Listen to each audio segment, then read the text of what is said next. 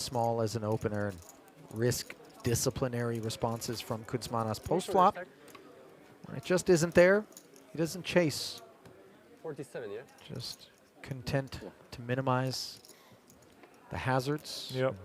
Refocus upon the whopping pay ladder.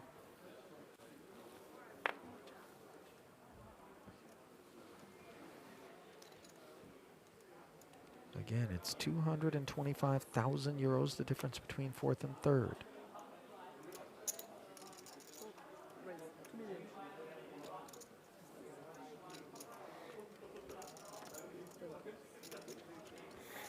Pocket sixes for Bebov. 2 million.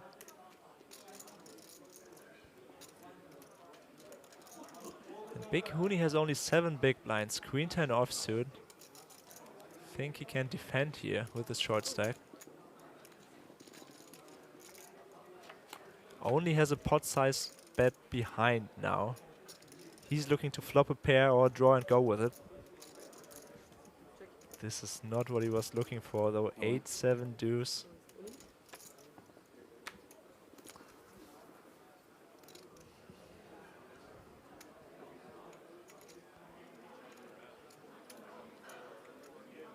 No, Huni has to fold here now.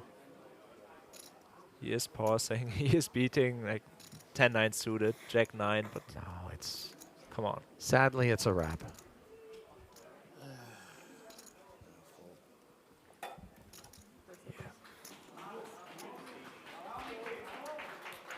Demoralized, but aware that the laydown is just the better proposition, and try to do something with that remaining 5 milli.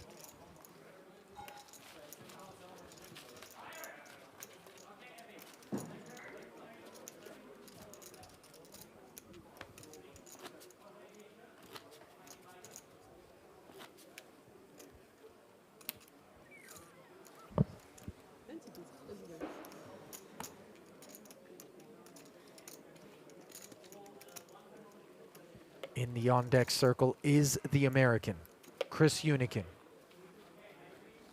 His turn to suffer through being the shortest of stacks, under 10 bigs. Fives for Kuzmanas. Pocket Easy fives and entry. 55 million in his stack. He has to play this one. I didn't know you were a numerologist. Correct. 2 million, he says. Jack 10 deemed adequate from the small. Bebov mucks his ace deuce, and we're off to the races. Advantage Huni with 5 to come. 12.2 would be nice. Staying in the hunt for the 2 million up top, even nicer. How about King Jack deuce? Second pair for Huni. He knows better than to celebrate prematurely. And it was red. That was close. Yeah. Another red. Can I get a black card? Black 10. Jack's up for good measure as Huni holds. Not so fast. Flesh wound for Kuzmanas. This was a relatively loose jam here from Huni, but only 5 big blinds, and he knows that Kuzmanas is opening a lot of hands on the button.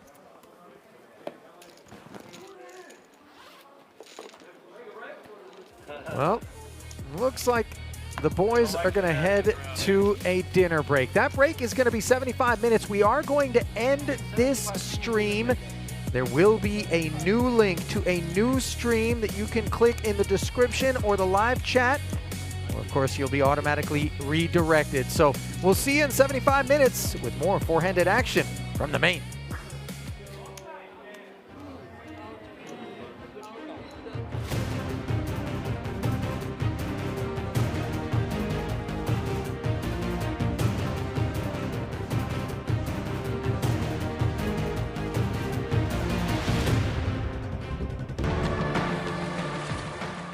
The next chapter of WSOP Paradise is coming. Something bigger and better.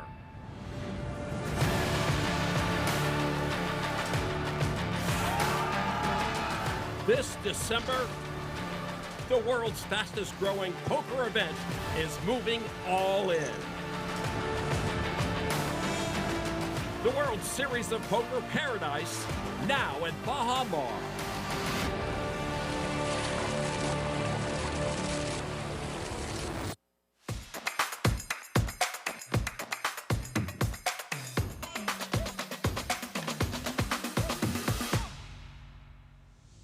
We'll be packing a little something extra. Made $50,000, ladies and gentlemen.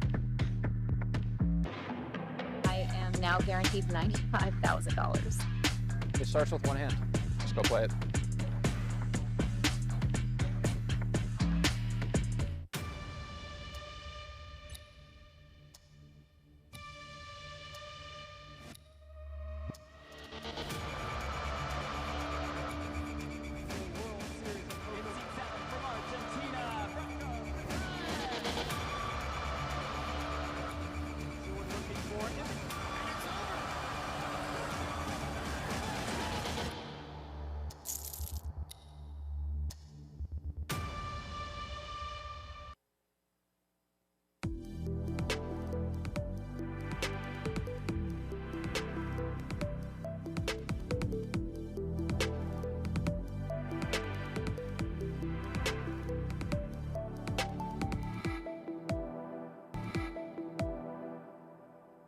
All poker players share the same dream, taking their seat at the WSOP.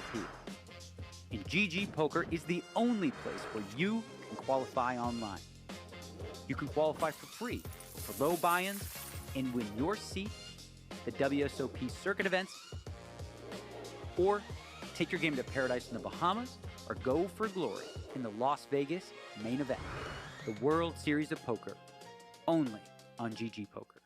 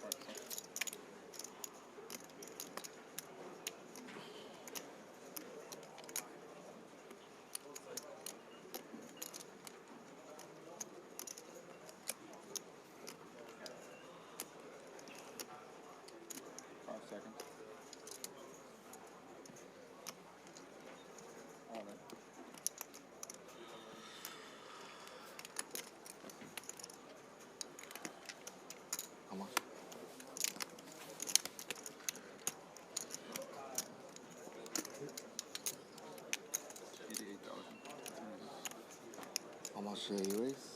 76.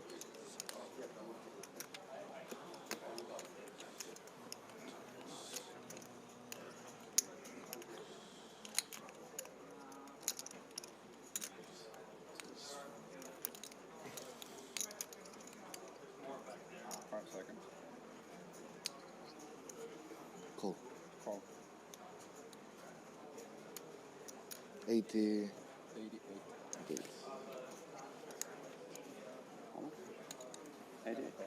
How much? 88. 80. Yeah.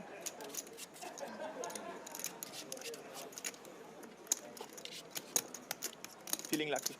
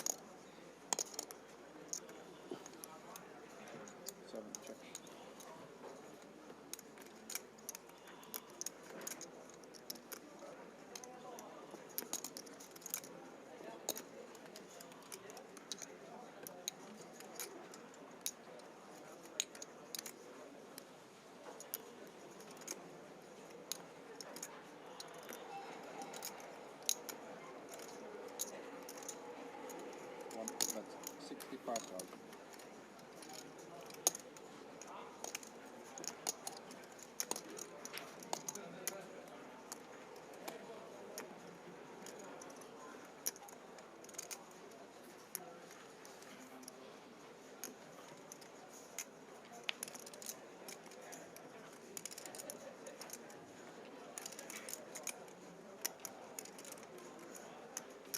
Seconds.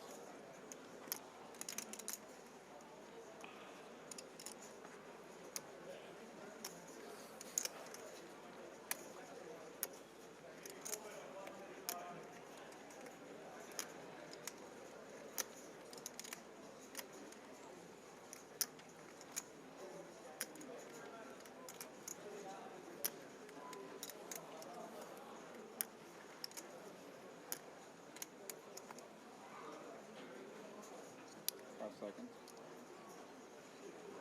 Great. 150,000.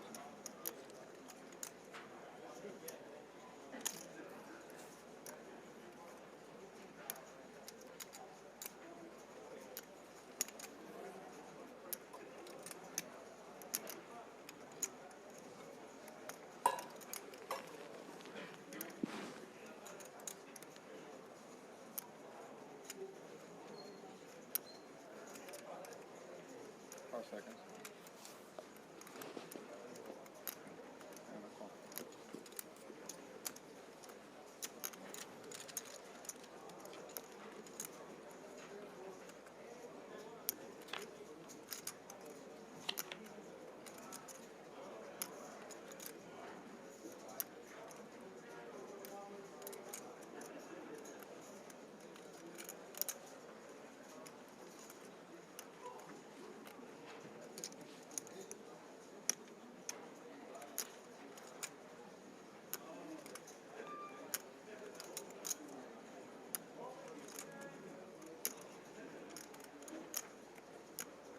Leaders in the rounder cup with a new blind level, the small All in. is 400 meter All in. energy, 800.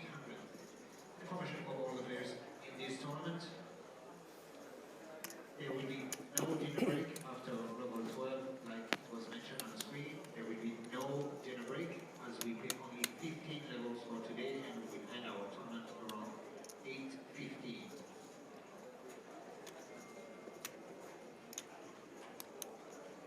386. 386,000.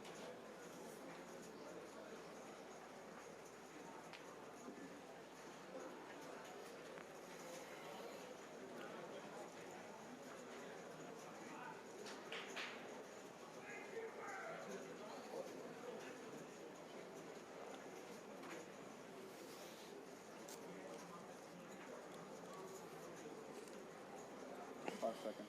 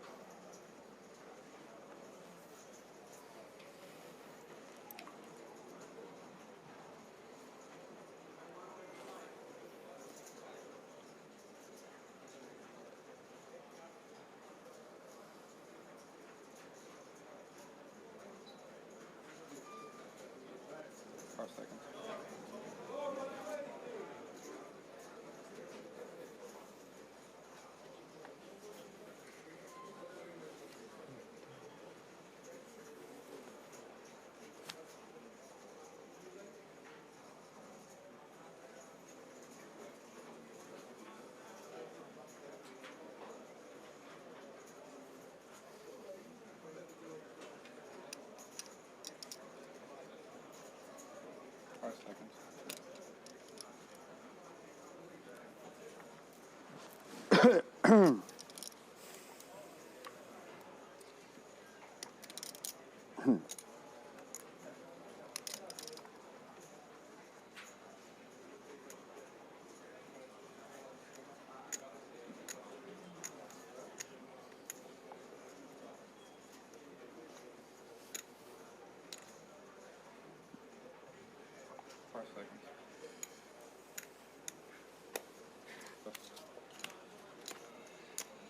Yeah. Listen. Good luck, guys. Thank you. Thanks. Ja, ik was cold and then that.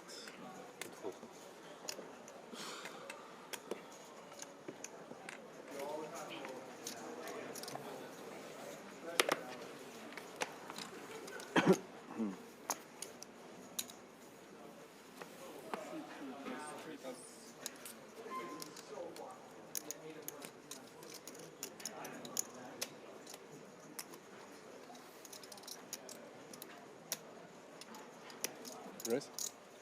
C4 raise 34,000. 5 plus 6 plus 7 plus 8 plus.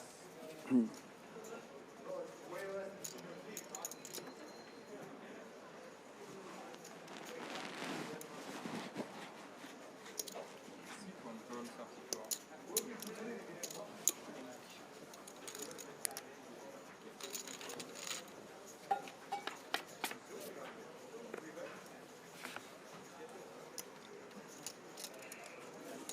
C1 check.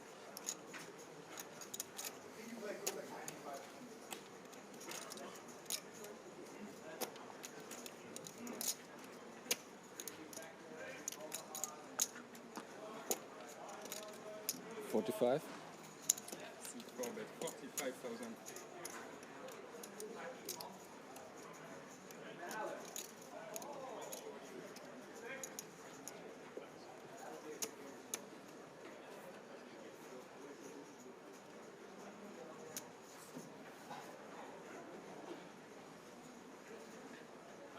And C1 corner.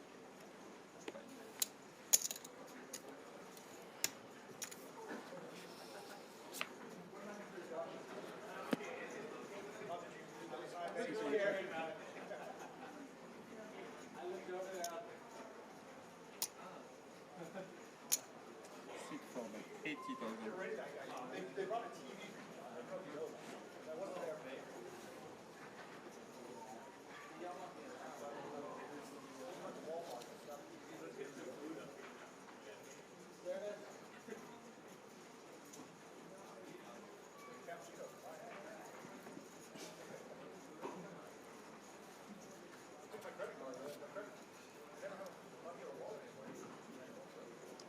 And C1 corner.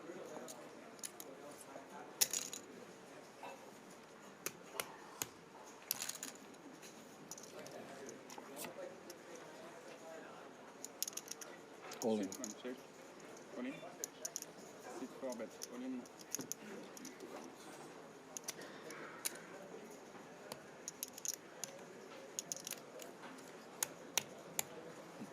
Sure.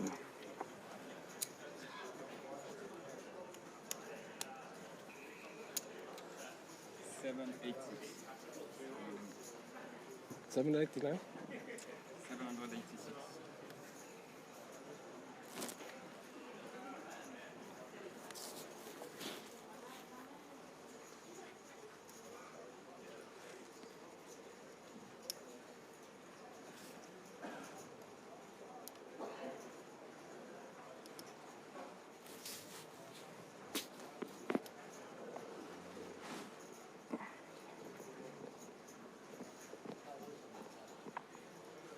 Five seconds.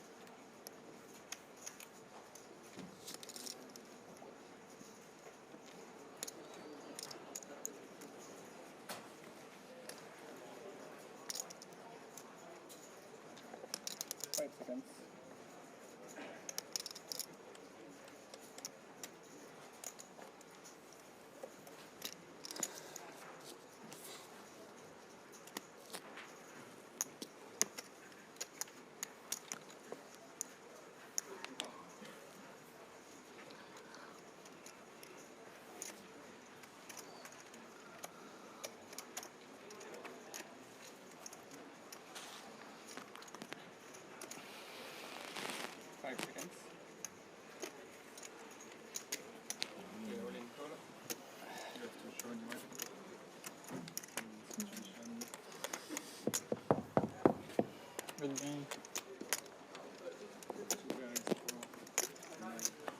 Great job. Yeah, great job. 2,000 more.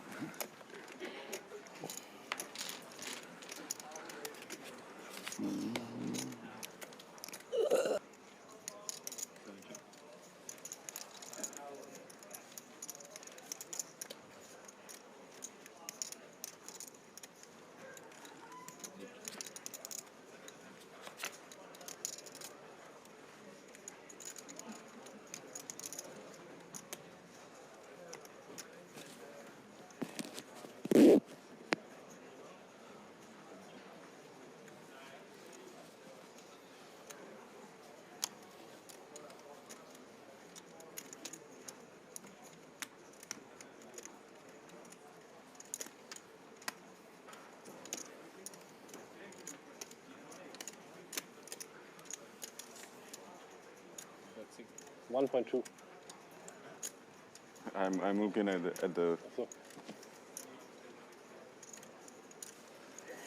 Great.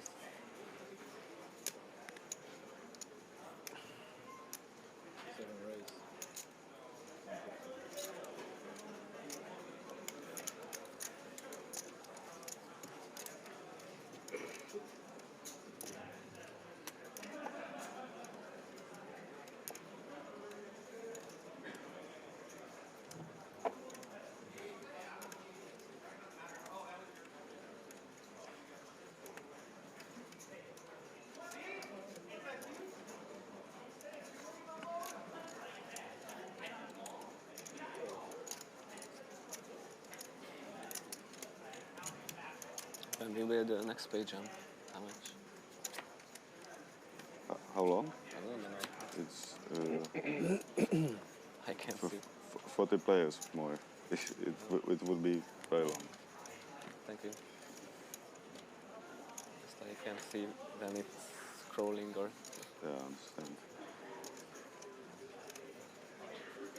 Maybe you should wear lenses. My eyes are good, but not from this angle.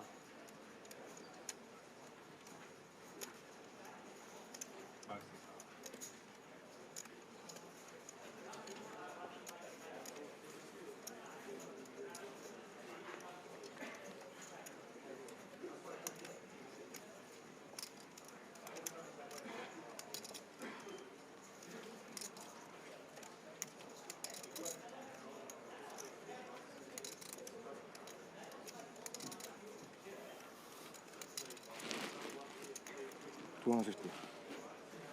Bet 250.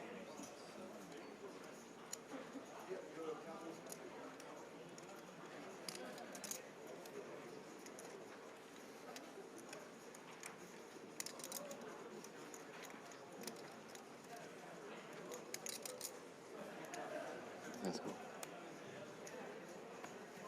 Oh. Ouch. Ouch. One time banking. Yeah, this. Well, it's easy call. Read the first page. What? Yeah. 360? Read this page. Vielleicht nicht lieber, ne?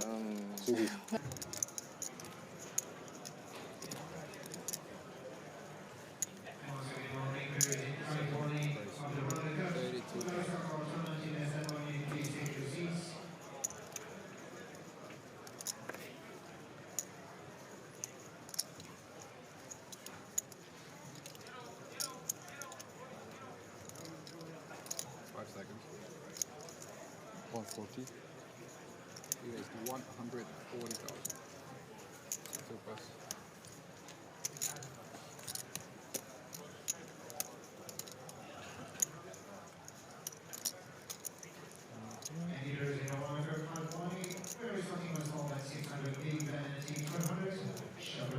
Aline? It is falling.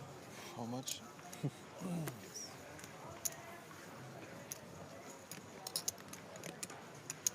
8. 7?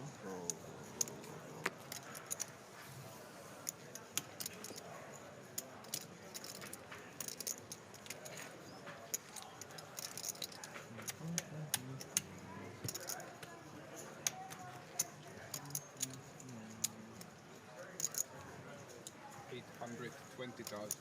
820. 820,000. Wow. 50 bigs. Has to be ace king, right?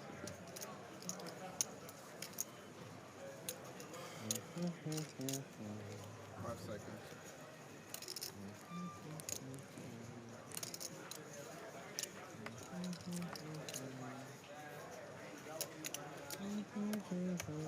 $820, right? 820,000.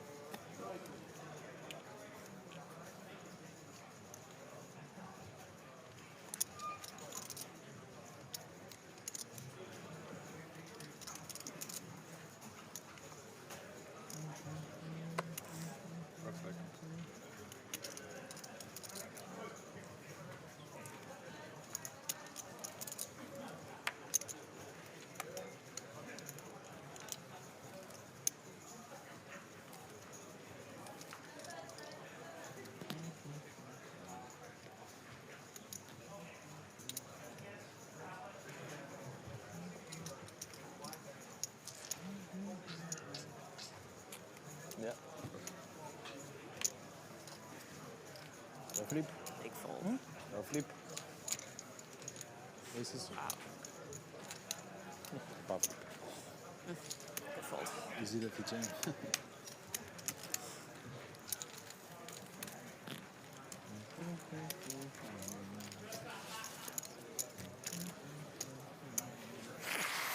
I'm happy that he has not like Il faudrait qu'il me paye en fait. Il faudrait qu'il me paye.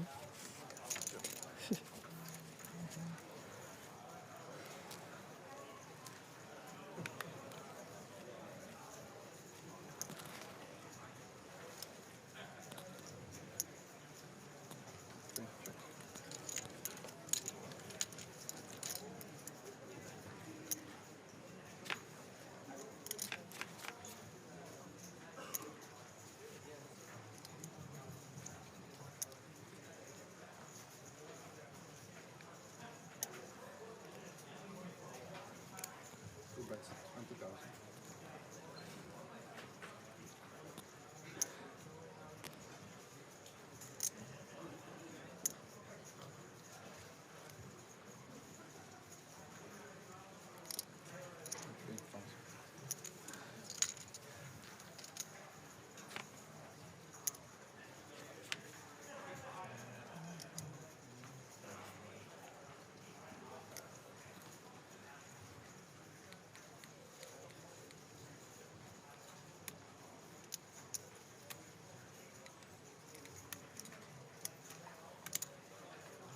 Bet 55,000.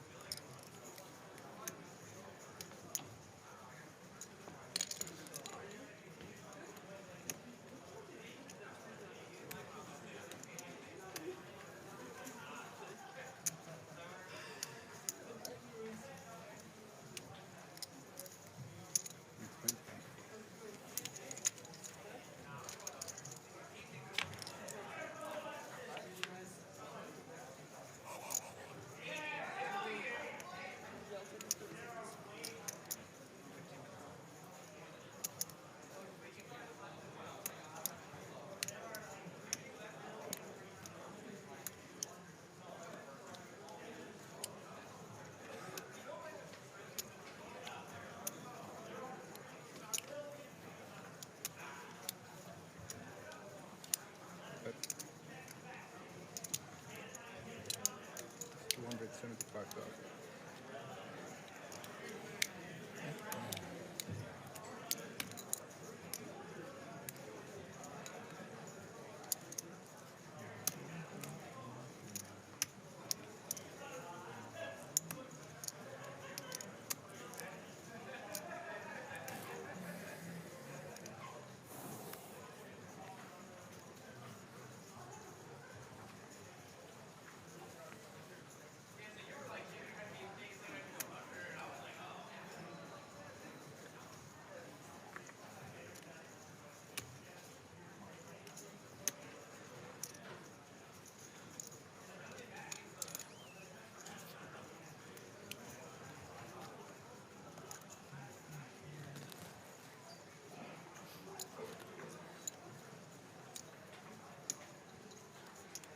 seconds.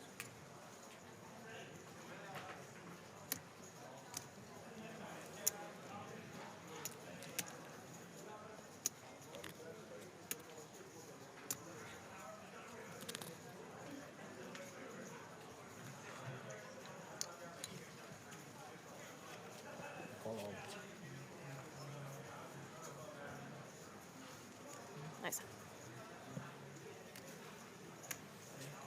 Yeah, 240, 220. Little less, I think. Wow.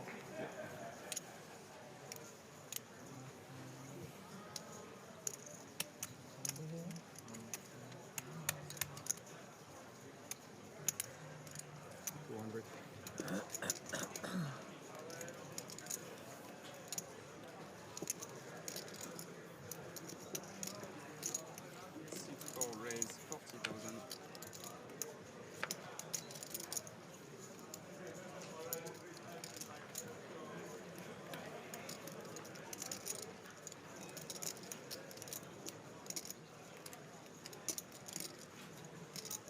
Call.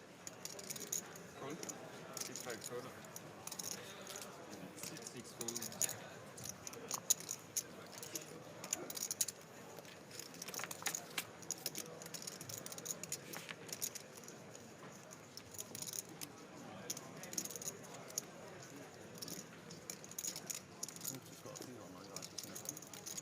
C5 check. Yeah. That's quite fun. You've got buddies there as well. C4 bet 30,000. No, I met her there. We were flatmates. She was not planning on living there, and she was very depressed actually the first years because it was not her life. You know, she didn't choose to live there. So it was really tough. But yeah, me, I was there for like 13 years now. I like it. 120. C5 raise 120,000. Where do you live?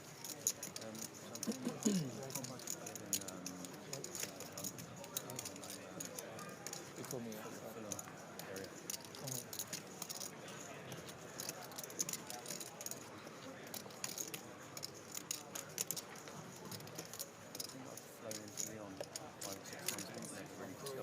Oh. Because it's always just where you go, then it's like a 2-hour coach then to the Alps. Oh yeah.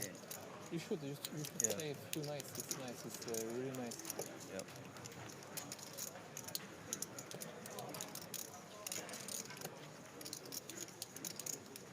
Great food. Yep. Great viewpoints. Yeah. Beautiful city. 5 check.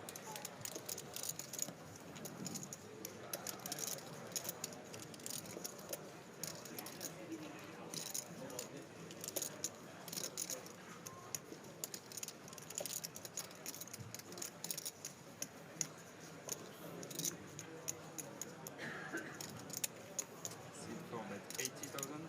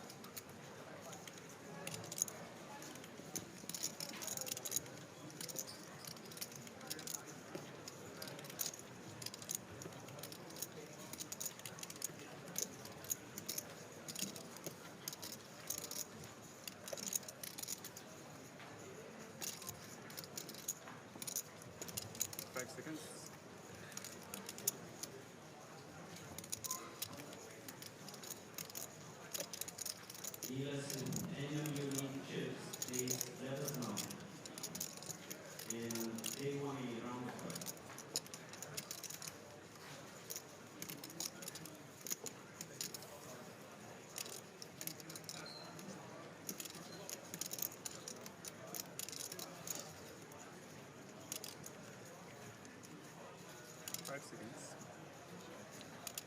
Okay, dealers, we continue with day 1 4,000, 2,000, 2,000. There was a, I think, Kilo 5K main event, no? Was it yesterday? Yeah.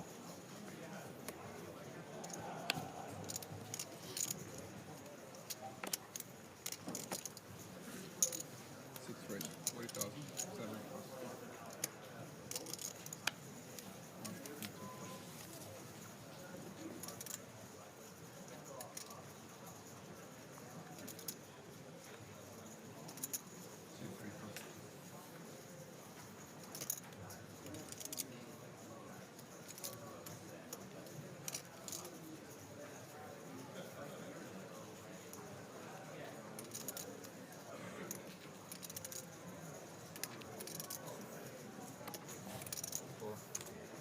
There is 170,000. Seat 5 plus. Much? 170 with the race.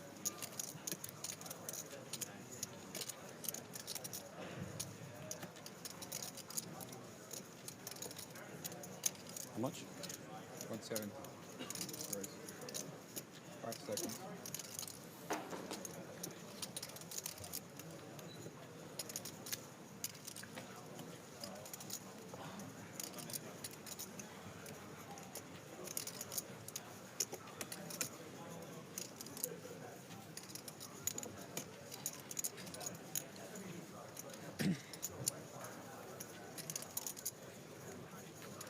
So this 325,000.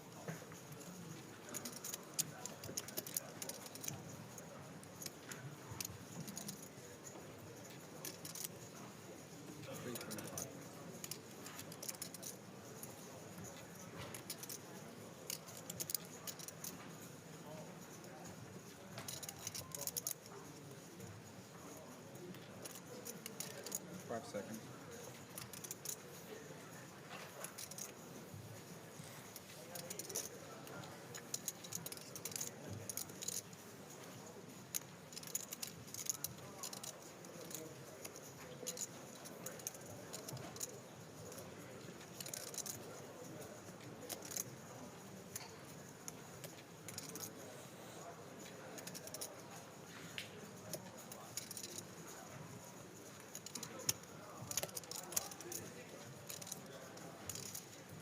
$500,000.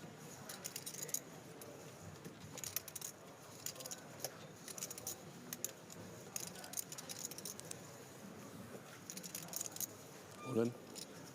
Here is all in.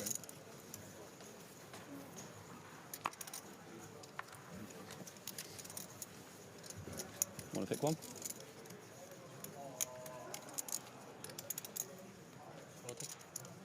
5 race 40,000. 6 extra.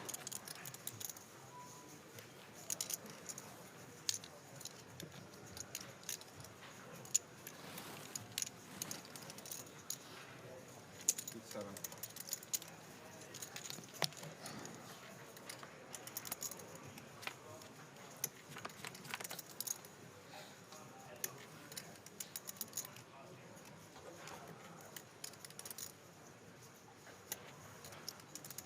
Seven checks.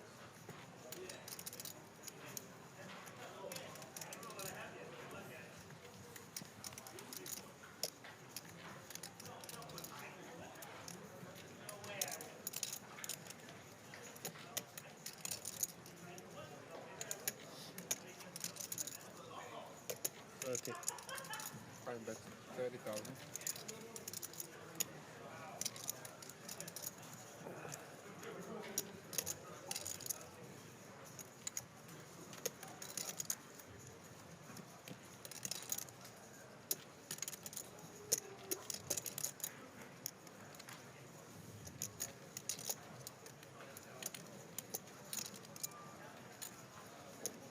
Seventh race. to 90,000.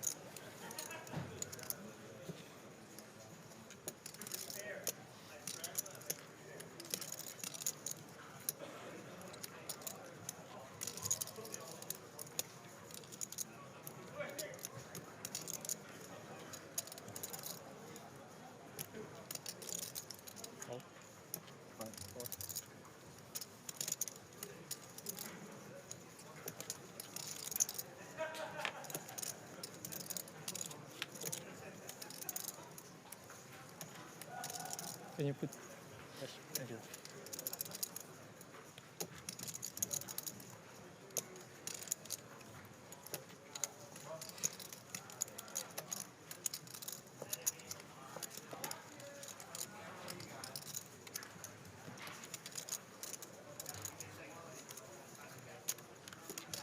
Seven, that's 100,000.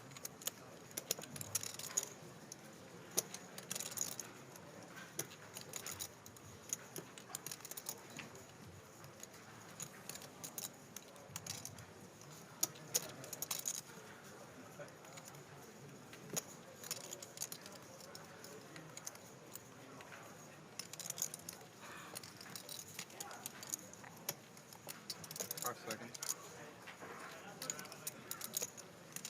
300. Raise 300,000.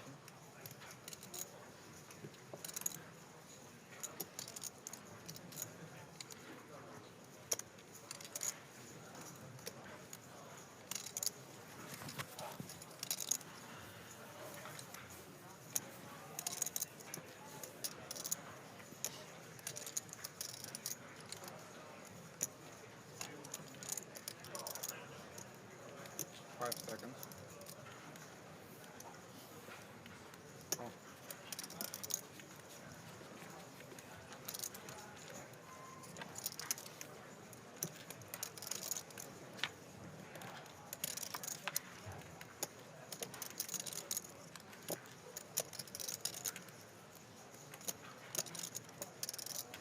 Seven, six.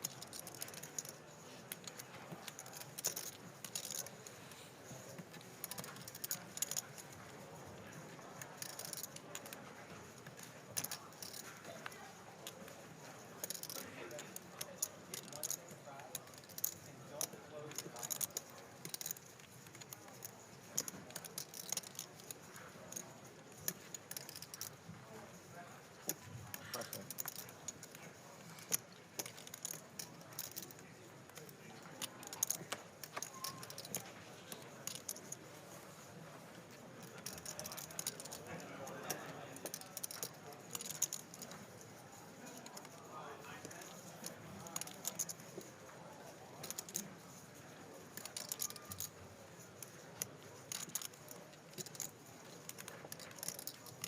All in. One goes all in.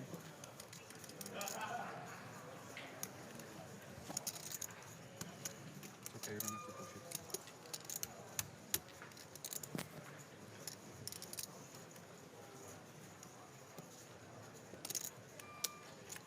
$835,000.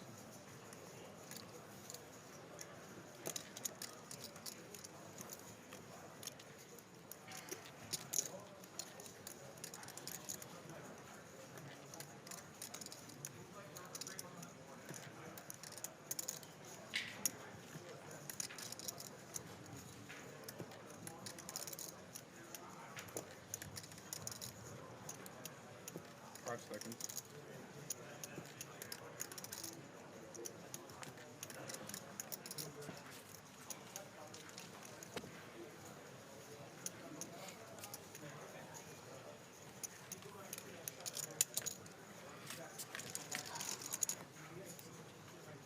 Finish.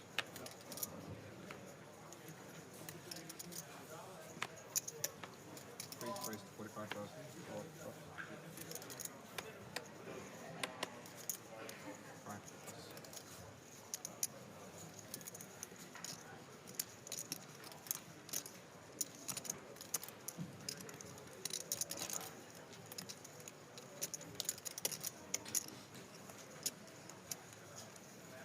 Six. You raised to 110,000. Seven plus one and two.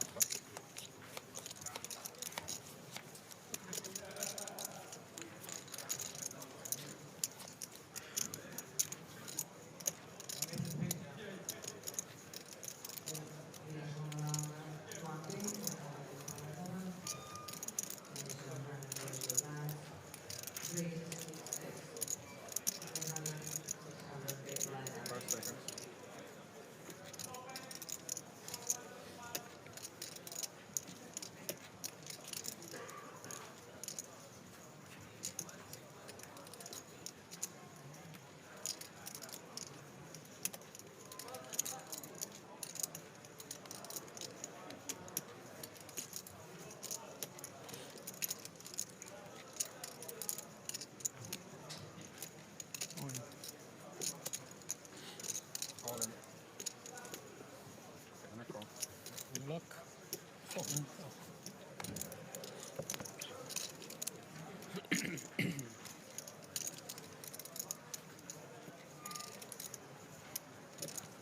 How many times aces today?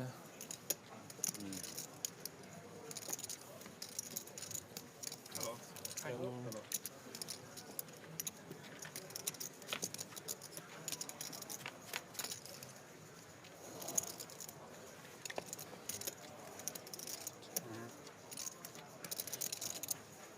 Yeah, if you can make sit down, please, you look in the camera. Yeah, sorry. Give me some.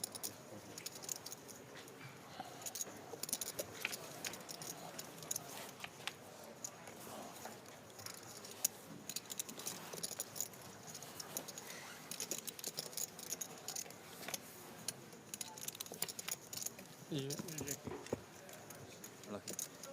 No. Okay. Thanks. Sit open, feature 2. Raise. C5 raise, 25,000. Plus.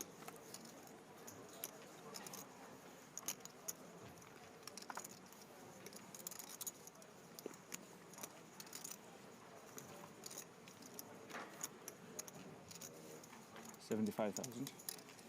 C7, everything is 75,000.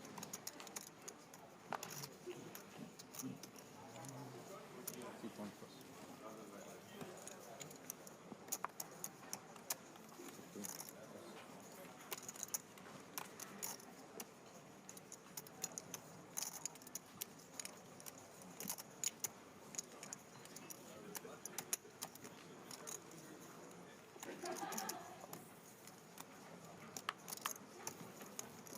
Five seconds.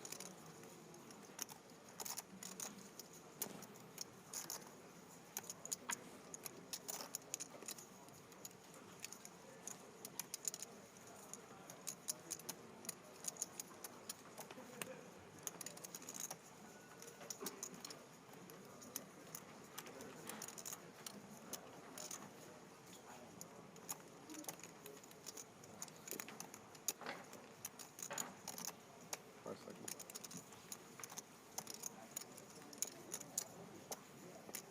C3 re-raised to 175,000. 175.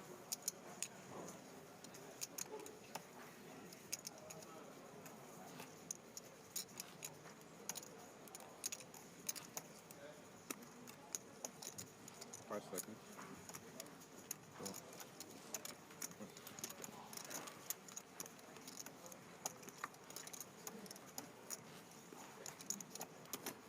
I will never race again in my life. I don't know what's happening here, but bye-bye.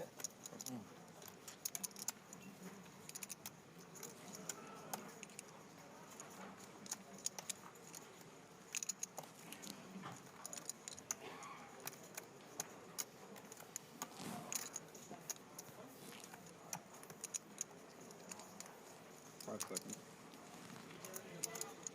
All in? Call. It's all in and a call.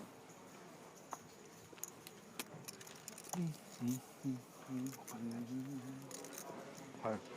Fold. What'd you fold? For good points. Good fold. Oh. Taught me fold aces.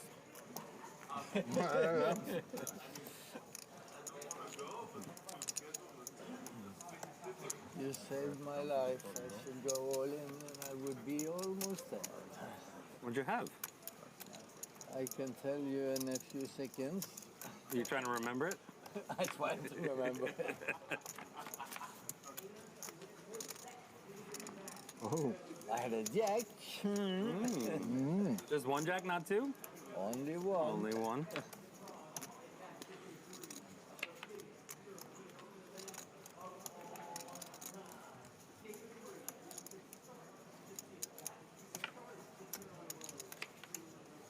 Good game, man. I had ace jack and I would have won. I would go all in if you didn't. Sit open, table 3. He had tens. You were never going to get all in with him. C3 raised 25,000. Focus.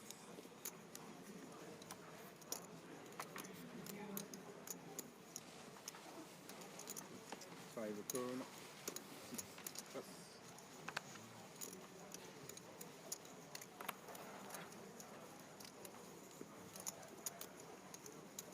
80.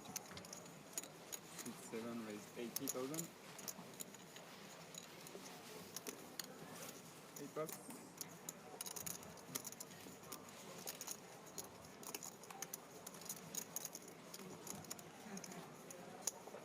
6 1 pass.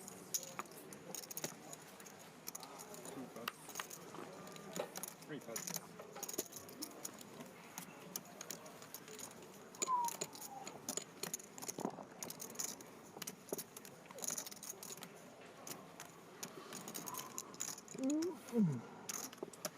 And 6 5.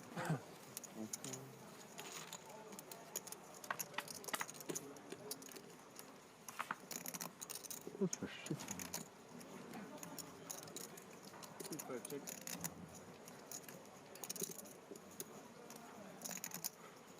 6-7 bet 35,000.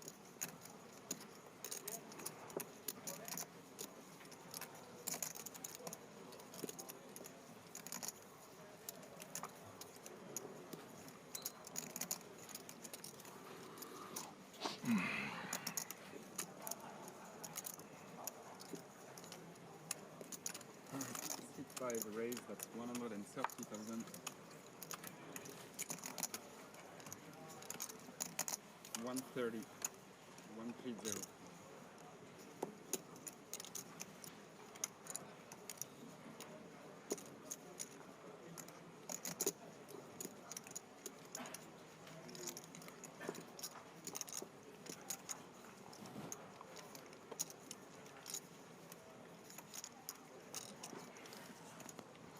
5 seconds.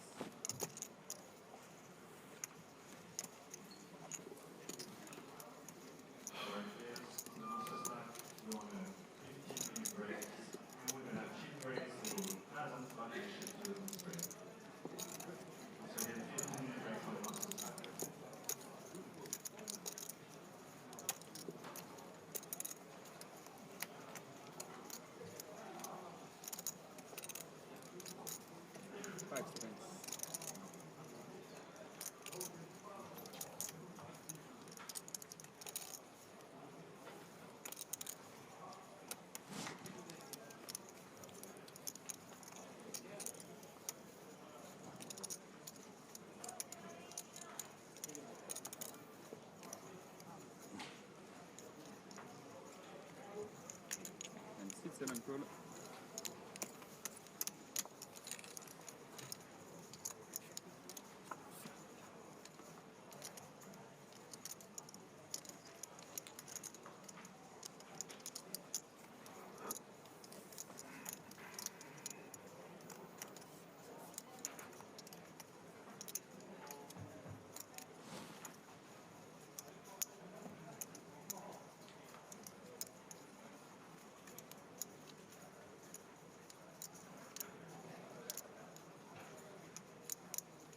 Five seconds. 6-5 bet. That's 155,000. 155.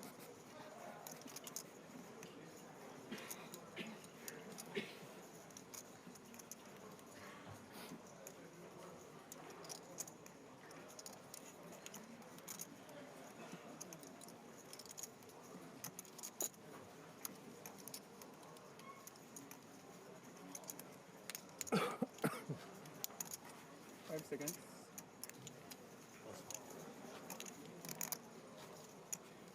And 7 pass. 6-5 win. You might stack me that hand, Tom, if he doesn't raise.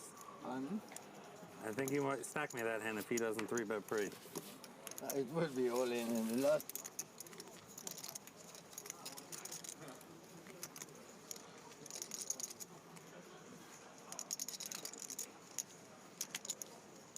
One raise.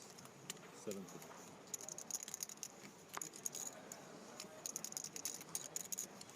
Good pass. He passed me chips with the 40.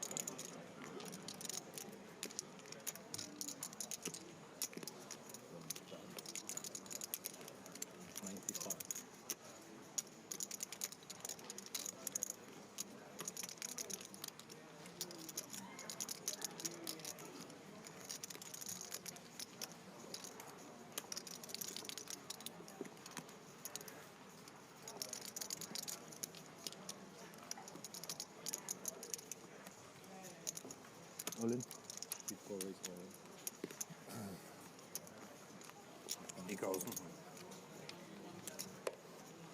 Yeah.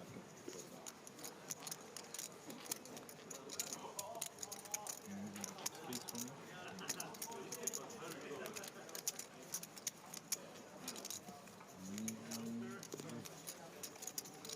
Okay.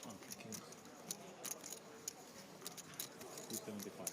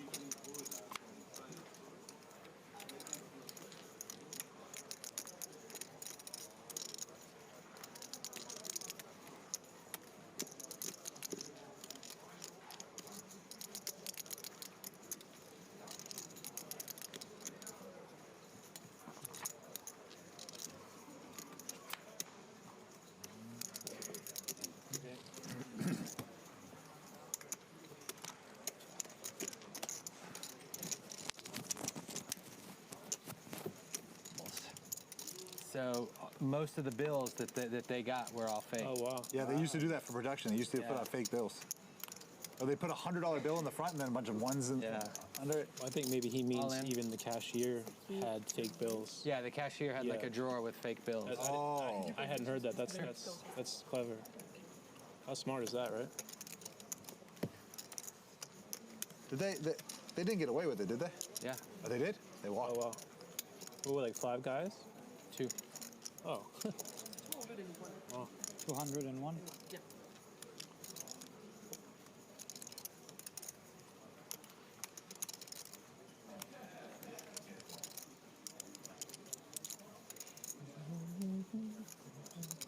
It happens the same in EPT Berlin.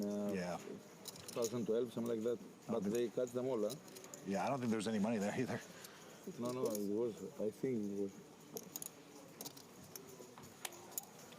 Let's see if we can get the mallards to work. Probably not. It's 6, yeah. Chop it up. 6, 7, 8. Is that a diamond flush I see? The good news is it's TV. They give you all the time in the world to think about what I get a full sweat. Especially with Alice.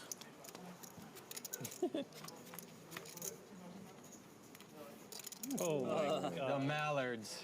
Dang. This is so far from over. The 8 of clubs is coming for sure. Oh, it's 9 of clubs. 9 of clubs. 9 of spades. Boom. Okay. Wow. He picked. Wow. It could have been worse. 6 and 10. Could have been better. Oh, keep it clean. I really want to keep playing poker. 2 million. Bro, it's way less than 2 million. What are you talking about? It's wait, count it again because he had the wrong count. It would be 2 million if you didn't bluff me so much. I know. Because we would have just got it in there. Here.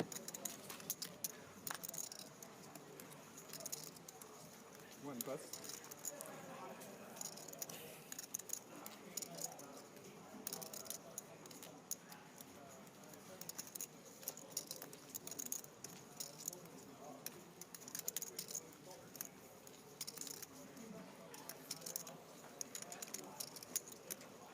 To raise to 90,000.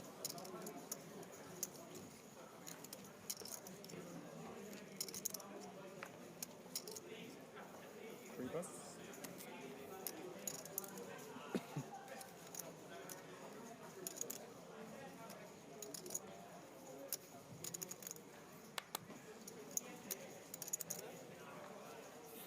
$90? 5 seconds.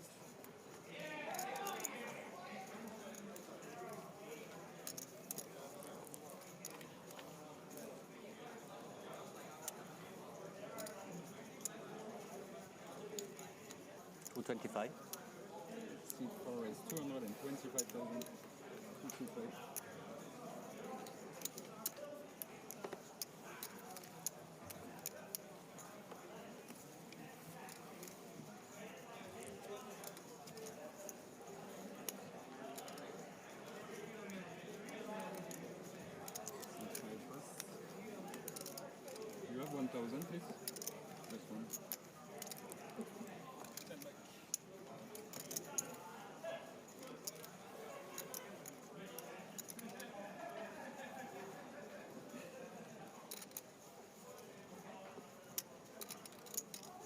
I'm all in. Sit 8, raise all in. How much is it? Yeah, no problem. 2%. All in.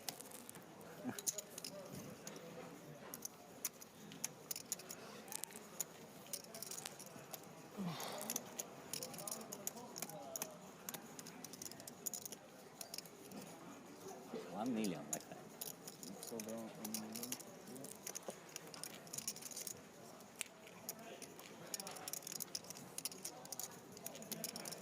Yeah. 1.2.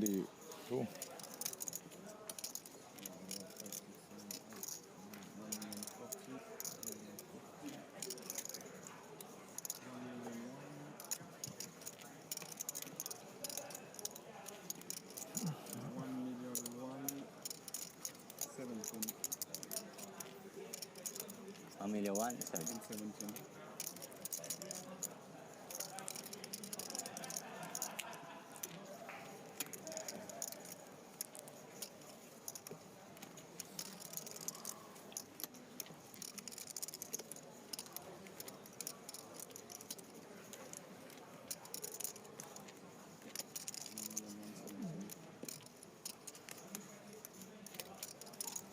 So what is this, like, Euro tournament, whatever? I don't know. I don't know anything about it. Ah, you go. Show up 1 cock. Show one. Show one. I show you. Show. Show. What? No. This one. You both show the okay? two. Yeah. Show the two. Another? No. Ah, yes. No. The same card, my friend. What the same card? You see?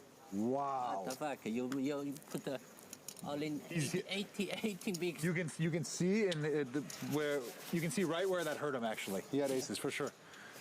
Look, he can't say anything.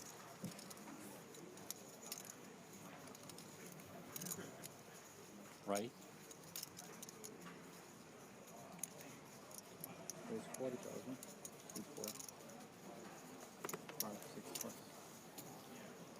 7 plus.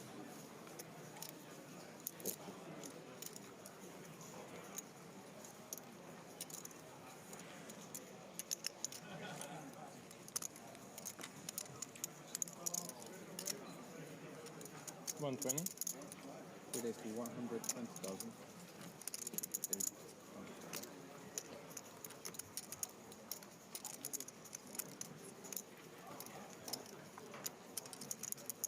One, plus. 2.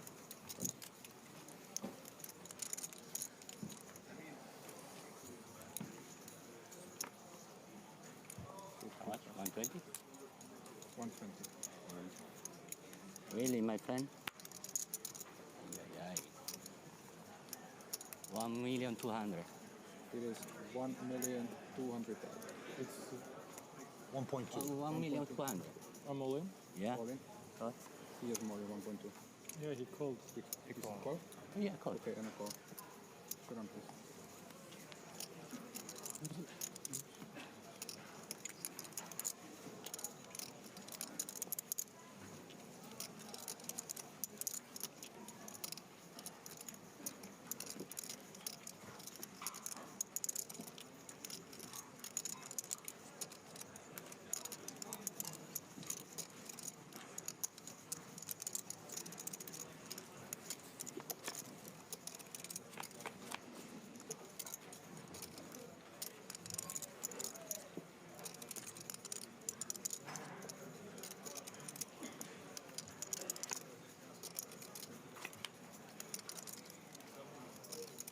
One more.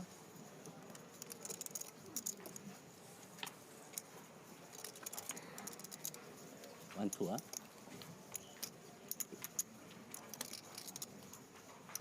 What he said before?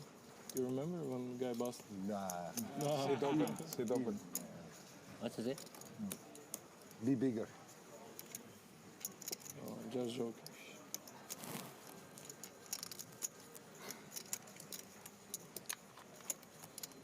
1,265,000. 1.265.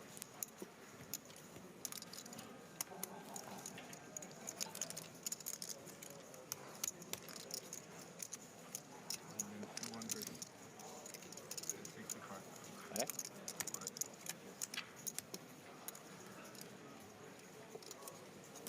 Button's right.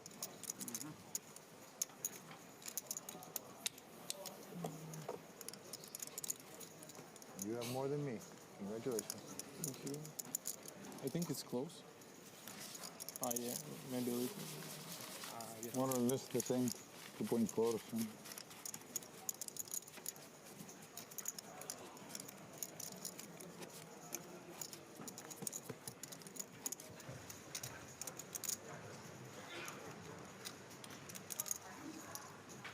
Raise. Three price 25,000.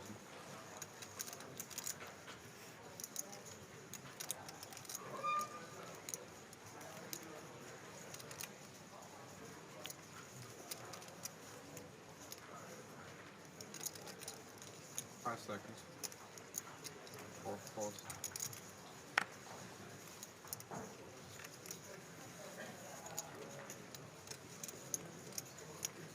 5 calls.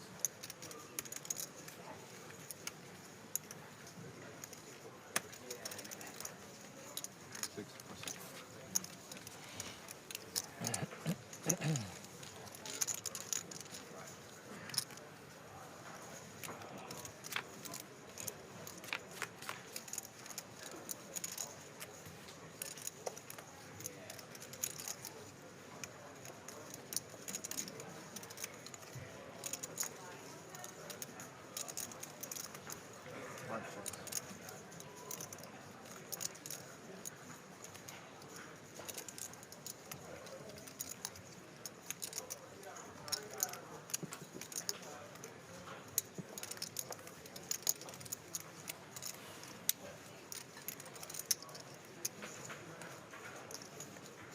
Big bet, 30,000.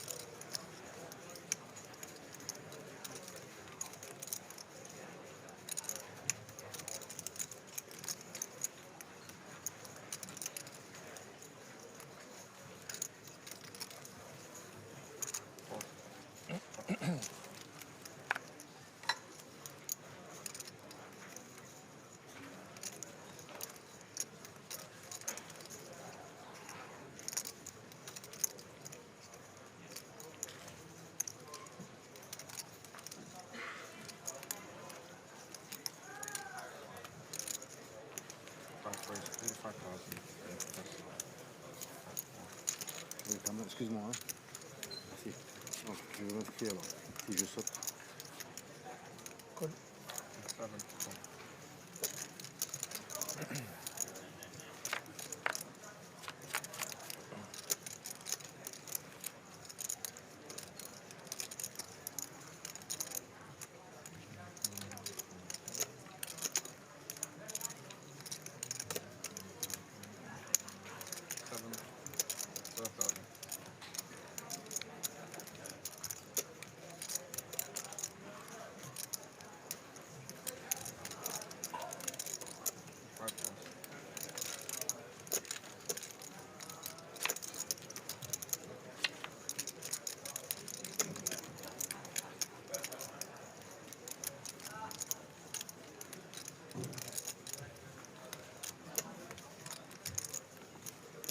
That's 25,000.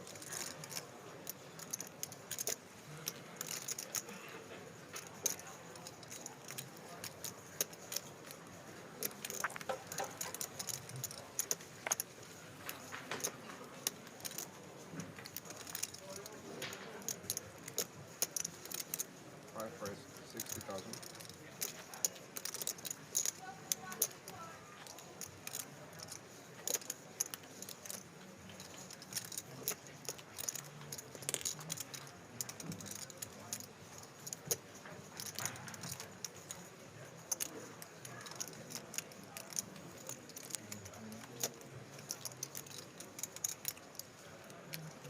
Seconds.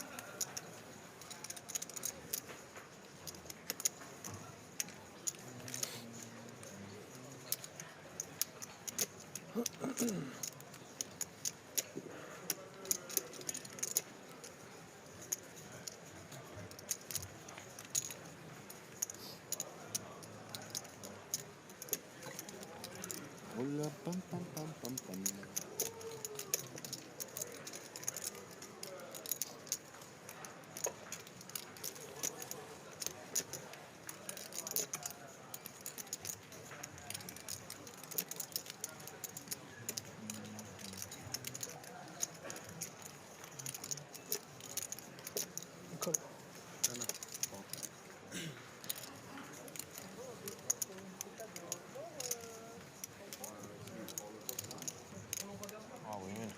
How am I win? Wow. I had the 7 cards straight. 10-8. Wow, yeah. Ano mo ka?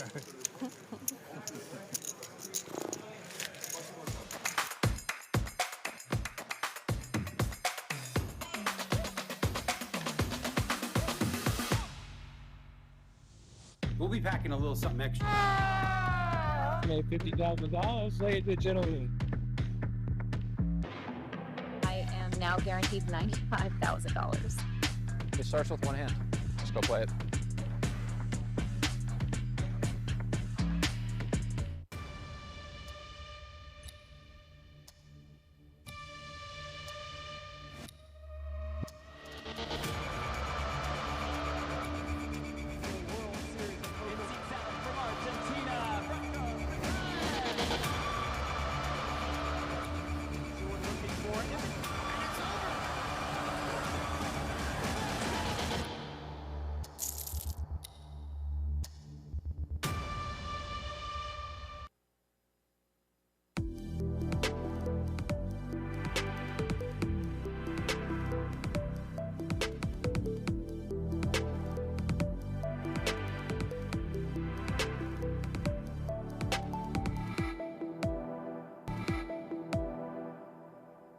All poker players share the same dream, taking their seat at the WSOP. And GG Poker is the only place where you can qualify online. You can qualify for free, for low buy-ins, and win your seat at the WSOP circuit events, or take your game to Paradise in the Bahamas, or go for glory in the Las Vegas main event, the World Series of Poker, only on GG Poker.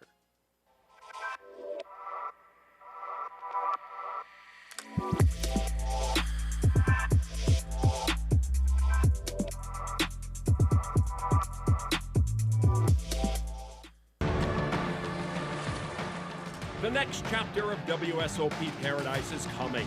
Something bigger and better.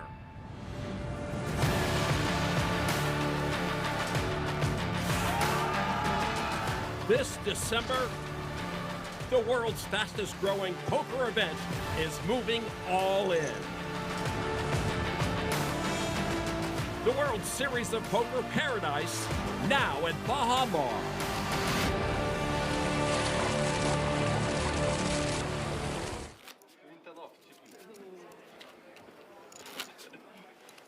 Welcome back to the World Series of Poker Europe main event final table, where 4 of our original 9 runners still remain, and the blinds have gone up to 600,000, 1.2 million. Absolutely stratospheric, and bad news for the U.S.'s Christopher Unikin, Big Hooney, as we refer to him. 10 big blind territory. Things need to get done in a hurry. Level at the top of the chip counts, Nikolai Bibov and Marius Kuzmanas, with Akihiro Konishi in third. Karai Aldemir and yours truly, Ali Najad, back on the call from the booth, and back into the air go the cards. Kuzmanas will sit this one out. 10-9 suited on the puck, and you see Hooney wasting no time, jamming. The 4, the 1. Here. Okay. Queen 5 of Bibov promptly into the bin. Konishi with King 4 off, not interested either, and that's a nice way to start the frame for Hooney.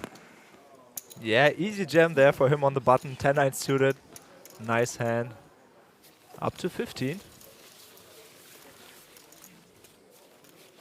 This is your water? This is yours? I'm not sure. Maybe not mine.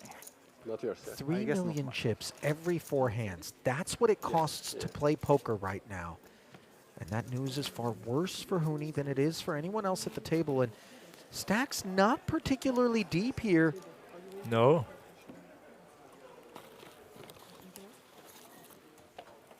Yeah. Pressure and urgency being felt by all parties. Should mention, Karai, the on-tap payout right now, 575,000 euros. The latter is 225,000 euros strong as third, pays 800K. And of course, 2 million up top with the runner-up picking up an additional 7-figure payout, 1.2 million.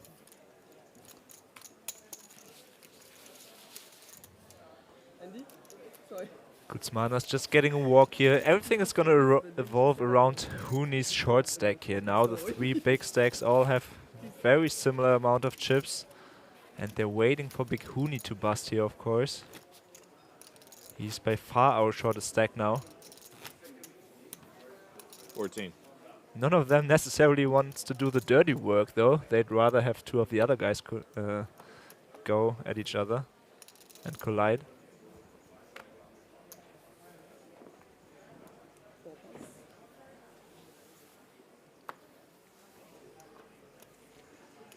Ace 9 for Konishi. 2.9.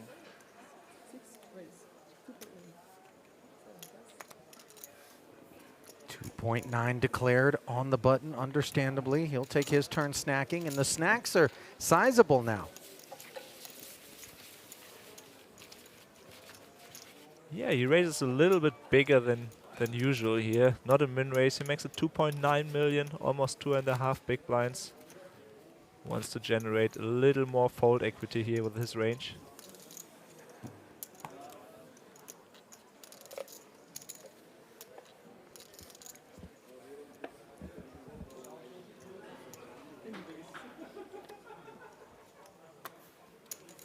Gets another playable one here. King 10 off. Cut off. Upstairs he goes once more. This time 2.4 million. Pocket fours on the puck for Kutzmanas. Yeah, he can certainly call this one in position.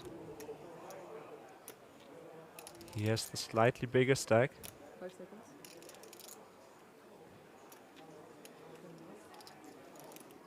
Okay, he wants to fold. It's okay. These small pocket pairs don't play amazingly as a flat. Very amazing outcome, though, for Big Huni, who gets the opportunity to jam the deuces. I'm not sure how he reacts if the 4 is flat. Yeah, he might have folded then, needing to go through 2 players. Boy, Konishi knows King 10 doesn't rate to be best. No, this is just 11 big blinds. I think this is the correct fold here with King 10 offsuit. It is close. I think he would have been in there with King Jack. And you see Huni trying to rally here. Looking over at his rail saying, let's go. Gonna take a few more like that.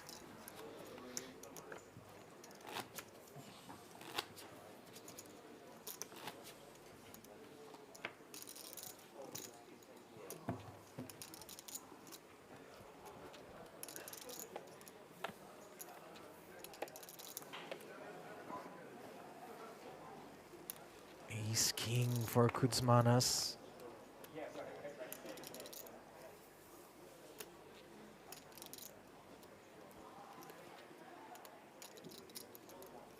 $50 million in front of him.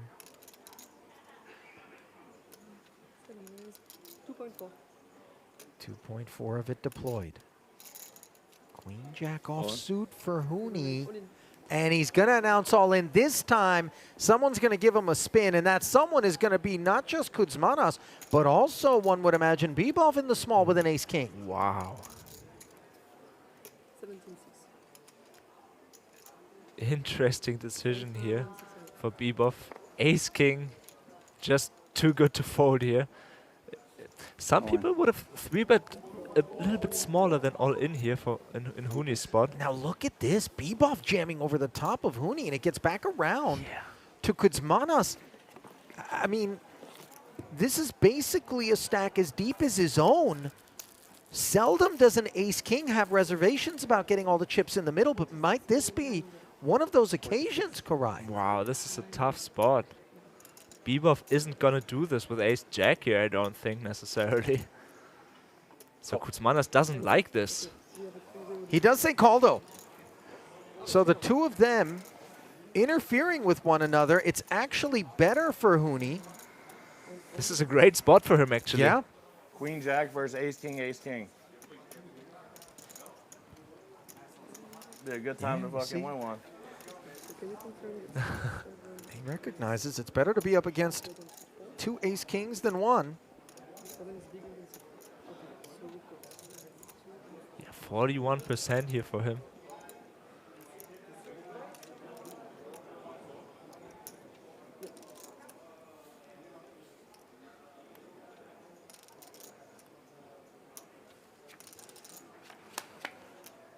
Eagerly awaiting the flop, which is 8-7 deuce. Club coverage for Bebop. Huni has his back up against it here.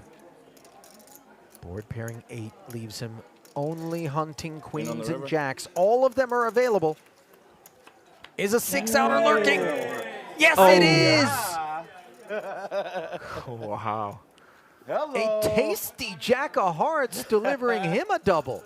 Triple, rather. It's a triple. Yeah, he's in the chip lead now suddenly. Well, I had 14 and a half, so 47. I might be chip leader now. He is. Well, hello. Look at Konishi. Live from the Hilton Prague. Professional. Professional. Professional.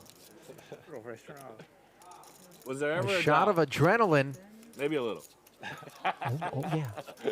Maybe a On the flop, I saw a lot of doubt. It didn't feel great on the flop. I was just hoping for like a 9 on the turn, you know? It's very two life cost for ace king. Wow. Live by the sword, die by the sword. Yeah, indeed. Big Huni, relatively loose rejam here. Queen Jack offsuit. Yeah. This is the dream scenario, of course. If you get called in 2 spots. Crazy how that works. And on the back end of it, it's official. 55 million and the chip lead for the man who had 10 bigs Order jack. a handful of hands ago. Yeah, just 10 minutes ago. What did he have for dinner? Yeah, I'll have what he's having. Voten here, I guess. What an incredible turn of events here at this final table as we turn our attention to our sideline correspondent, Nada Taha, for coverage of the GG Millions. Break in the 8K GG Million because the bubble just burst in the worst way possible. Rui Bouquet's pocket aces got cracked by Bao Ding's Jack Queen suited, but at least all the 54 players left will walk away with at least 17,000 euros, and there's 600,000 euros awaiting our champion. We'll have to see who wins the bracelet. Thanks for the update there, Nada. Always brutal to wind up on the wrong side of a bubble, courtesy of pocket aces. But things like that, and ace-king specifically, are the ones that wind up in the big all-ins. Yeah. As we noticed just moments ago here at this FT, where 2 ace-kings got bitten down on by that jack on the river. Now, Konishi brandishing his teeth with an ace tray. Yeah, he has raised the small blind before, and now he's covering Kuzmanas actually, which makes it even easier for him. Kuzmanas has to fold the queen 8 off. Yeah, this is somewhat unfamiliar territory, just given the length of time Kuzmanas has spent toward the top of the leaderboard. 29. Same for you? About the same. Yeah, still water, please. Chill water. Still water. Still water. Same. Yeah. I'll take 2, actually. Yes, please. Oh, a double. Still water, but nevertheless. I like that the water comes in a glass out here. I'm going to be honest. The plastic, you know, Can't imagine that's good for us. We're just having plastic here in the booth, Ali. Yeah, that's true. We haven't risen to worthy of bottled water here in glass form. Meanwhile, Ace Queen has risen. 2.5 million.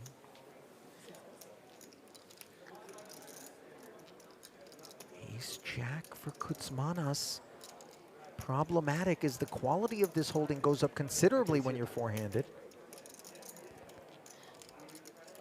And he has less than 25 big blinds. He could be all in here with the ace jack off. This is just four-handed here. 14 million. 3-bet to 14 million is a significant commitment. Nearly half his chips. Bebop shrugs his shoulders and says all in. Didn't actually make any effort to posture whatsoever, under the presumption that Kuzmanas' chips were always going to follow regardless. So predetermined was this collision by the deck. What's this one? It's 4 ballet?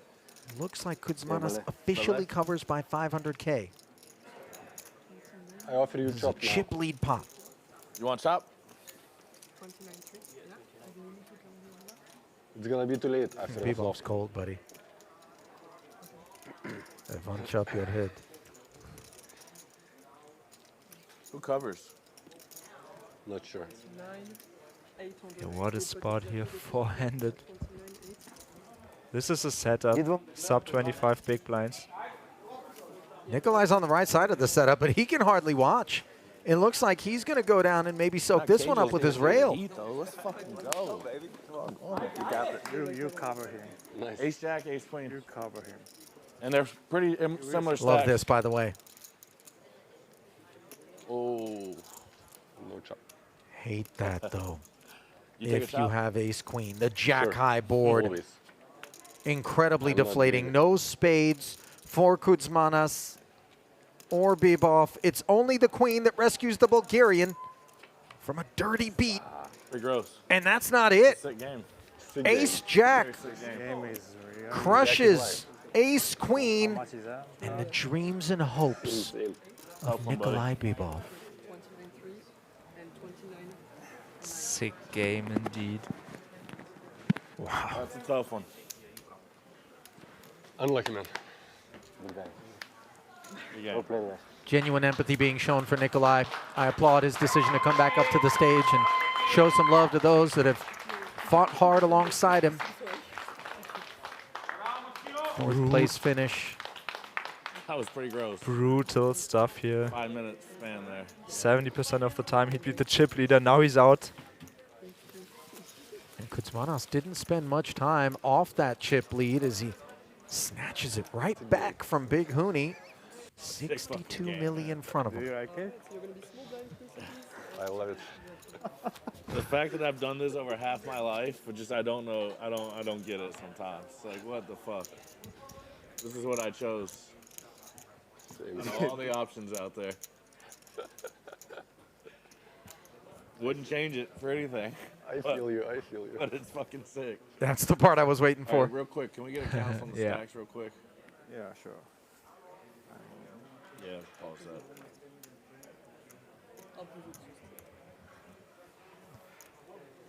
I have 52 plus Around 42. 42? 61.5. Thank you. 52, 42, 62 basically. Okay. Sporting up the three to all provide one another some counts here. Konishi gets a walk. It's tough, man. Yeah, and suddenly we have a relatively deep three-handed poker play here. Glad to be on the good side of it, but it's tough. Feel bad for people. Been through it too, you know, we all have, so.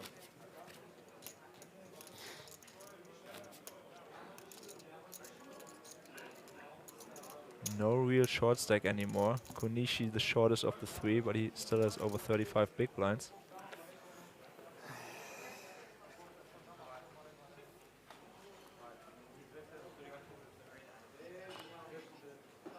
Deuces for Hooney. 2-4.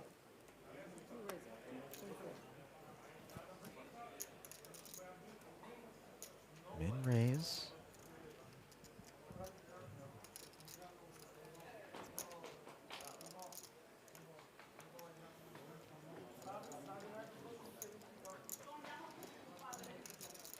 Jacks for Kuzmanas. He covers.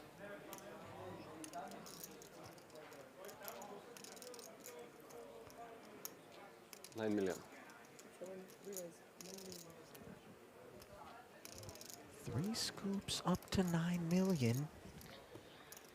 As Marius pulls back on the yoke and seeks altitude. Yeah, standard 3-bet, of course, from pocket jacks. What does Huni do with the deuces here?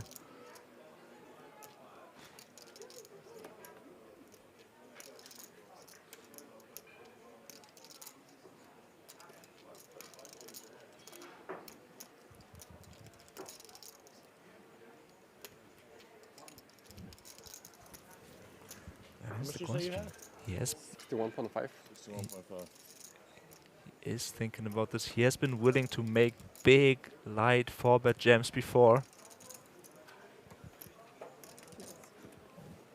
Good discipline forward here by Huni. I was afraid there for a brief second that he would jam it in here, but I think it's the correct decision to lay this one down. He was a little bit too deep. You know, he's been so short on the prior occasions in which he had different ideas. Let's send it down now to Jeff Platt with Nikolai Bebov. Oh man, a tough one at the end. A great run. How do you sum up for us what you're feeling right now? I'm feeling amazing. This was the best 7 days of poker in my life. And this is the first big tournament since 2019 for me. So I'm very happy, really, really happy. I want to thank all my family and friends who came today to support me. What can I say? What was that like? Every hand, they went nuts. They were crazy. They were the best rail. They're the best rail, yeah. Thank you guys. I love you. He loves you guys. And finally, you mentioned your return to tournament poker. Is this a return that will continue? We'll see. Maybe. Okay, maybe. Maybe. Well, you got a bankroll booster at the very least with a 4th place finish. Thank you very much for the time. There he goes, Nikolai Bebov, your 4th place finisher at the World Series of Poker Europe main event.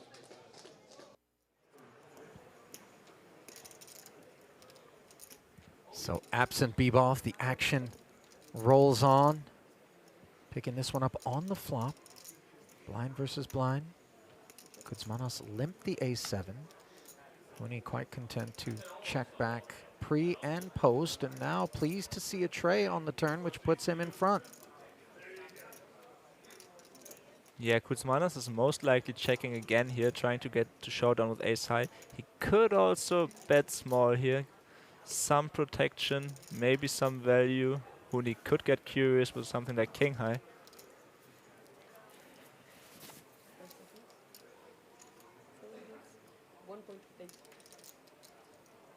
Yeah, he does bet half pot. And this is not a bluff. At least not intended as one. Big Huni here after turning a pair isn't gonna go anywhere.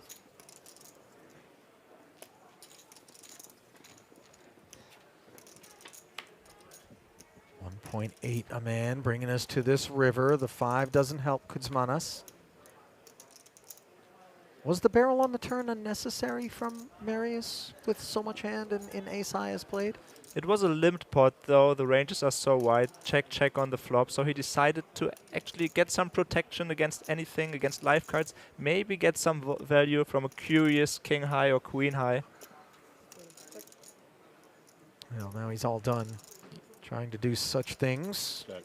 Yeah, now he wants to check it back against those kind of hands. Yeah, backdoor spades and some coordination there, as well as potential trappiness, all allowing Huni to feel cozy about a check back. So he'll do a little snacking.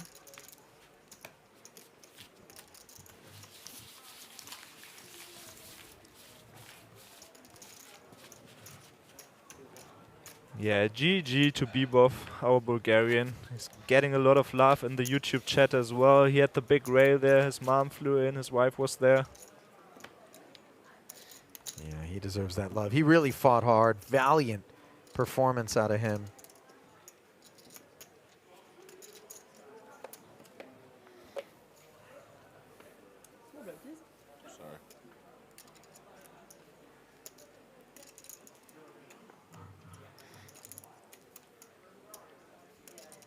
4 on the button. Hands that we wouldn't have thought twice about before we got down to three-handed, suddenly warranting some considerations. Marius attacking. 7s now for Huni. So this open is definitely out of range here for Guzmanas. He just thinks that his opponents aren't going to play back enough. Huni with 7s on the small blind though is not going to fold. Comes with the flattened Konishi. All set to say Konishiwa with 2 queens.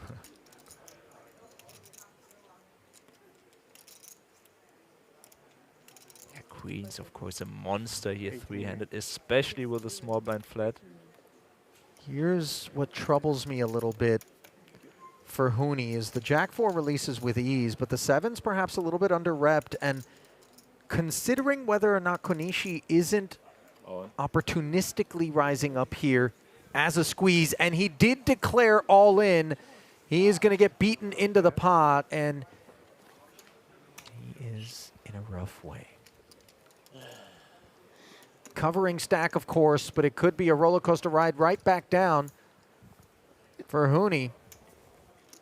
Sticks need help. You see him shaking his head. Oh, trip jacks it would have been for Kuzmanas. Had Konishi not found the queens. Diamond coverage for Konishi. And only a 7 saves Huni. And no salvation on this occasion. So a decimating blow. I think around 41 or 42. That's going to leave him down around 11 million. That's a lot of my chips. Can't be upset though. Already got the big page on. Got lucky. Yeah, another big jam here pre-flop from Huni. 41 what? Was of course hoping to catch a 3-bet bluff there from the big blind. And if called, was looking to see ace-king. Nice, huh?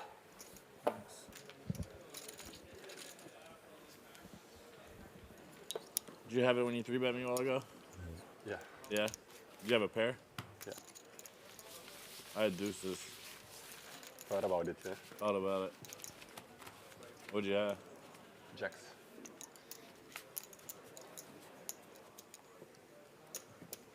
All honest disclosures there in the aftermath of a pot that propels Akihiro Konishi to the top of the leaderboard. He did chip lead this tournament at one point. Apparently not. Not here today, though, by my recollection. Something happened in the dinner break. Not until that. Yeah, pretty wild.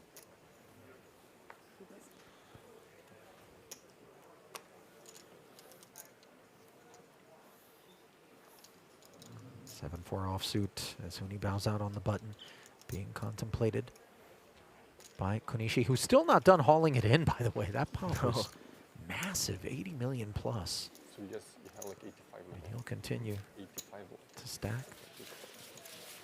Yeah, should be. Yeah, and Huni just said the chips are flying since we came back from dinner. This is crazy. It's been bipolar, in fact.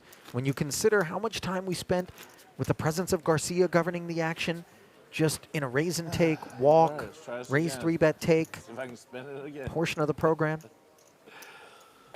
It's just been You got bailed out. bloodshed everywhere. Puts it in again.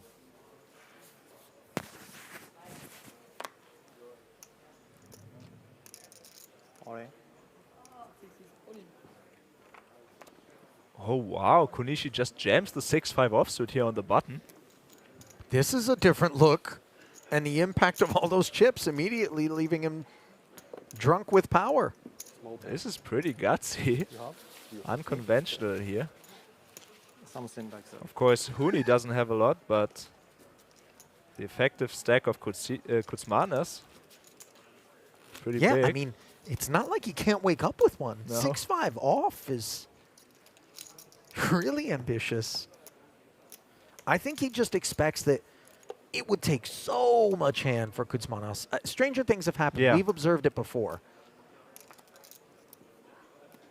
Yeah, but it was just a 50 big blind open jam. Listen, I've been at a final table calling the coverage where someone had a stack like Hooney's. It was Seth Davies, in fact. And aces ran into kings, the two massive stacks. And I think the aces got showered as we see Hooney jamming his 7-8. King Jack for Konishi. Looking for a spin up. The American playing an almost 20 million chip pot. Yeah, easy call this time for Konishi. Just Uphill 8 big blinds. climb for Hooney. Pardon the interruption. He's been here before with Queen Jack against a couple of ace kings. Is he going to get it done the hard way? Turn says no. No backdoor equity. 6-outer once more for his tournament life. Yeah, This is bro. his specialty, but not this time. Ace of hearts. Good luck. Thank you. And Big Hooney, Chris Unikin, out in third.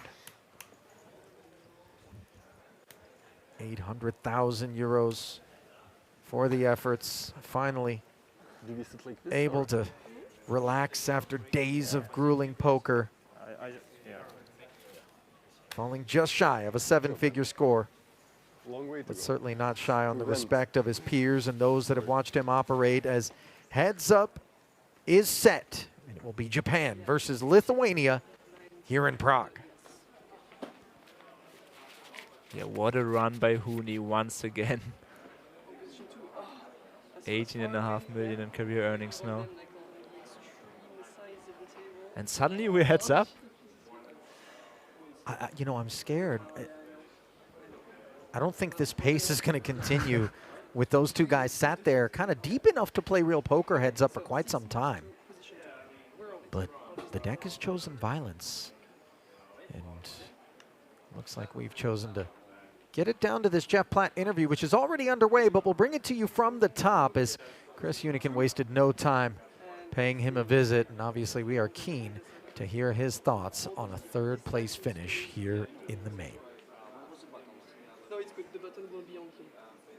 He will be like he was big blind in the last hand. He was big blind. The button was there. It was small blind and big blind, so now he needs to be small. Well, Big Hooney, what a ride that was. Even just this last hour, what's running through your mind right now? I don't know. I'm disappointed. I didn't play my best today. I played okay. Made some mistakes. Other people made mistakes that cost me. Yeah, I mean, you know, it's a good run. I'll feel better soon. You know, it's a lot of money. I'll be back. I mean, I've been here before. I'll be here again. So yeah, it sucks to get this far and not finish. I got some life there with that river jack. Took the chip lead for a minute, so a little disappointing to get that cooler there, but maybe I should have folded. His sizing kind of was small, so yeah, I don't know. It's a long tournament. Been playing a lot of hours. Pretty tired, so yeah, it happens. I'm sure. Can you describe for us what those emotional ups and downs are like from spiking the jack on the river to this third place finish? Yeah, I mean, when I get those chips like that, I really feel like I have a good chance to win. The Lithi over there is a really great player. Honestly, never seen him play before. A lot of respect for him. At the beginning of the final table, I thought for sure me and him would get heads up. So, you know, this guy played good too, so taking nothing away from him. Got pretty lucky to even get that last pay jump, hitting that river jack. So, yeah, I'm disappointed for sure. It's hard not to be. Winning the main event would have been pretty cool. Sure. So, would have been something to add to the resume and part of the legacy. But, yeah, whatever. I'll be back. Still a solid one to put on the resume. Finally, you would ask me every day, where are we partying in Prague when I win the main? This is close. This is the 800K. Is there still a party in Prague for you? It's time to go home now. Time to go home. Appreciate the time. Great run at it. Thanks, Big Hooney. There he goes, our third place finisher at the WSOP Europe main event. GG's Big Hooney. Embrace the variance. You see Paulius Vaitiekonis over there offering counsel to Marius, perhaps conversations about a sporting deal of sorts with so much to play for. 2 million for first, 1.2 for second, but the thing you're focused on right now is a 7-8 offsuit, isn't it? For Huni. Yeah, I mean, there were a couple of jams that were relatively loose by Huni. I think the last one, though, blind versus blind, you can just put it in there from the small blind. It's just 8 big blinds. You're getting a lot of folds as well. Sometimes you're going to run into the king jack, of course. You still have equity. The queen jack you were okay with, or no? Against the 2 ace kings? I don't think I'm rejamming that one. Yeah. I also don't think I'm jamming the 7s into the queens. But it's all close. Tell you what, though, the one thing that we know to be true about Huni is he's going to live and die by the sword and march to the beat of his own drum. Yeah. That is his playing style. High variance, aggressive. Sometimes it works. That brought him there. It doesn't.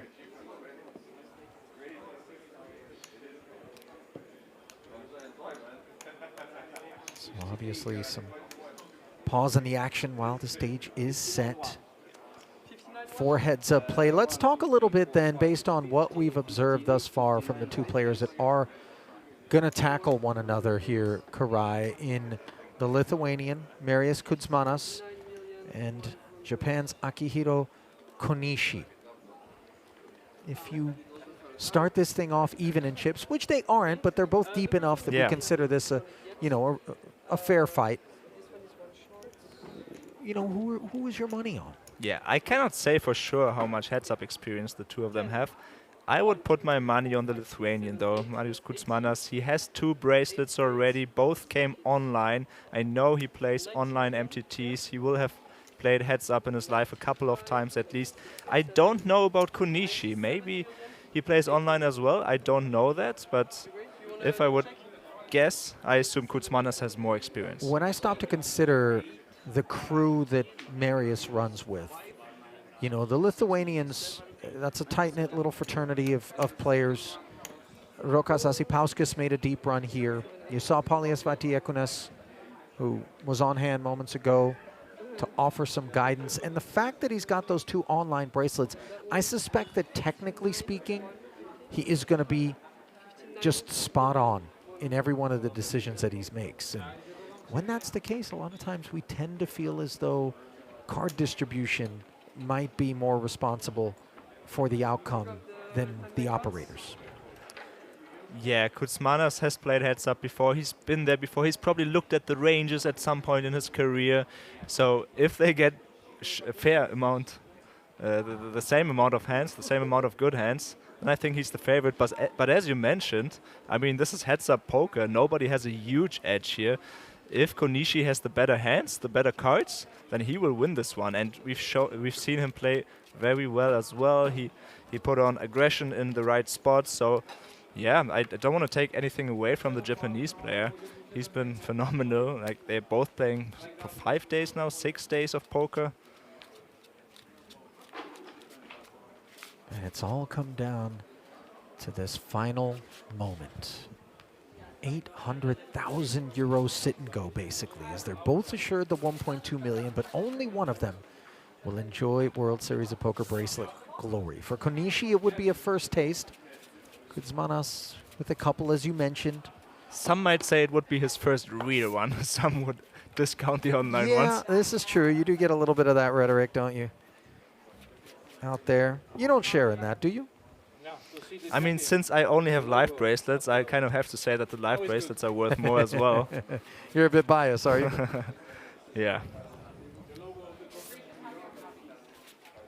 We talked about the experience that Konishi has as a globe-trotting tournament pro, who's plied his trade in Vegas, gone as far as the outer reaches of Southeast Asia, in Cambodia to be exact. This is his best result by a wide margin. And he's made the money at WSOP events, but this is a whole new stratosphere. And Japan is one of those markets that really warrants the attention of the global poker community right now, Karai. I touched in the broadcast earlier throughout the week about the sheer volume of players that have come out. There's content creators also. You have Masashi Oya. You have Naota Kihara, I believe, who's Yeah, so many Another good one. players from Japan. A couple of years ago, you wouldn't see anyone. You have Oya, you have Junobara, Ah, who's right. been in the Triton events. Oh, Masato Yokosawa. The That's another one. YouTuber, yeah. Ryuta Nakai. How about Shina Okamoto, not to be overlooked, the runner-up and then two-time winner of the ladies event at the World Series of Poker. Yeah, she was the one we focused on for most of this event. She made another deep run in this event. 21st on Japan's all-time money list. Tamon Nakamura, another one of those players who I've rumbled with in the cash game streets. You know, strangely, 10th on Japan's all-time money list is Peter Cross. You know, I hope that's not a data entry. I said Naota, it's Naoya Kihara, by the way. Apologies for that. Yeah, a couple years ago, he was one of the only Japanese players traveling the circuit. Yeah, he's tough. I've rumbled with him in the mixed game streets. Rumor has it that there's actually someone that has been training Japanese players specifically to play the rotation of games that runs consistently out in Las Vegas and in the 8160 streets and is sending soldiers to our battlefield. Interesting. Backing them. And I was like, well, hang on now. You, what do you think? We're just pushovers out here? How about that for a photo op?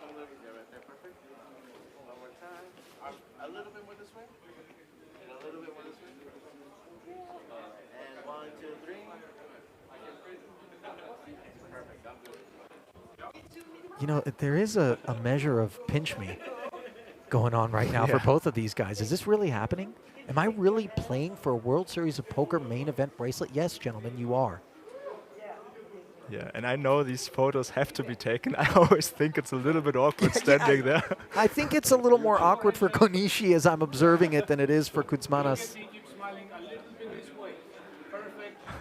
Yeah. Stand closer, look into each other's eyes. No, that's not the directive. You can see Akihito's just like, can we play cards? Onegaishimasu? Look at me. That's good. Not a staged photo at all, guys. No. This is a normal sort of thing to point four fingers at the bracelet. All right, I get it. It only happens once. Now we take our seats and back into battle we go. 97 million. I'm not hearing any rumors of any sorts of deals having been made, by the way, Karai. And, you know, sometimes I wonder what that implies about someone's perceptions of the opposition when they are unwilling to make that deal. Clearly, if you thought you were outclassed, you might be more inclined to pursue something like that. But, you know, real life and such things matter as well. Perhaps backing has some influence. Yeah. It looks like the boys are going to play for all 800. Yeah, I think so. I also think that the WSOP doesn't officially allow any deal making. So this is a big heads up. 800K to play for. They're both millionaires already. But You know, that's a good point. I think I'd overlooked it because I've spent so much time in pastures where deal making is available. That actually is explicitly forbidden at the World Series of Poker, so you're forced into playing for it. Boy, talk about that as added pressure.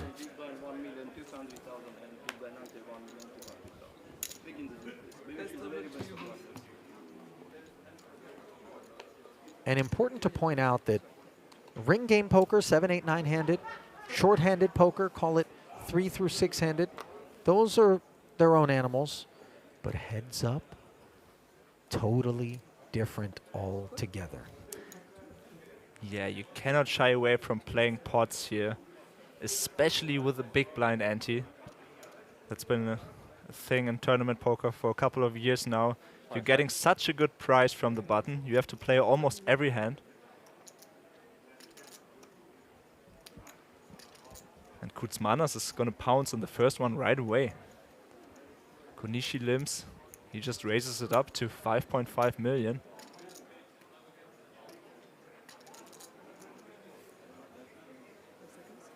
I think these sorts of exchanges really inform us with respect to how hard these boys are going to get after one another. limp call with a 5-6 offsuit as the 10 deuce got after things. 12-2 in the middle, open ender on the ace high board for Konishi. So Konishi seems aware that Kuzmanos doesn't need to have anything here. It was a big race though. It's quite the statement, calling the extra money here with the 6-5. He does get a good flop.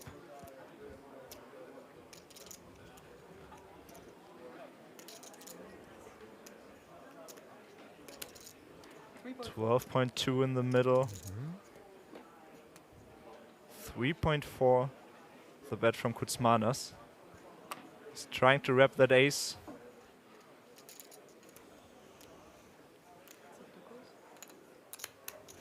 Obviously, we have not called pre-flop to pick up an open-ender and go away just because it's an ace-high board, but he does proceed with caution. Flat calling, now he pairs the 6.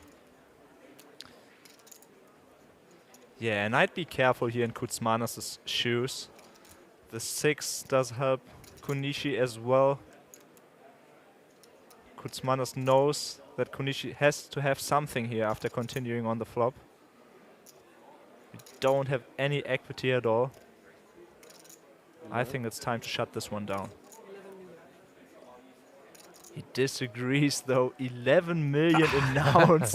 This is the first hand. I was just going to say the same thing, and it tells you everything you need to know about whether or not they're going to try to grind it out or whether or not they're going to get after it. And Kuzmanos is all over Konishi in this very first exchange. Kuzmanos probably thinks that he can get enough 7x to fold here to make this a plus EV bet. Conversely, Konishi's thinking, if my man doesn't actually have the ace, the 7's not something I'm worried about, my 6 could be good, and he is going to hang in there. Another 22 million, bringing this pot to 41. Yeah, not only could my 6 be good, I have the straight draw as well. Yeah, for backup, very important. Absent that, he'd be far less inclined. And he finds the 8. Oh, my. Is that just going to be it, Ali? What's happening here? Well, we're about to find out. If Kuzmanos says the 2 words here, then this is over. 41 million in the middle, 38 million behind. I think this would be pretty suicidal. Let's see what Kuzmanos does. I just don't feel as though we can ever rep the 5. One doesn't know whether or not some 9-10 we close our eyes and convince ourselves we have as Kuzmanos with 10 of diamonds in hand. Yeah, we have the 10 dang. I mean, he could have a 5. But he's... I mean... it's a tough one. Sometimes you have to bluff in these spots as well. Sub 1 SPR. 38 million in front of him. And he does find the check. Sparing himself.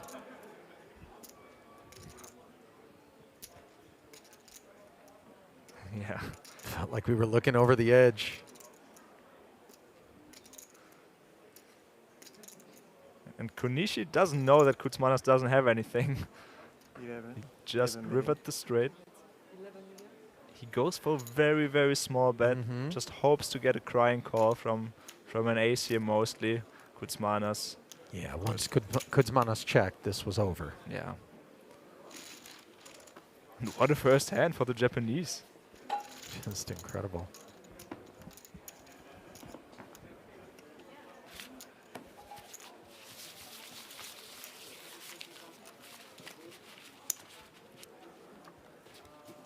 Huge boost for Konishi.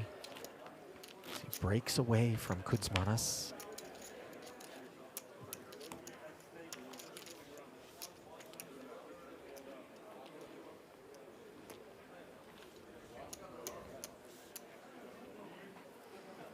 Now heads up, of course, we can forget about ICM. There's just one winner. We just play for the win. 30 big blinds deep. 8-3 suited on the button. He has to play that hand. 8-3 suited. Marius continues the aggressive behavior. 6-7 off. Defending. Can't just sit back and wait for premium kit. You're in a blind every single hand and getting eaten alive. Once more an open ender on the flop for Konishi. This time, though, Kuzmanos with a diamond draw and reasons to carry on. Yeah, Kuzmanos took the aggressive route pre-flop once again. Definitely a strategy here for him. He does flop the flush draw here. I expect a continuation bet. 2-4.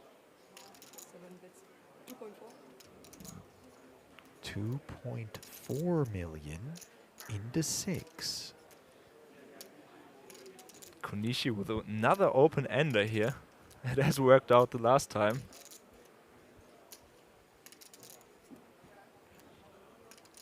He's considering a raise. I think most of the time he's just gonna call again though.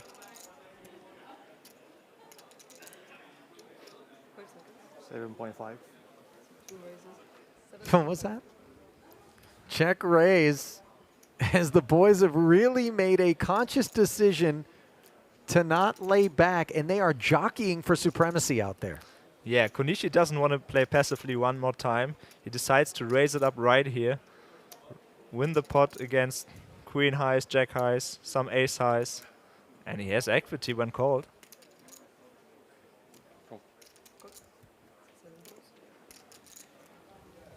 So, in comes the call. Pot grows again, 21 million.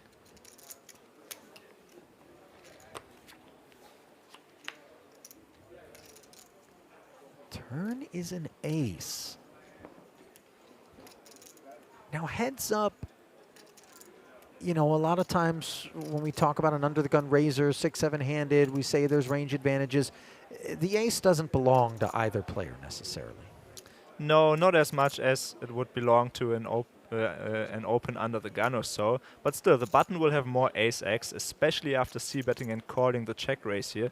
Konishi is wrapping a king, something like that. He wouldn't check raise a lot of ace-x hands, so he recognizes that and does check it over to Kuzmanos. Kuzmanos doesn't only have the flush draw, he added a gutter as well. He doesn't want to bet fold his hand though. Let's see if he just checks it back to realize his equity. Listen, bet folding would require a second check raise out of Konishi. He does wind up checking back, and he finds himself a flush. Konishi finds nothing. But when we arrive at the river this light, oftentimes you'll find players looking to lay claim to what is a tantalizing 21 million. Yeah, Konishi would rather have at least one diamond in his hand. He only has 7 high though. He knows he can only win this one if he puts some more chips into the pot.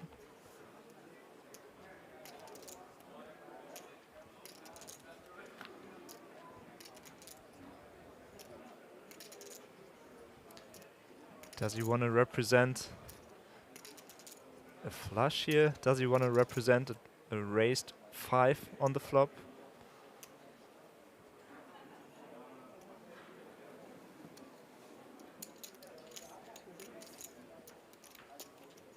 He does go for it. 4.8. Well, he's exercised a little bit of restraint in terms of the sizing, 4.8. This is a very, very small bet. Now he's saying he maybe has a king that he raised on the flop for value, that he wants to put another small bet in.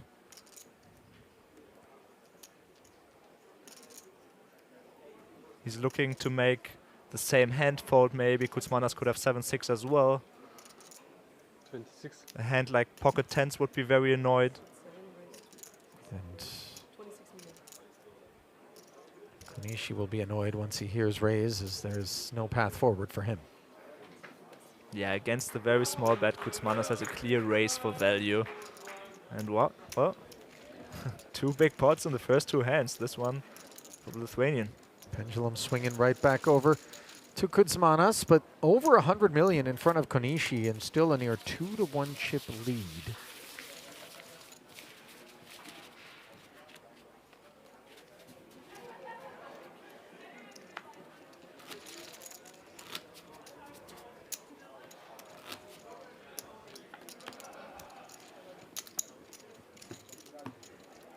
I was afraid that we would see a lot of limping and checking, but so far this heads-up battle, I'm having fun.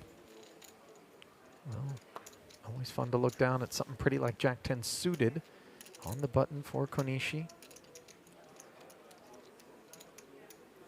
2.6. 2.6.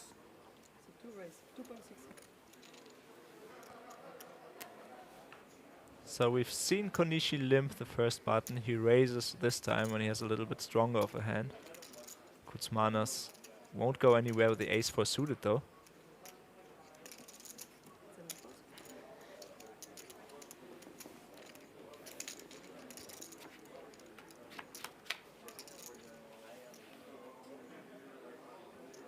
King 8-7, 1 diamond, gutter for Konishi. Really ugly board for ace-4 of spades. Yeah, decent flop for the Jack 10 of Konishi. He has the gutter. He has overs to the 8 and to the 7. He has the backdoor diamonds. And most importantly, he has a slight range advantage. Continuation bets for third pot here.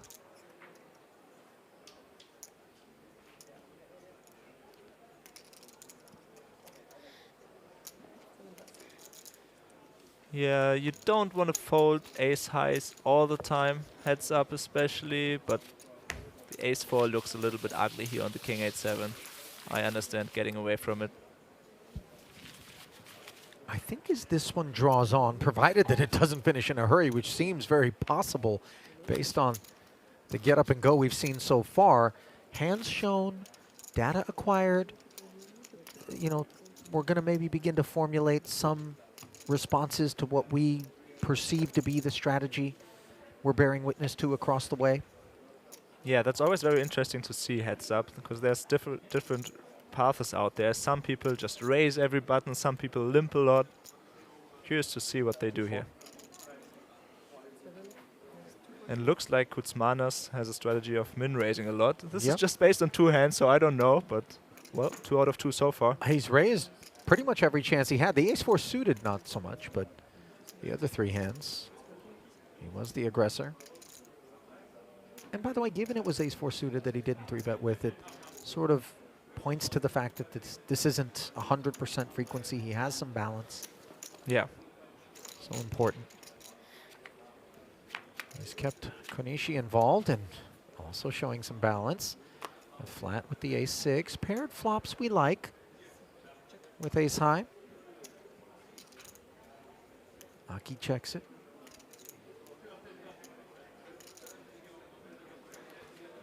Yeah, Kuzmanas can check this one back. He can bet.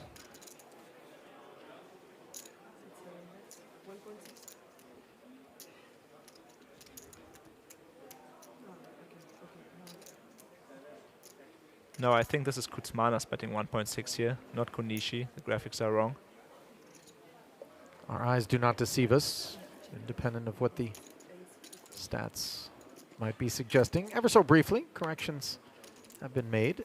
3.2 added to the pot, and Kuzmanas just finds the queen. Yeah, big turn here for him. Now, does he want to bet for value? Does he want to pot control and check this back here with one of his weaker queen X? Yeah, both options are obviously on the table because the peels don't have to be Jack X, 8X, 9, 10. This is heads-up poker. There's a lot of floating, a lot of maneuvering. So he does come with another barrel. 5-5, I believe. Yeah. Yeah, more often than not, of course, you want to value bet your decent hands, and top pair heads up is a decent hand.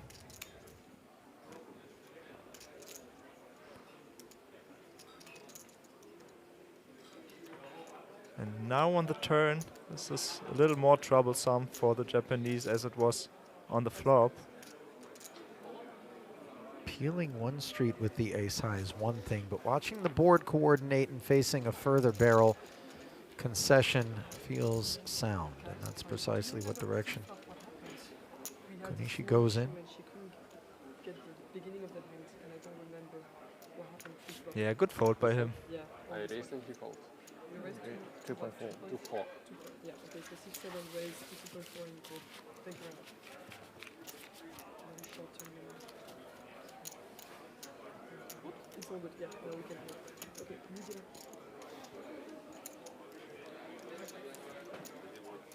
It's working.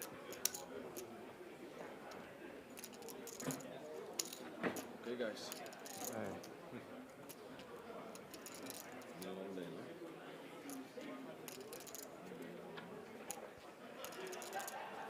Blinds are irrefutably stratospheric, Karai, but I think both players will be quite pleased with the amount of depth that they have remaining to their stacks. Here, heads up with so much on the line. This isn't a flipament, if you will.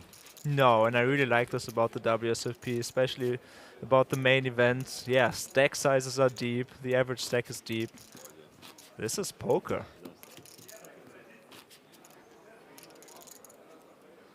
A lot of options to maneuver.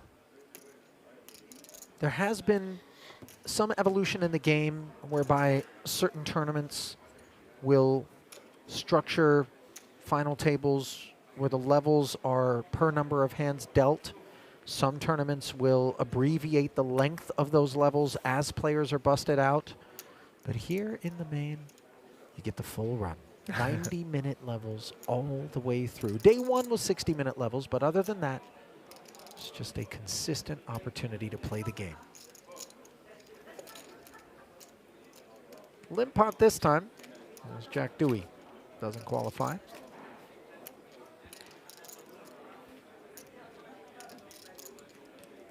Nine, 6, 5. Konishi again with a straight draw. This time, of course, picking up the 7 wouldn't be quite as pleasant given the 4-liner on board.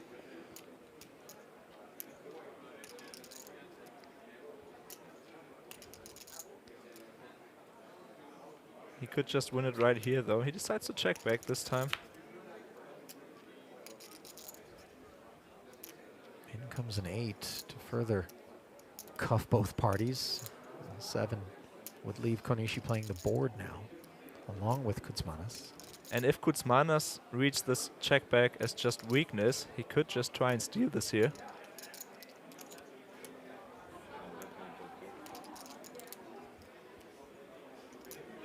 He's sensing the same opportunity you are. Yeah, and Konishi's open-ender isn't really open-ended anymore. He's kind of only looking for the deuce, and even that doesn't give him the nuts, so he lays it down. Just 4 high. You could be drawing dead, basically, or drawing to a chop. Just no reason to carry on there. Well, perhaps now would be as good a time as any, Karai, as we're in between hands, and one of our many dealers are out here prepared to sling the tiles of fate once again to the remaining 2 participants to acknowledge that it does take an honest village. The staffing demands of running an event of this magnitude, over 2,600 runners, are extraordinary. Many of them come from far away to spend days on end doing their thing for long hours. So a debt of gratitude to all the professionalism and all of those dealers who have come out here, and obviously to the entirety of the World Series of Poker staff who have spent months preparing for this festival. That extends, of course, to the production staff.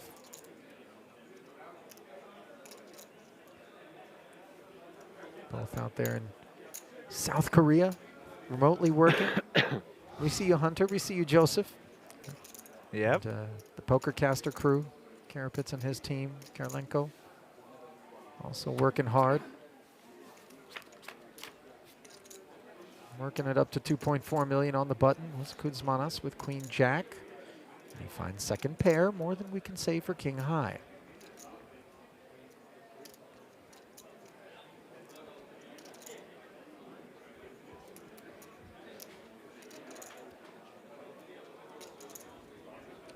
Ace Queen 9. Pretty big range advantage here for the pre-flop raiser.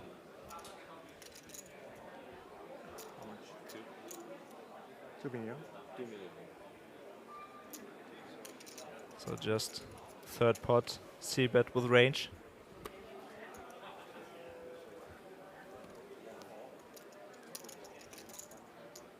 Konishi just decides to call one here with King High. He beats all the bluffs. It's a bit tricky though, because Kuzmanas could barrel a lot here. Second ace on the turn might leave us further suspicious of Kuzmanas. And it could get expensive for Konishi if he got stubborn. Yeah, and Kuzmanas' jack kicker here is very important. He knows he has the best hand most of the time. I could see him go for another value bet.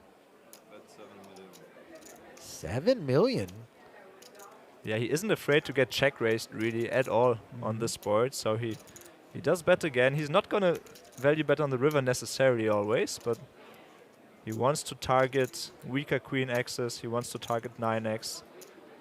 He doesn't want to give a flush draw a free card.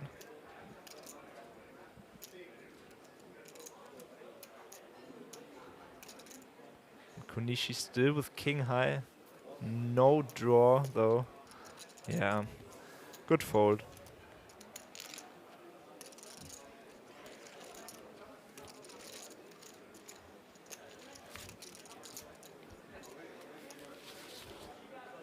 You always gruff. Always gruff. Always what? Gruff. Gruff. Allegations Not always. of chicanery. Not always. 95% of the time. I'll take the under on 95%, but certainly there was a good stretch there where Marius was just raising it up with any two with seeming impunity.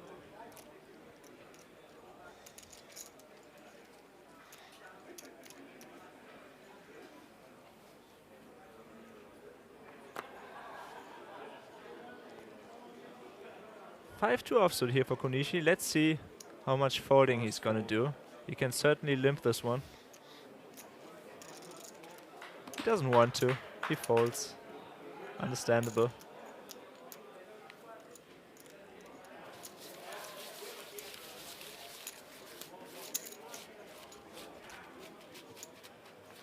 One thing that both of these final two players have shown us throughout this run is there's no quit, there's no give up, and they are going to fight to the finish.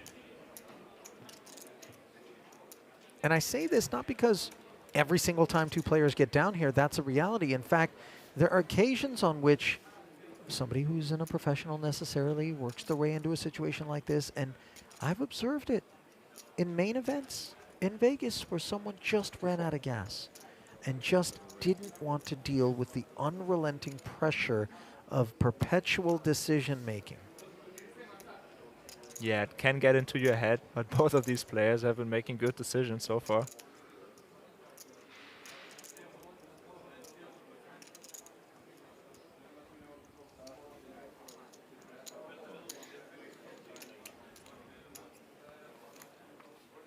Ace, queen, a monster heads up.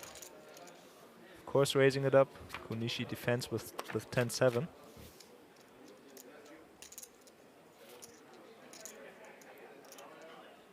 Ace, jack, 6, top pair for the solid ace, queen. Just the 10 of hearts to focus on for Konishi.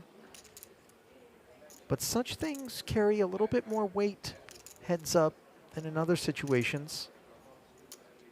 True, this is another one of those flops that's really good for the pre-flop aggressor though. So Kuzmanas could even bet this big.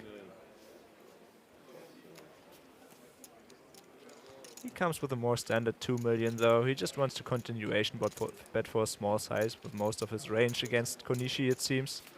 And yeah, Konishi does have the 10 of hearts, but not enough. Yeah. Not in the mood on that occasion. Trying to claw his way back toward a more level stack is Marius.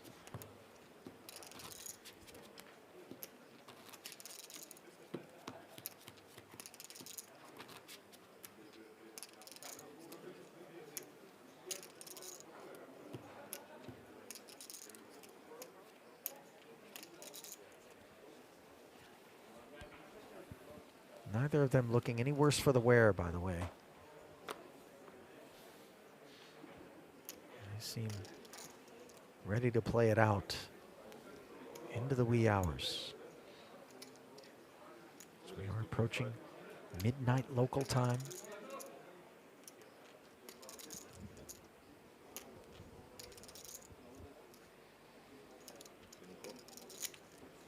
Jack 8 and Jack 7.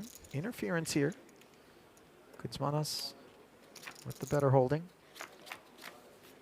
2.5 in call. Rainbow paired flop here. Checking over. Quick c-bet here from Konishi, 1.5 to 6.2, just quarter pot.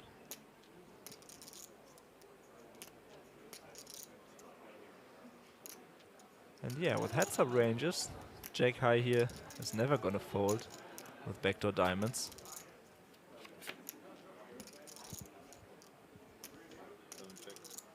He can have the best hand and he can improve. And both players turn Jack. Yeah, somehow this card presents itself. And the 8 kicker plays notably as it stands. Kuzmanos, however, electing to check it. Yeah, he checks to the razor once again, and Konishi is going for some value here with his jack. I totally understand that he thinks that he has the best hand here. 4.5. Half pot.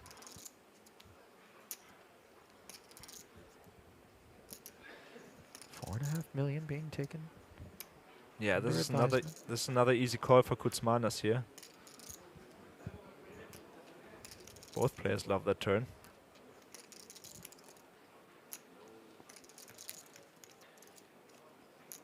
Another $9 million into the middle.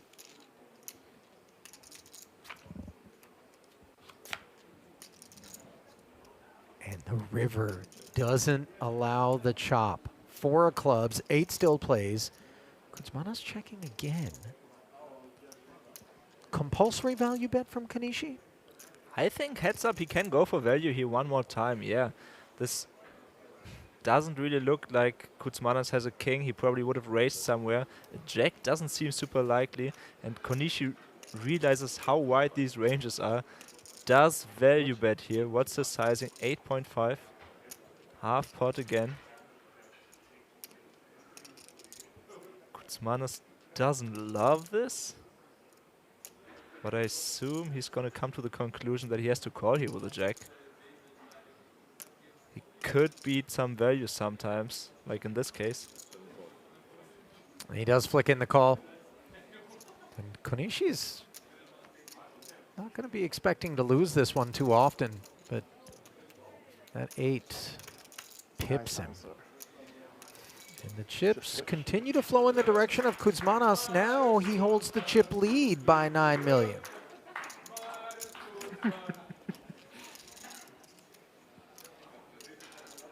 Yeah, this was just unlucky for Konishi. I don't mind his value bet at all. Kuzmanos most of the time has a deuce there, ace high. Could hero call something else once in a while as well.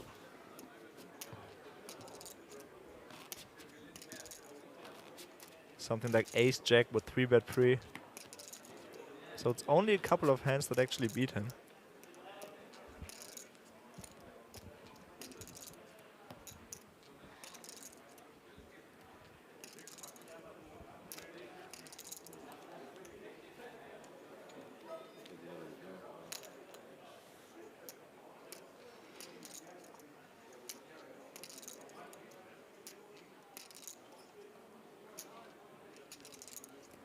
Ace 5 now. On the button. Boy, Kuzmanos really battled back into this lead in short order. The deck was helpful. No question about that. And it continues to grace him as he raises the button to 2.5.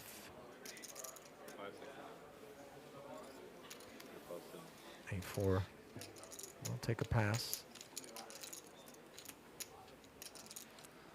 Yeah, Konishi should notice that Kuzmanos has been opening every single button. No limping so far. Usually with the big blind ante, players are inclined to limp a big part of their range.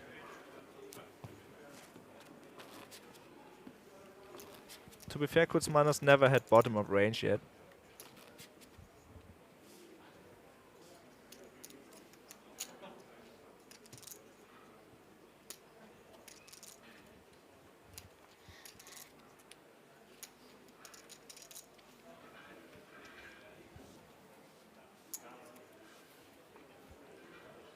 Four off. It's the raggy ones. Yeah, you're getting such a good price from the small blind though, with the big blind ante in there as well. So he calls, Kutsmanos picks up ace king.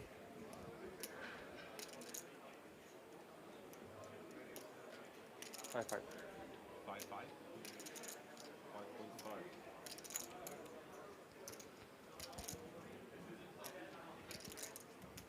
5.5 seems to be his standard raise sizing here. After a limp, he did that in the first hand of the day. You know what's funny about it? Unshown is this ace-king, but if you're looking at it from the vantage point of Konishi, you're beginning to wonder if this isn't a man who thinks he has the wind at his back and is starting to maybe hit the throttle a little bit, for lack of a better way to put it. Yeah, and Konishi has said it before. I think you're bluffing all the time is what he said. That's an excellent point. You wonder if there isn't a pot in which that thought is going to translate to a big call.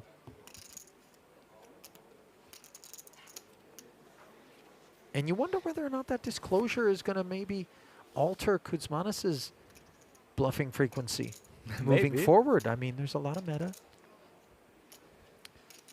So this is the weakest hand Kutsmanos had so far on the button, so I'm curious whether he's going to min-raise again or if he's going to limp this one. Well, you've got your answer.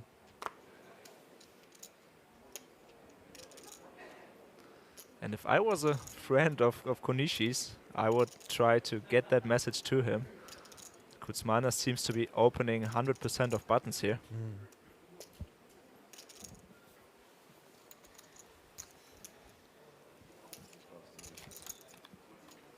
Six deuce, more trash. Yeah, with 6-2 you cannot really do anything, but at some point I would just start 3-betting a lot if I see these continuous min raises on the button.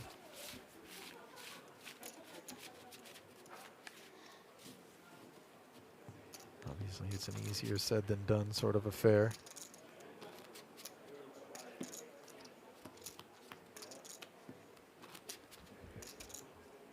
Yeah, it's always easy to sit here in the booth, I agree. You're seeing the whole cards. But it is an important way in which to kind of stem the tide, discourage someone from thinking that they're just going to be able to chip away at us.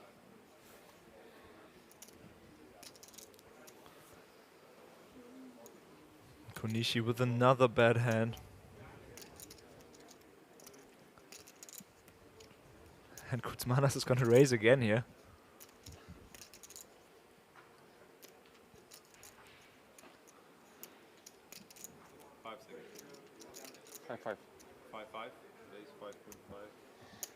And this is going to start annoying Konishi. Yeah. Not being allowed to limp, being forced to call raises.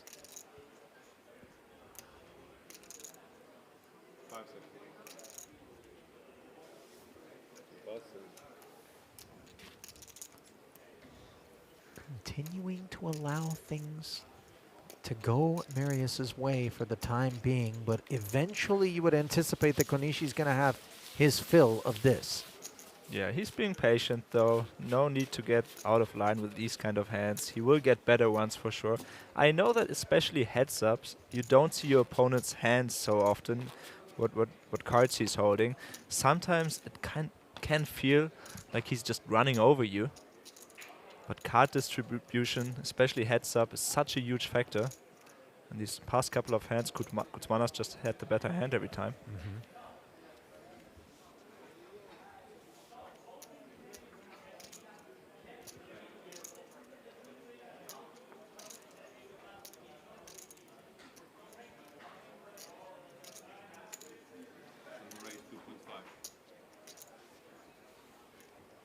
Staying the course, and finally something for Konishi to get excited about. How excited? That's TBD. Yeah, I think excitement is going to come in form of a call here for now. Oh, but it looks like he's grabbing more chips.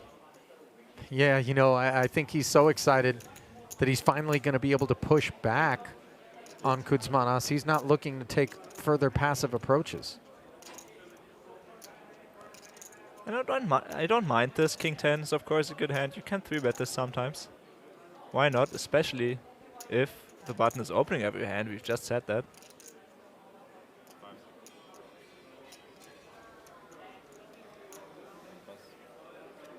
And Marius recognizing that the fairly infrequent nature of a 3-bet out of Konishi suggests that a real hand lurks. And I gotta say, it can be also frustrating for us when our opponent seems to not provide us opportunities to pick up chips when we make those hands, when we put those 3-bets in. You know, you end up opening, they 3-bet, you call, now they take a pot, now they raise and take your blind, and then as soon as you 3-bet, you win the small one, and they don't give you that action. Yeah, very, very true.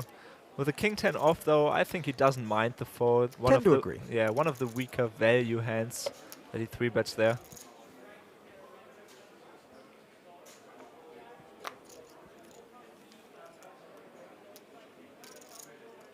Jack 5.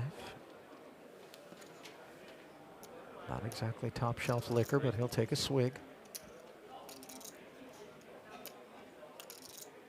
2.6, the open sizing. Note that he's kind of crept his way up from 2.4 to 2.5 to 2.6. Yeah. And I wonder what the thought is behind that. I don't think it's accidentally grabbing an extra green chip. Kuzmanas with the King 8. Comfy defense. Yeah, it doesn't make a huge difference, but good observation.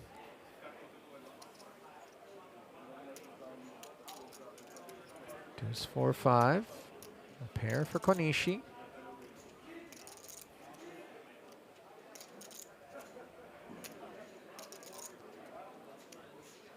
Yeah, top pair heads up.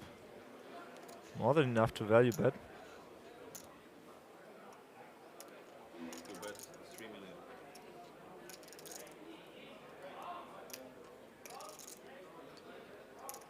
King high here for Kuzmanas. He could have the best hand.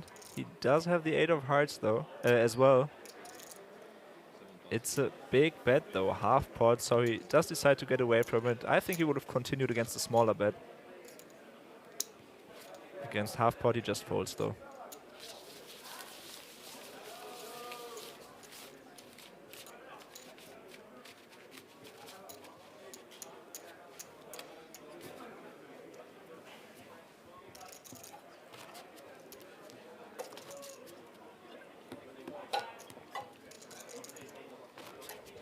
Stay hydrated, folks. But, you know, not too hydrated, because nature does call. You know, you want to be balanced in all ways. You house a couple of bottles, and all of a sudden, you get the foot tap. I guess you could time bank your way through a potty break, but that's not ideal. Is that allowed? Can you get up from the table? Maybe they're allowed. Yeah, I mean, normally there's a sporting discussion of, hey, do you mind if I just take 5 minutes? Yeah. I suppose those bottles that you've emptied, you could refill. But, yeah, that doesn't go over well, I would imagine, with the staff. Ace-9 going over well with Kuzmanas, and he's adopted this 2.6. Oh, true. Interesting. Queen 8 of diamonds defense. Above average looking hands. Ace, Queen 10, top pair against second pair. Advantage Kuzmanas, which has been very much the theme over the last 15 to 20 minutes.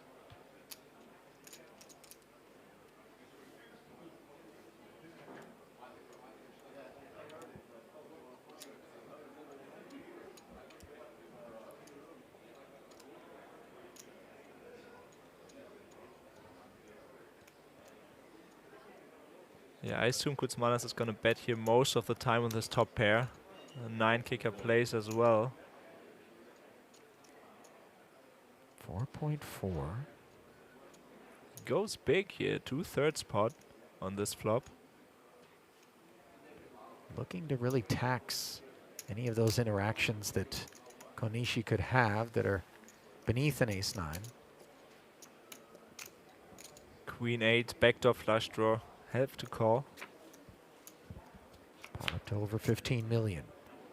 The turn pairs the 10, so the kicker improves for Konishi, for that matter, for Kuzmanas as well.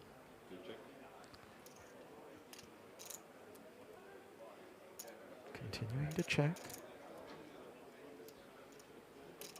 Yeah, this could slow the action down here. Kuzmanas knows Konishi could have a 10 here. Also, his 9 kicker has improved to a queen, but he would still chop with all the other ace axes now.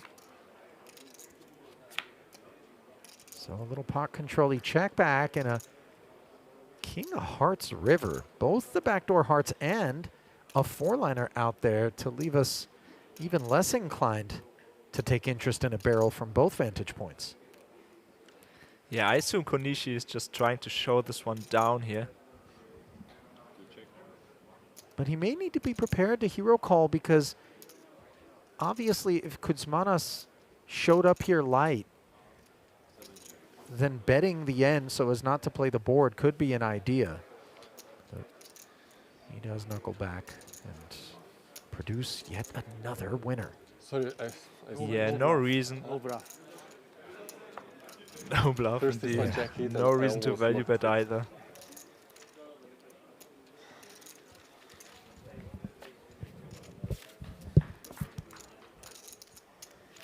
No slow roll. I mean,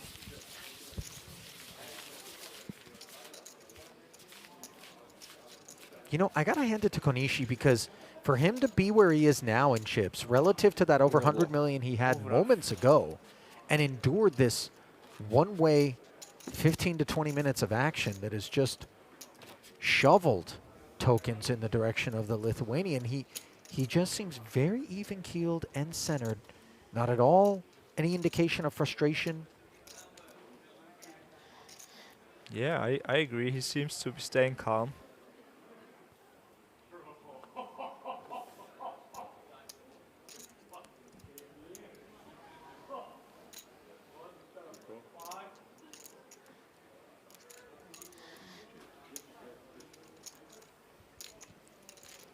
Limp pot here. Game feels like it's being played very much on Marius's terms. Now, perhaps an opportunity for Konishi to finally claw one in. Middle pair against bottom pair.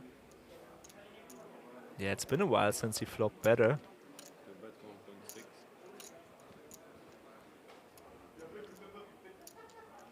Just shy of half pot here, the continuation bet from Konishi.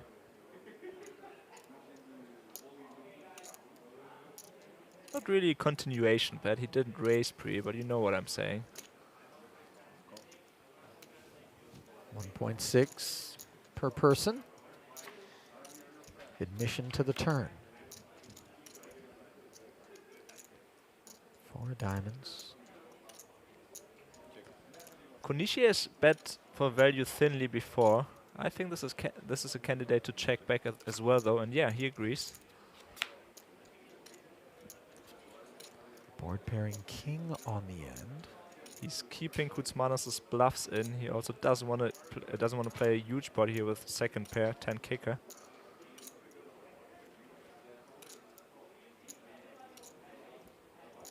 Third spade for Kuzmanas. He's considering a small value bet here against ace high. Could check, trying to induce a bluff as well. And I think now Konishi should go for value here after the king paired and Kuzmanas checks again. Yes, the flush gets there, but it's heads up poker. Ranges are wide enough.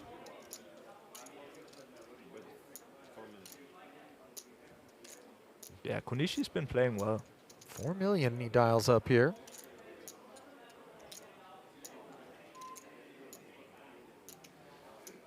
breaking news. No, I'm just kidding. That was just a quick hiccup. I thought maybe the war was over. We were going to report it live. Yeah, Kuzmanas does get away from it.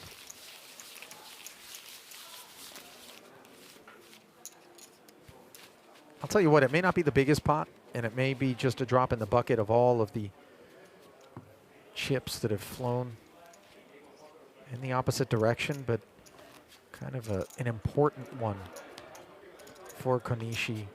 Just to remind him, you can win a hand. Yeah. Sometimes we begin to wonder.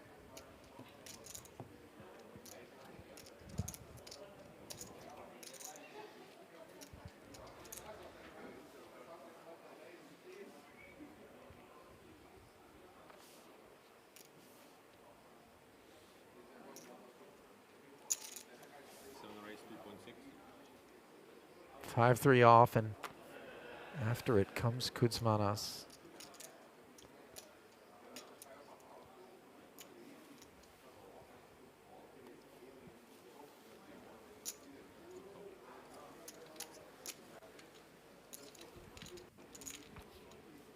Defense from the Queen 5.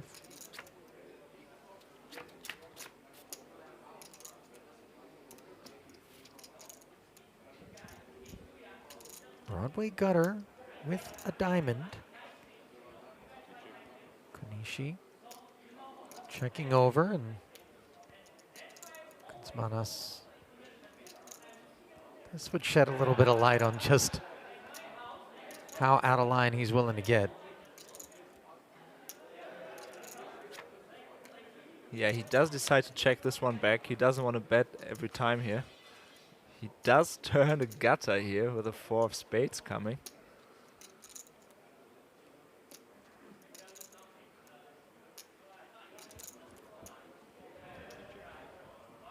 And yeah, Konishi decides to check again here with Queen High. Could be the best hand. Kuzmanas just 5 high, though he knows he does not have the best hand at this point. He has some equity, could make the straight. He decides to delay one further. I think if checked to one more time, he will bluff on the end. Well, backdoor spades and a 4-liner showing up. Konishi making Broadway.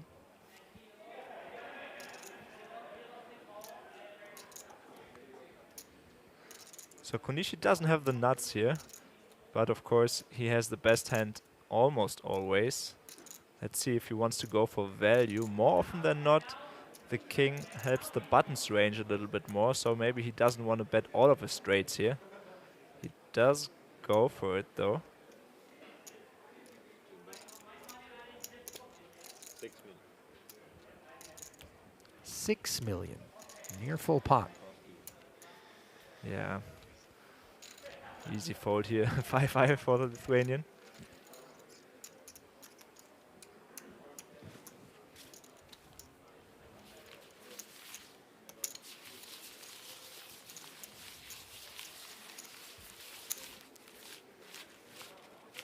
Yeah, I don't mind the pot size bet there from Konishi. He was trying to polarize a little bit. He was saying he has a straight or better or nothing. He did have a straight, so fair enough to bet pot. Never any interest out of 5 high.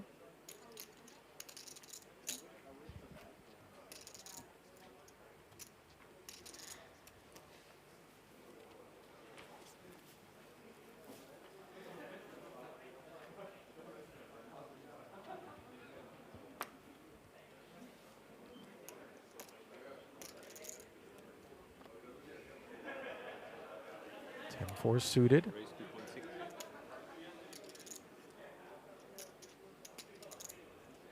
The well-established 2.6 sizing.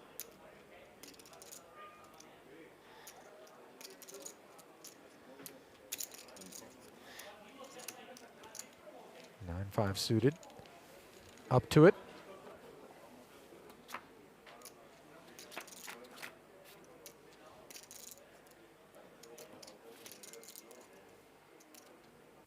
Seven, 4, 3 rainbow. Konishi finds the pair, but not the backdoor diamonds in the gutter for Kuzmanas, who slips it. Yeah, interesting flop here. Middle pair for Konishi. Let's see if he wants to check back. Yeah, I like it. Double gutter now. After that ace shows up, but it's an ace that could be in range for Konishi.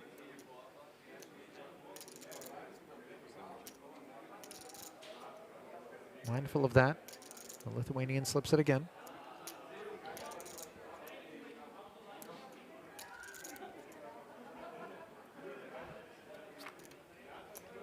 Konishi not inclined to bet. And the 6 plants itself on the river to give Kuzmanas the best hand. Kind of ugly board development if we face a barrel here as Konishi. Yeah, I think Kuzmanas will bet here himself more often than not. He doesn't have a pair blocker. That makes it a little bit more likely that Konishi has one of those pairs that would pay a bet off.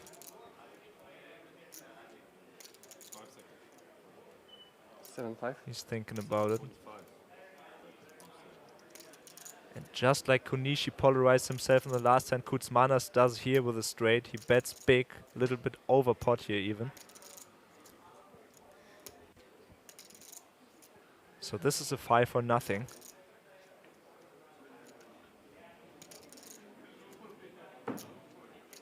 And Konishi sometimes has to hero call here. He cannot just fold, just call with a 5. He makes the right fold though.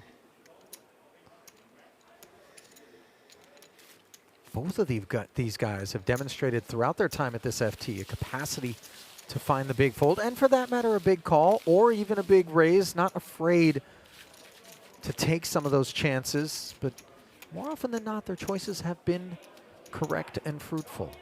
Yeah, this looked like an easy fold, of course, against the overbet with just a pair of 4s, but having this 4 was kind of helpful. Made it a little bit less likely that Kuzmanas had a straight here.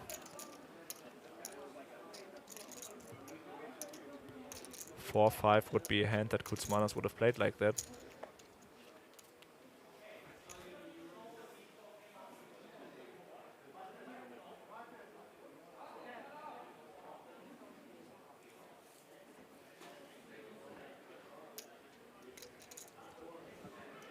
Jack 8. Up we go. He could just leave the 2.6 right there on the button, no? They really could just pass a button with 2.6 on top of it back and forth. Yeah. 6 deuce, but suited. Will play. I appreciate the attention that Konishi appears to be paying to Kuzmanas' live reads. Something he's pursuing here as he finds himself the heart draw on the 7 high paired flop. Kuzmanas finds no such promise.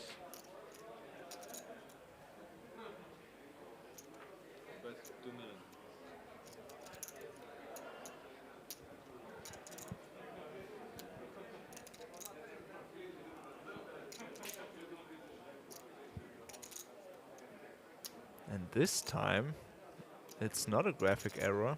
Konishi bet here from the big blind, representing maybe more 3x in his range. Could do this with 7x as well. He could do this with hearts. He does have hearts this time. So 2 million a man to take the 8. This has just been really an incredible thing to bear witness to. Kuzmanas finds the best hand.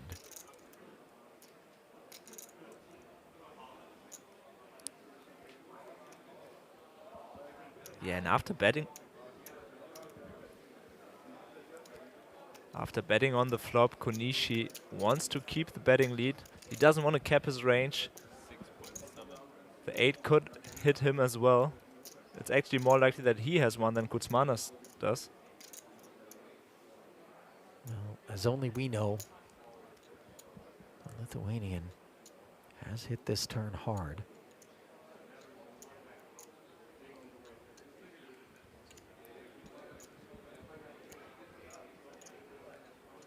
$6.7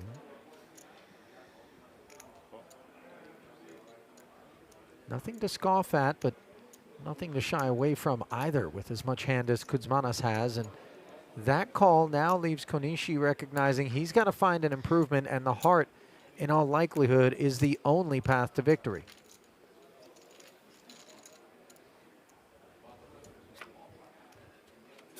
Almost 24 million in there and no heart on the end. Will Aki orphan his investment, or will he chase?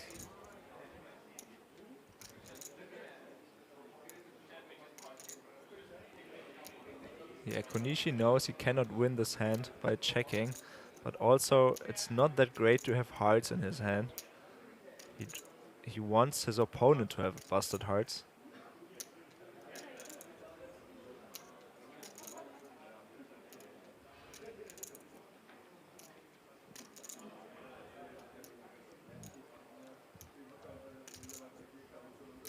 He's thinking about it. Oh, and he's going to go for it.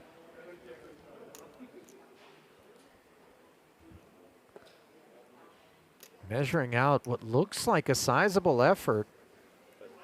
Yeah, is that 10 million?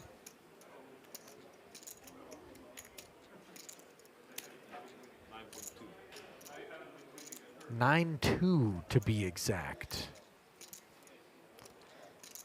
Yeah, not a huge bet, but, well, 9.2 still. I think Kuzmanas has a little too much hand to get away from this, although he knows he's not really beating value now.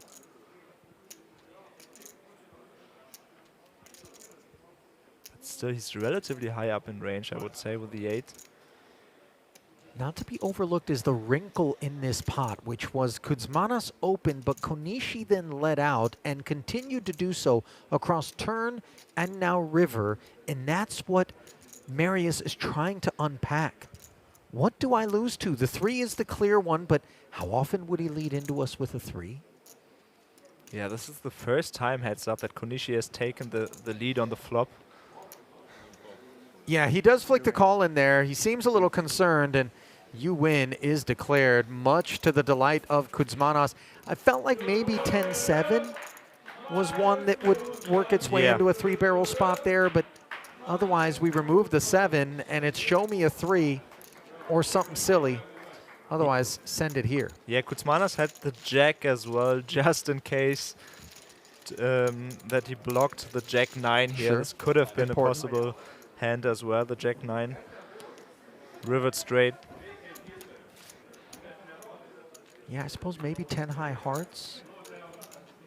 Could have gone for it a 3rd time. Yeah, Kuzmanas didn't love it. He was getting a good price though. The pot was already pretty big.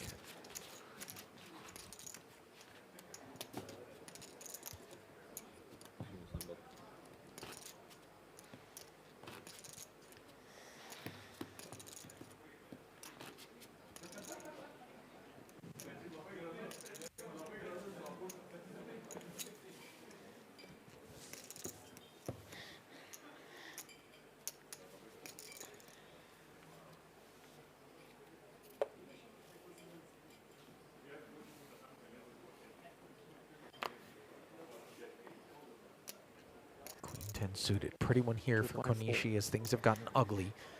Down under 50 million. Still 40 bigs. Plenty of poker to be played. But the trend of late has been send chips into the middle and watch them drift away. 2.4 now, dialing back a couple of 100K. After that L, deuce, defending neither player with a pair on a jack-high rainbow board. Yeah, and I'm sure Konishi would have folded the 8 deuce off. Kuzmanas thinks he has a post-flop edge here and defense.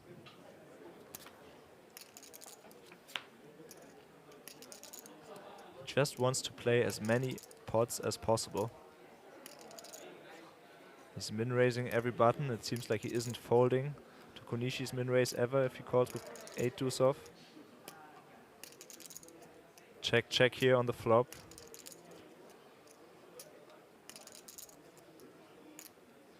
Really nothing for Kuzmanas. 9 million. But it's a check back. He's seeing weakness. He bets 1.5 times the pot. 9 million. And boy, this is beginning to really feel even more one-sided than it already did by virtue of that first 15 to 20 minute portion of the program. It's just every pot of consequence, no matter what Konishi tries to do, even when he has a hand with some equity or something attractive enough, just doesn't play out in his favor.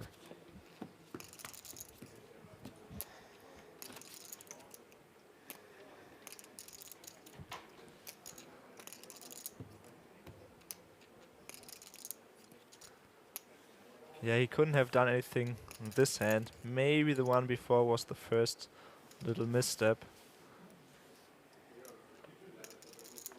He didn't have to lead out there with the 6 deuce of hearts. Raise 2.6.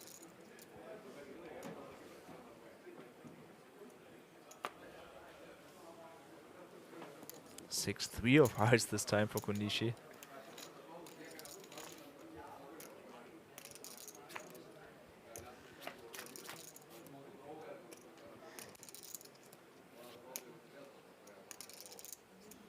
King 7 deuce, bottom pair for Kuzmanas. And the last time 6-3 of hearts was in Konishi's corner, it was costly.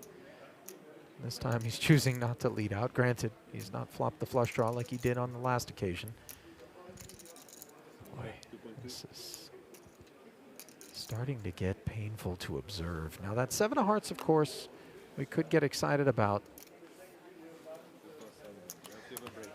But you can forgive Konishi for lacking optimism. And maybe this incoming break is going to be something that will be warmly welcomed by Aki.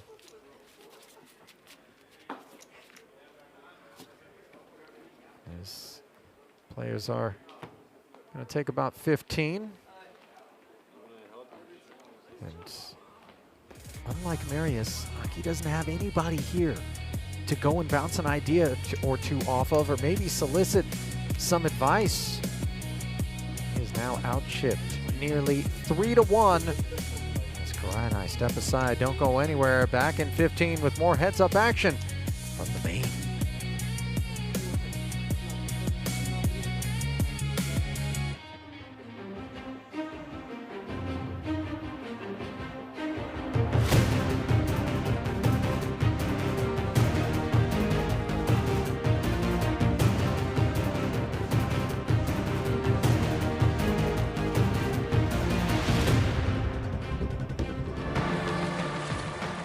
The next chapter of WSOP Paradise is coming. Something bigger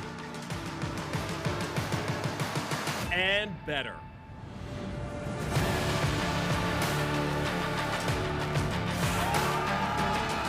This December, the world's fastest growing poker event is moving all in.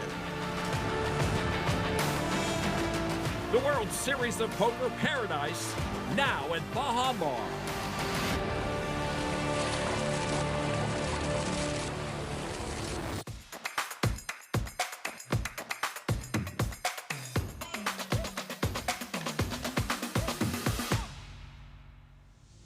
We'll be packing a little something extra. Made $50,000. Say it to gentlemen. I am now guaranteed $95,000. It starts with one hand. Let's go play it.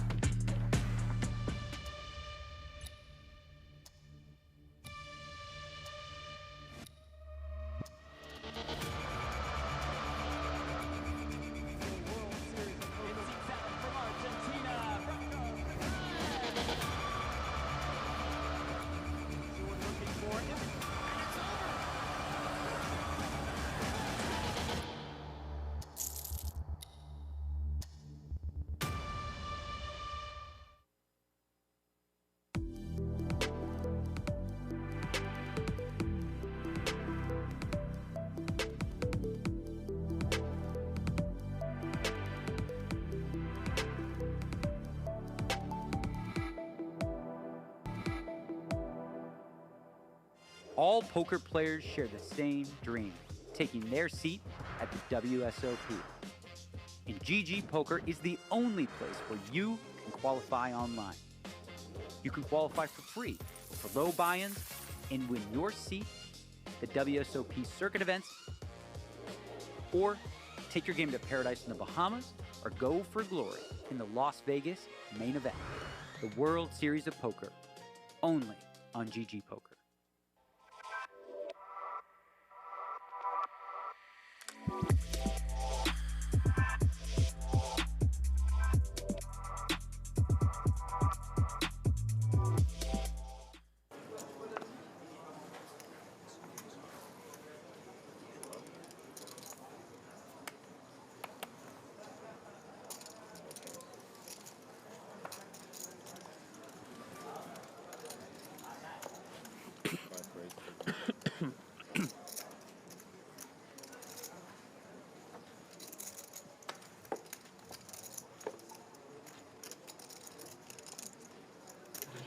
And leaders in the circuit championship. In about 6 minutes, we will have a 20-minute break. During this break, we will race off the 1,000 value chips. So we kindly ask for one player to buy all the 1,000 chips before the break. Thank you.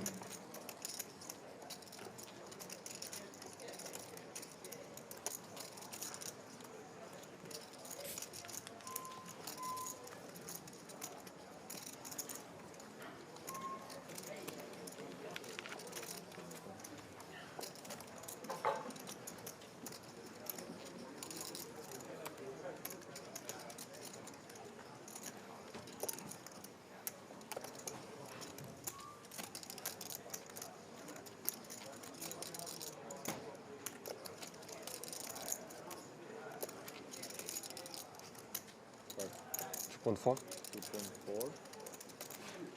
Wait, 2.4.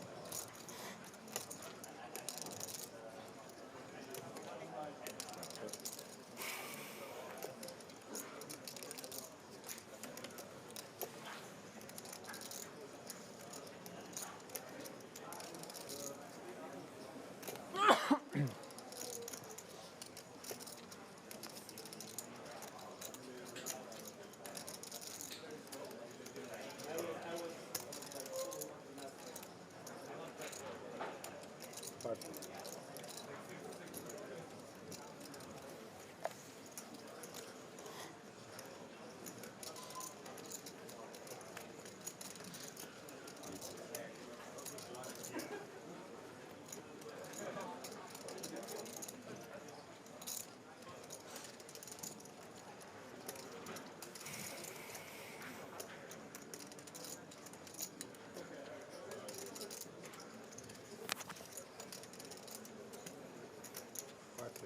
1.9. 1.9.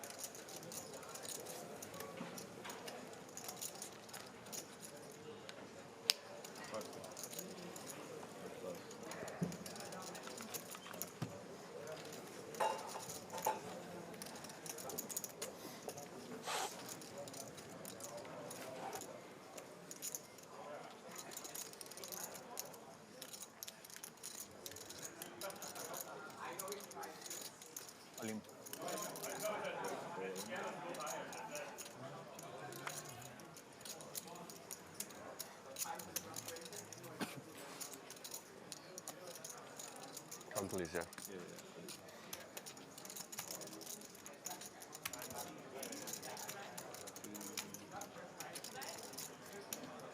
Do 450. 450? Yeah, 450.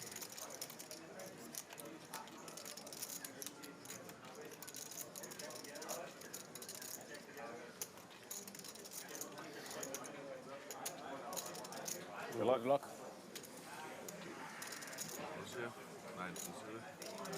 Wow. Good timing. Classic 5 big blind button jam, that is.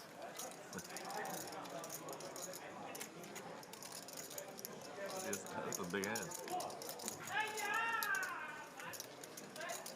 I think you flop a gut shot and a backdoor flush draw. 8-7-3 something here. I think 7-6 with one heart. 2 hearts. Chop is good. Or 8 jack. Jack is good. Okay. Why not? No hearts. Need some cards. 9. 9 is good. See ya.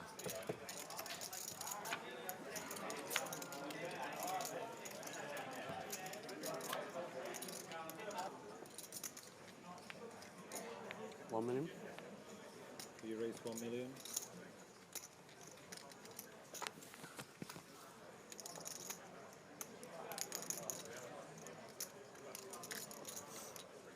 Excuse me.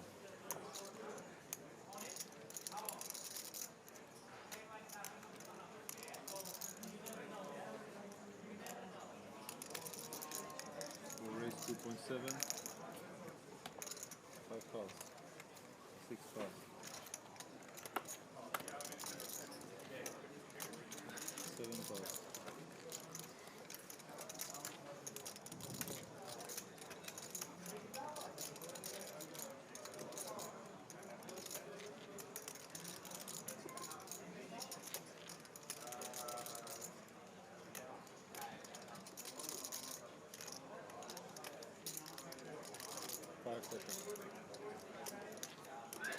Wait.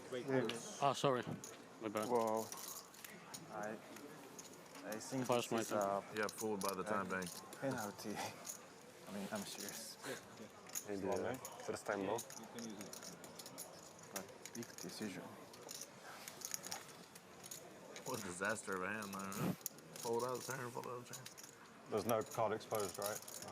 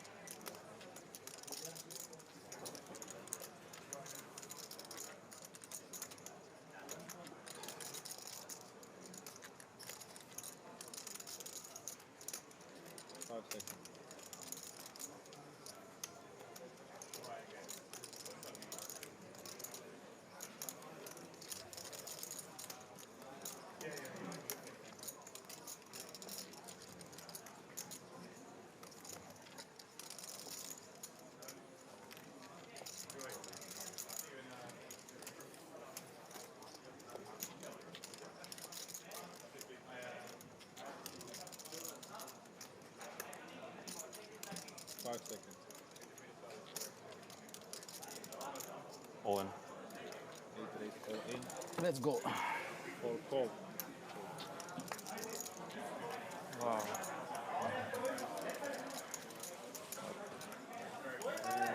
Soy dama. What's that mean? Ace queen. Your hand was Sorry, Dama. shaky as you free bet. That's the thing that put me off the most. Like, Yeah, very good hand. He just couldn't believe he was able to do it 3 times in a row. Live poker. Cannot happen online. Yeah, that's true. I changed something that That's a good point. That's unlucky. And it's, very big final table. You have to give penalties here. Like, has to be very strict.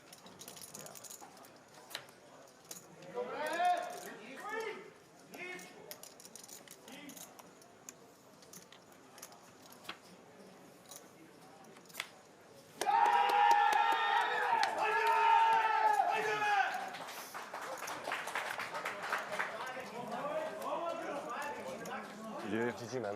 Well played. Got him covered, right? This first so I can see better.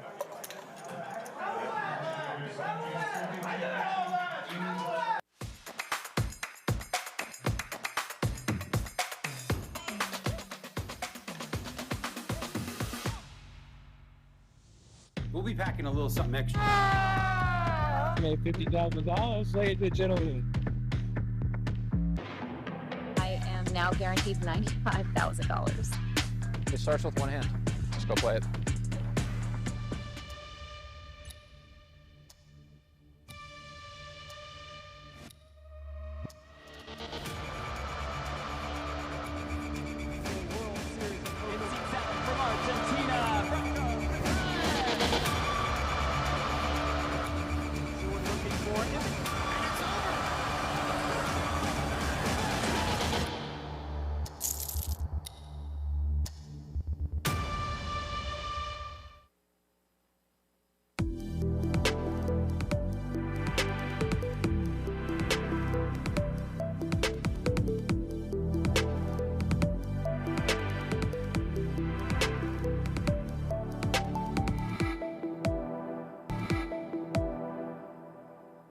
All poker players share the same dream, taking their seat at the WSOP. And GG Poker is the only place where you can qualify online. You can qualify for free, for low buy-ins, and win your seat at the WSOP circuit events, or take your game to Paradise in the Bahamas, or go for glory in the Las Vegas main event, the World Series of Poker, only on GG Poker.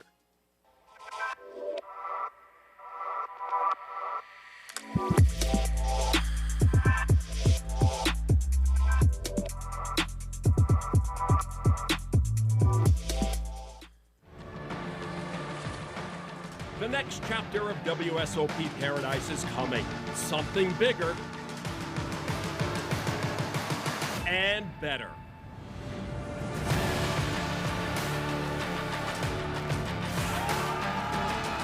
This December, the world's fastest growing poker event is moving all in. The World Series of Poker Paradise, now at Baha Mar.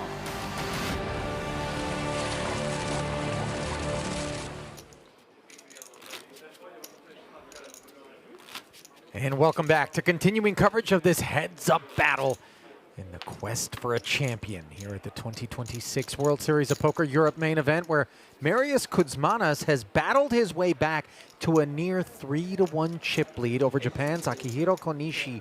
Blinds now moving further north to 800, 1.6 million, 2 million on average per hand. Shaved right off of our stack. There is real urgency for Konishi on the back of this blind increase. Yeah, Konishi has won the first hand heads up, but ever since it's been Kuzmanas and only Kuzmanas. Just 25 bigs now for Konishi.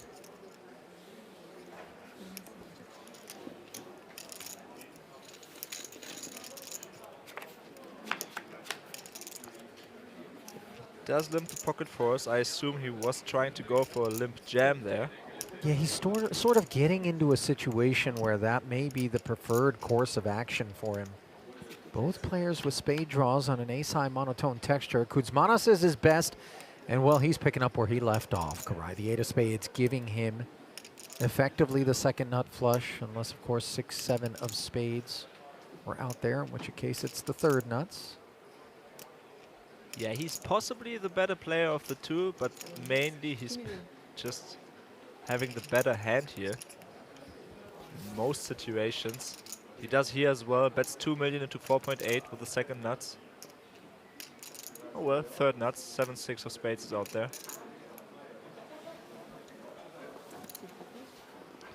Konishi has to call here. He'd overfold if he folded a 4 of spades. You know, it's weird because you think that that card's useful, but you're still just playing the 4 of spades, not a set. And in that manner, you're effectively just bluff catching against Marius in an 8.8 million chip pot.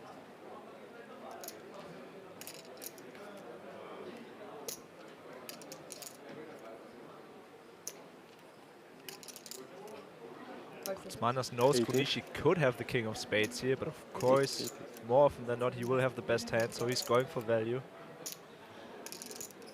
He's betting big. Pot-sized bet here. 8.8 exactly. Sorry, how much? 8,800,000. You know, this could actually work out well for him. Yeah, Konishi knows this is not the 7 of spades. This is the king of spades, maybe the queen of spades, or nothing. Yeah. And so, for the first time, we heard very vocal and clear frustration out of Konishi there. Yeah. He felt like Kuzmanas was running over him a little bit. Decided to take a stab here. Or like, yeah.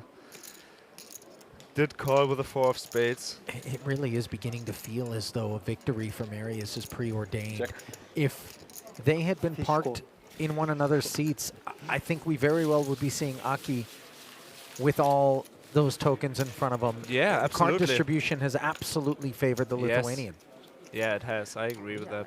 And there's something so disheartening about playing heads up and feeling like you're being dealt out and you just can't fight because you know he's got plenty of it in him and you know he's desperate to make a match out of this thing, but he keeps showing up with a pocket knife to a gunfight. Yeah. And this is something that happens heads up so often. You don't get this feeling on a 9-handed table so often that you're being run over, but heads up, you have to play every single pot, and if you lose 70% of hands, it just feels like you're being run over. Yeah. 7-8 suited for Marius. He's just ready to rip now. King-Queen offsuit for Konishi, and he's going to call. He is the 3-2 favorite, but of course, Kuzmanas now with his first opportunity to potentially win this. Yeah, this could just be it. Kuzmanas with an understandable jam here. Just 16 big blinds for Konishi. Konishi with an easy call in the big blind with King-Queen. Let's run it. 60% for Konishi.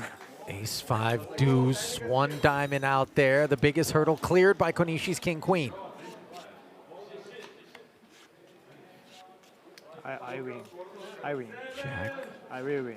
Is no issue. You hear Konishi saying, I will win. And the prophecy confirmed by that 6 of spades. And that is the most consequential pickup that he has had in, oh, it feels like eons. Yeah. Back to 55 million out of a sudden.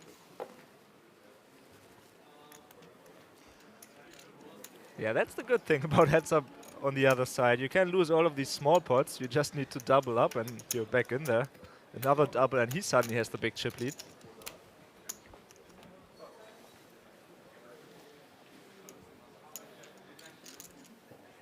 $55 million in the aftermath. Still just 27 bigs. A commanding chip lead continuing to be enjoyed by Kuzmanas. But it all starts somewhere. And might that have been the bounce?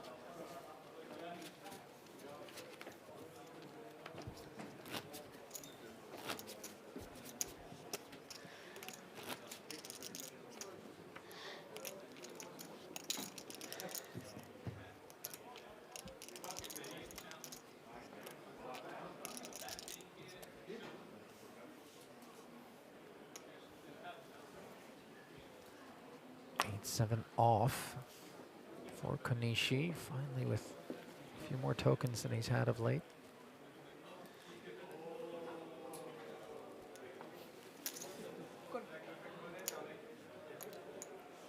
Decides to limp it.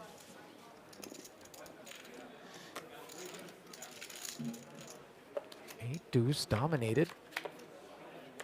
I'm sure a deuce somehow finds its way out there, right? No? 6-6-3 and a couple of spades. Okay, not this time. Not yet. Yeah, still a couple to come.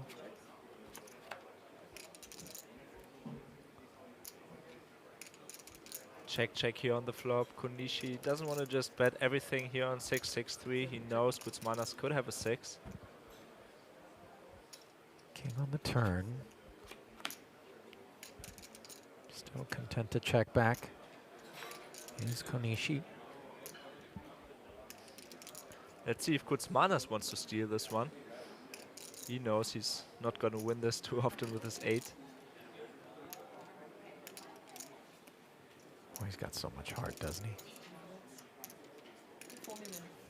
Every chip fought for. Yeah, he's been going at these checks from Konishi a lot. Every time Konishi checks back, shows some weakness, Kutsmanas pounces. He's able to steal another pot here from the Japanese.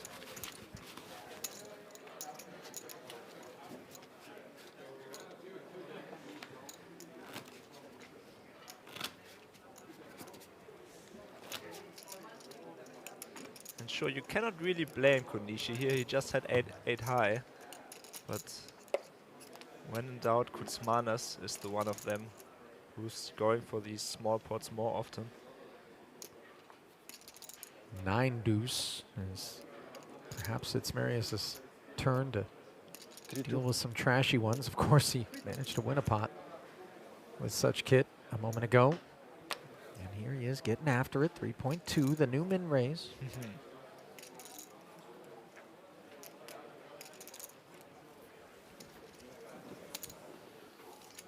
8-4 suited into the muck, Karai.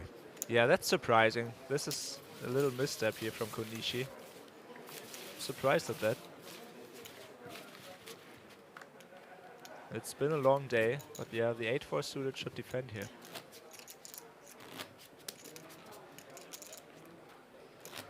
Now is not the time to suddenly seize up.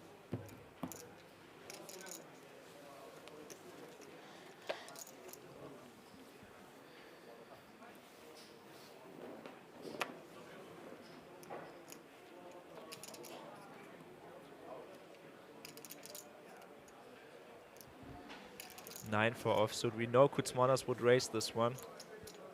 The standard play would be a limp. He does limp. I like it. You're barely folding anything here in the button with a big blind ante. Maybe you can get away from 7 deuce, maybe like 3 deuce. But 9-4, you play in position. King 8-6, nobody connecting. And yeah, position obviously on display here as the 8-4 suited was unwilling to call the raise, but into the fray comes a 9-4 off. From the button, therein lies the distinction.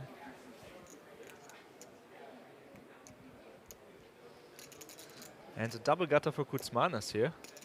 10 of hearts providing it. 7 or a jack, that which he seeks. Single gutter for Konishi's 9-4.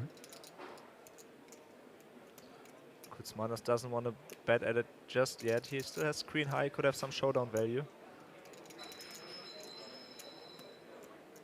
Konishi, though, not that much showdown value with a 9. Yeah, I like that he's going for it here. 2.4.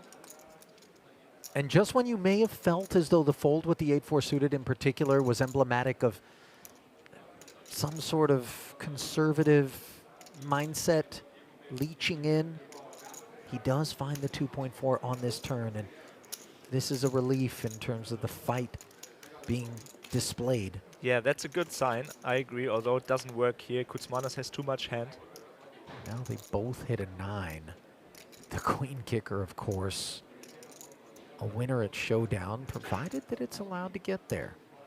Yeah, both improve, but this could slow things down. Konishi has showdown value now, Yeah. checks it back. Against an 8 or a 6. Yeah, this is just, what's it gonna take?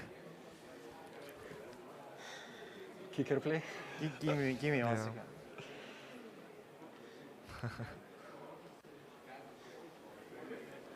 Kicker does play indeed. Konishi wanted to double check there. Yeah, you know, it was pretty evident that the kicker played with the queen, no pair on board, but I wonder if that was a little bit of a hand funeral. Serious.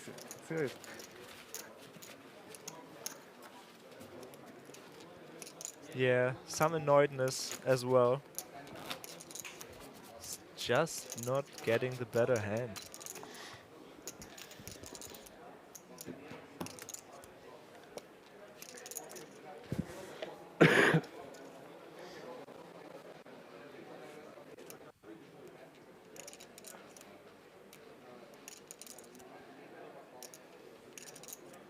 $3-2. 7 raised 3.2. Kutsmana's continuing his strategy. And Konishi just relishing the opportunity to pile some chips in there. There's something therapeutic about snatching a pot like this. Yeah, and I like that play with the ace-9 off. It's one of those heads up. If he has a better hand, he has it. But you will have the best hand most of the time. You can get called by worse.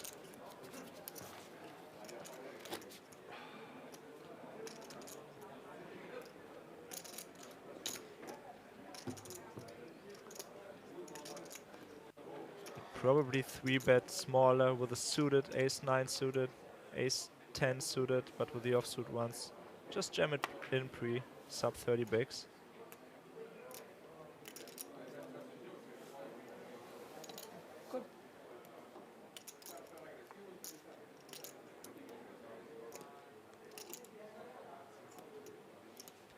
Limping on the button. Being allowed to do so is Konishi. Similar zip codes for these two offsuit holdings. 5-6 versus 8-4. And sometimes Kutsmanas would just raise it up here with a hand like that. Yep. He's done that before. He isn't overdoing it though. Most of the time he's checking these and it's correct. I think he's also kind of recognizing the value of maintaining this chip lead. Yeah. And, you know, potentially creating opportunities to be trapped or to give Konishi an inflated pot post-flop is something he isn't keen to do with the stacks where they are. Yeah. Bottom pair, 1.8 from Konishi. Yeah, Kutsmanas doesn't main playing a lot of small pots here.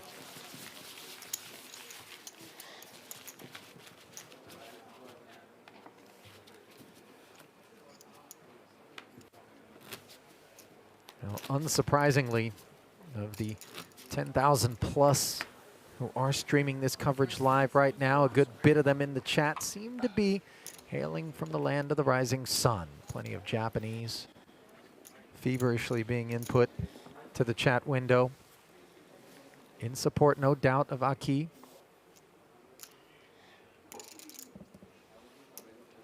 Well, rest assured, Konishi-san, there are people out there in your corner. Blossoming poker market in Japan. A very patriotic group.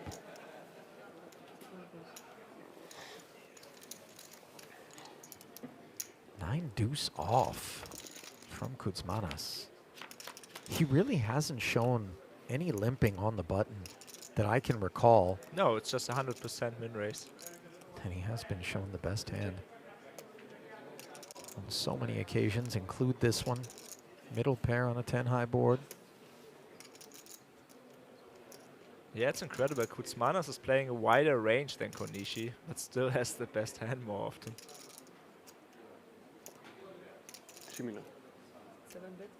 Outflops him again here. Really nothing for Konishi. Has to fold again. What can you do?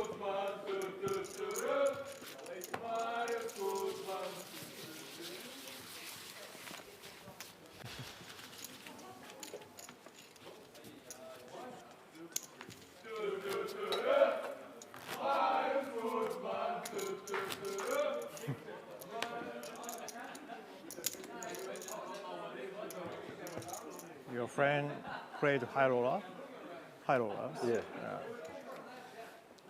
He played here, just finally. finished third place.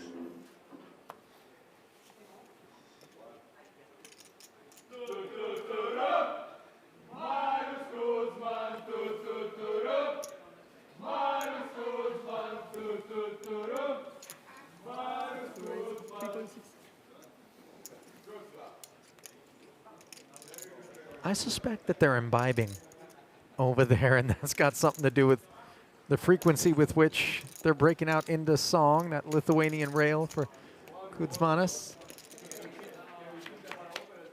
Pipping here, Queen 10 versus Queen 9. Very much has held the deck. Queen of Spades favorable for Konishi. So neither player pairs up. Yeah, this is an opportunity for him to see bet.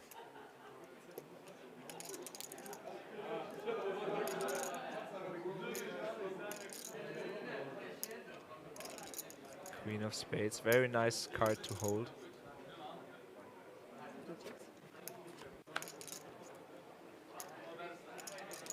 Does check back.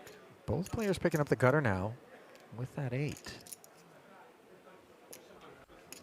Yeah, and there's a lot of straight draws out there now. Kuzmanis doesn't want to just bet all of them. Queen 10 high could be good, so I expect him to check this one.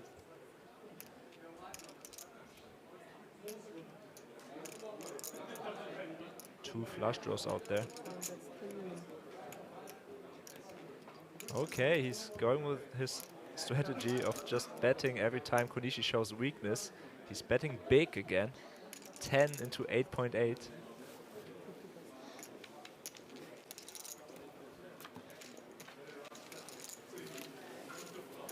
You know, this is becoming tiresome from Konishi's vantage point.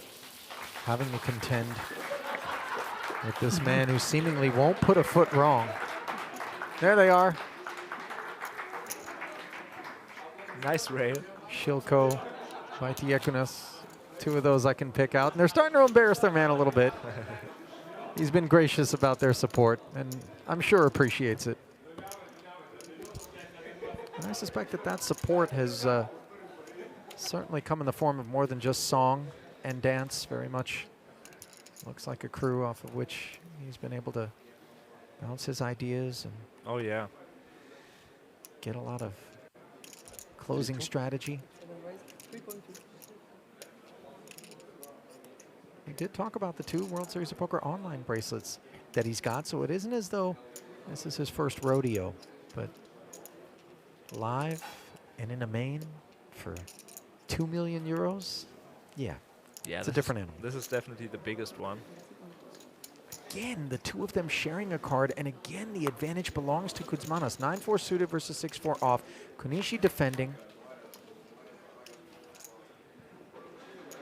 And it's trip 9s for Kuzmanis. I mean, it's not as though it's a cooler. Konishi does have the 4 of hearts, but there's a helplessness that you have to begin to feel in sympathy with Konishi, who's just trying desperately to stop the assault. In comes a C-bet at 2.2. Yeah, and it's a bit weird to feel bad for a guy who's 1.2 million secured and is playing for another 800K, but I still want to, I wish Konishi would hit the deck at least some of the time. Because if he doesn't, this could end pretty quickly. You're right about that.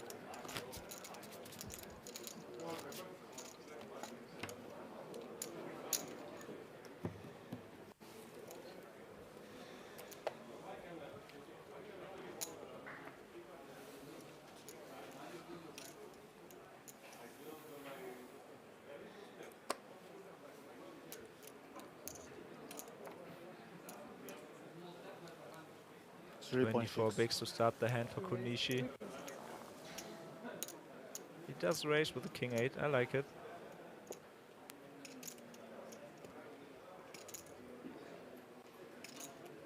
Ten 6 for Marius. Why wouldn't he call? Every time his chips go in there, they come back with new friends, it feels like. So defense, but no pair on the 8-5-3 board for the Lithuanian. Top pair, however, for Aki. Yeah, very good flop for Konishi's actual hand. Unfortunately for him, Kutsmanas doesn't have anything though. You know, it's crazy because Run Good comes in so many forms, and for Marius never to be hitting these boards, which, you know, Konishi is hitting very hard, it's going to make it difficult for Aki to just earn back the chips that he seems to lose in larger quantities and then claw back in much smaller ones. Yeah, good point.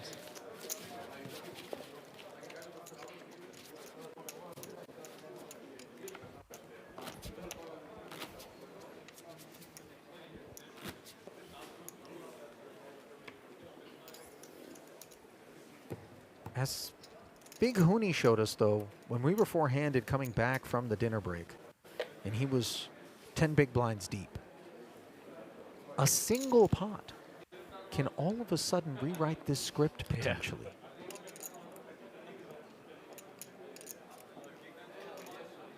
Yeah. 3-2.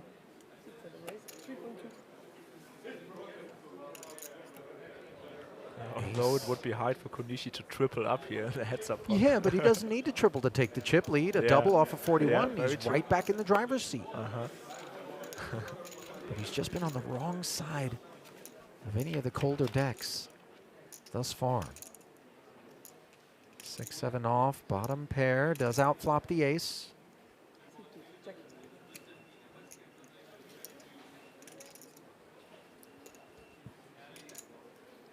Ace high for Kutsmanas. He does have the deuce of clubs. Does he want to check the spec? Get his ace to showdown, or does he want to start betting?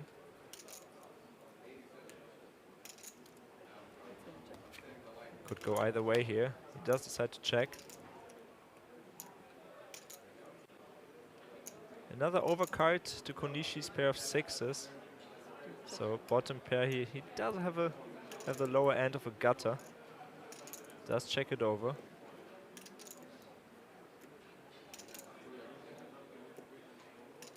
Yeah, I assume Kutsmanas is going to continue checking here. Trying to win this against King High. Finds a deuce. Not that that really changes anything.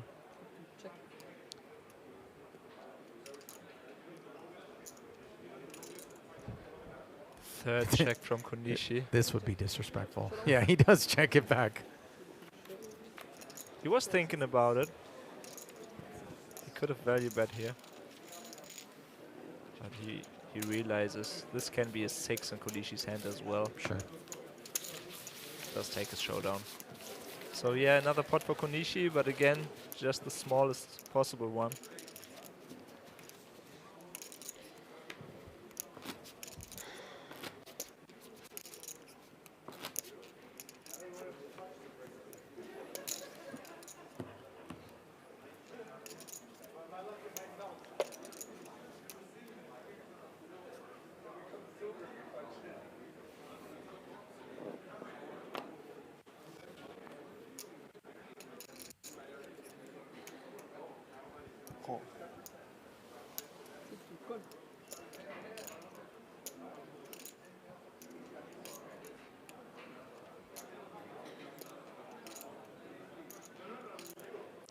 King, queen for Kutsmanas. Could punish the limp. Yeah, the 7-4 suited on the button.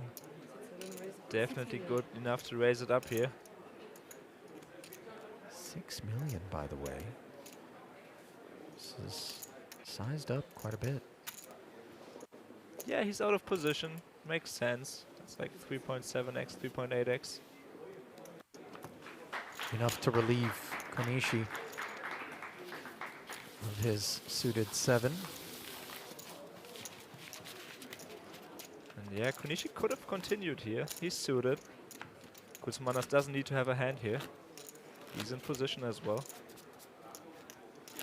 The sheer volume of hands that Kutsmanas has won, coupled with the average size of those pots relative to those infrequent and smaller pots that Konishi seems to be winning, has really been the order of the day. It has placed Kuzmanas in this prime spot as he tries to close his man out and claim glory here in Prague. 8-3 offsuit. Up we go. Queen Jack off for Konishi.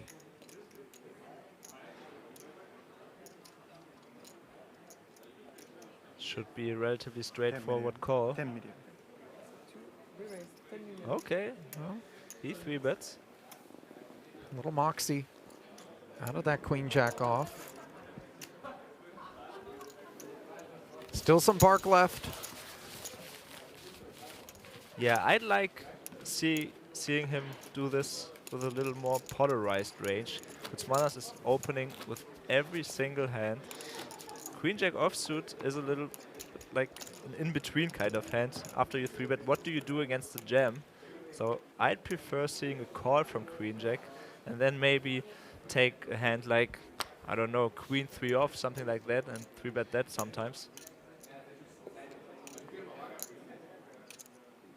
But just in general, I don't mind him 3-betting, of course. 3.6. 3.6, says the suited ace.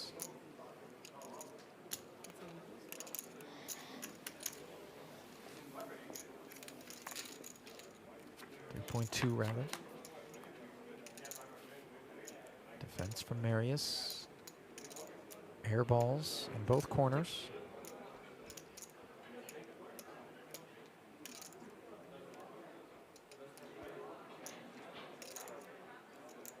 Does Konishi want to check the spec again? He does bet this time.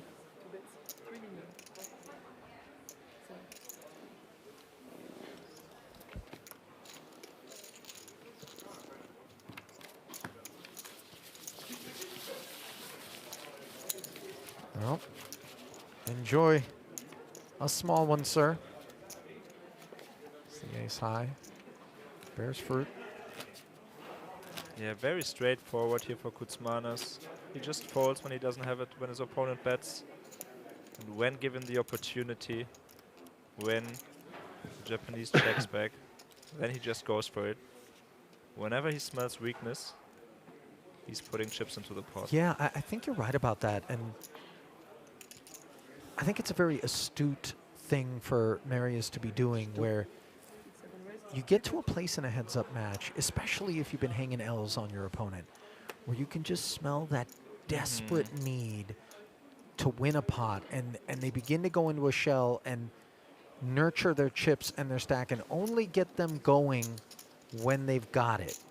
And it makes it so easy for you to play against, if indeed that pattern can be identified. And I think he certainly feels like it's one that has been accurate, as we see a king high failing to connect with a 10-7-5 board. Konishi with top pair.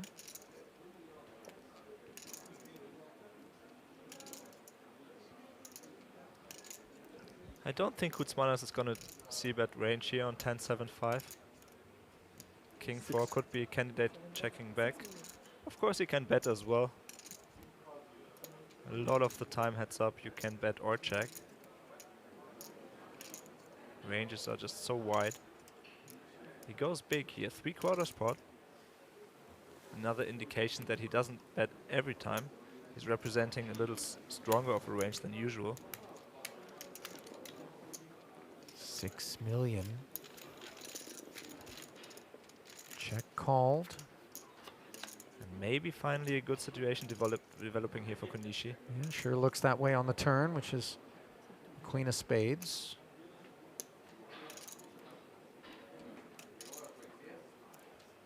No flush draw out there. Kuzmanas has the king and overcard to the board. Sometimes you want to barrel with these kind of cards. He doesn't have a lot of equity, but he's going to make it very hard for like 7x to continue. 5x mostly has to fold.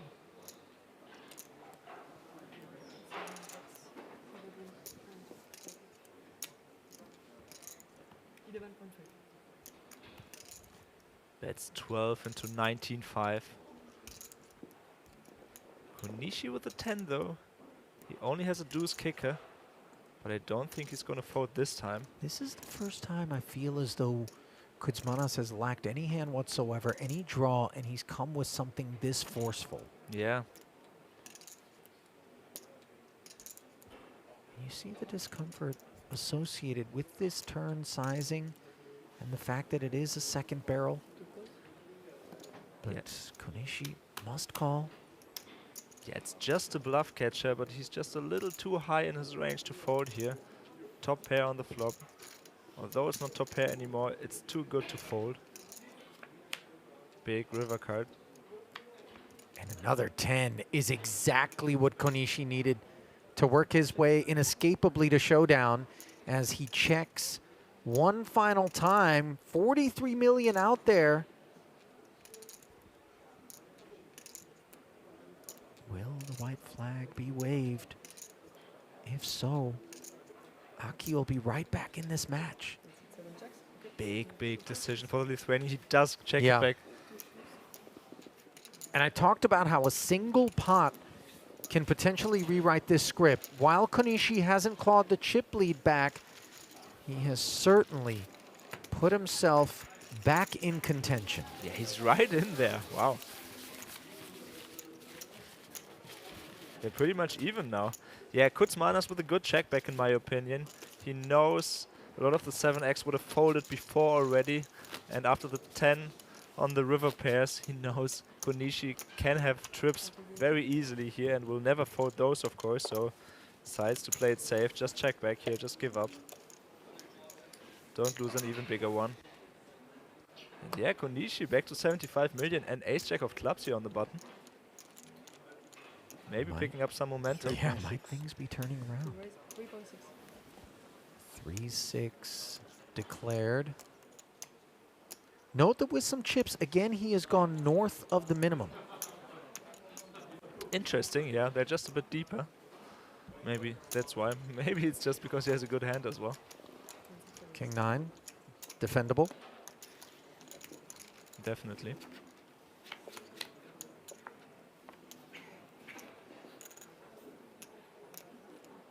Top pair for Kuzmanas. With the King of Hearts to boot. Slips it over, clubless texture.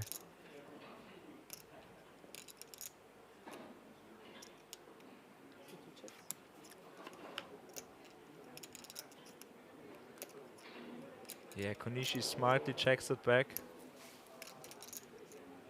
Does have ace-jack high, could be good. Kuzmanas is smelling weakness. This time he does have a real hand though. King 9 more than good enough for a value bet. 2 flush draws out there. Straight draws out there as well.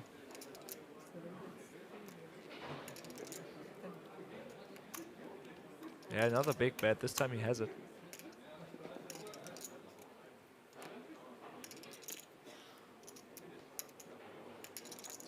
$10 million. Konishi doesn't necessarily have to be done with this though. It is a huge bet, but we still beat all the value. We unblock flush draws. Yeah, he does end up releasing it though. And of course, that is another illustration of when Konishi demonstrates any measure of weakness, Kuzmanas is all over him. And why wouldn't he be? It has been largely successful to activate and take. Yeah. He had it that time.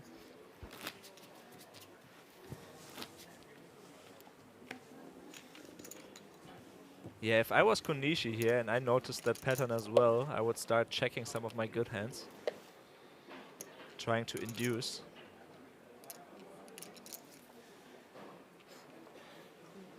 Of course, for that to happen, you need to pick up a good hand in the first place. 7 ways. 3.2. The 10 deuce has paid both parties a visit on more than one occasion. Suited addition on the puck for Kuzmanas. Min raise. Suited jack defends for Konishi.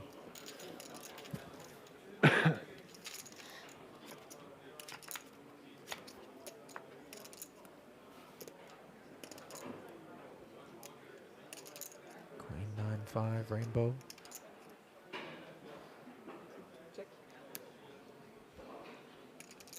Backdoor hearts for Kutsmanas, backdoor clubs for Konishi. Konishi with the best hand for now, but Kutsmanas has the betting lead.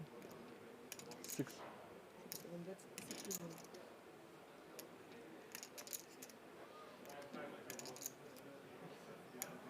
Goes big again, 3/4 pot.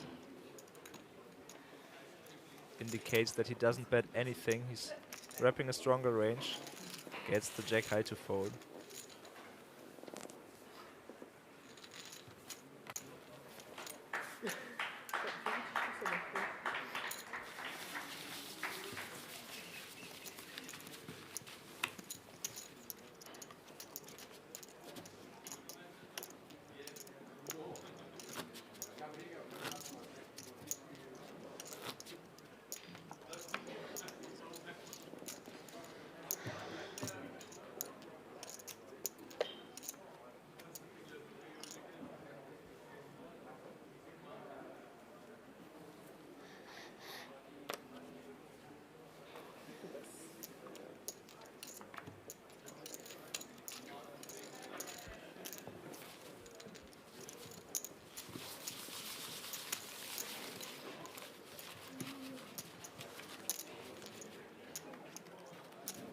Another walk for Kutsmanas. Konishi folding the 4 deuce off on the button. Excuse me. Oh, good. Of course, not really a mistake, but important to note that Kutsmanas wouldn't have folded it. That much we know.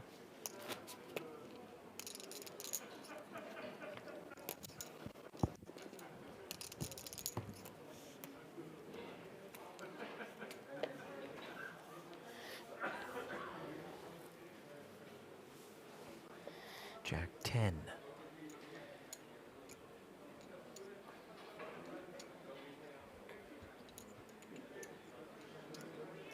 That is incoming.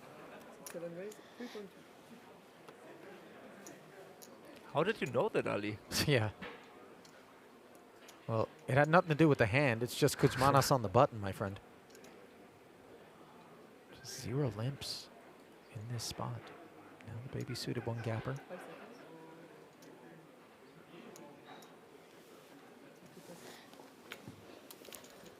Oh, and a surprising fold again from Konishi. He has to defend these suited hands.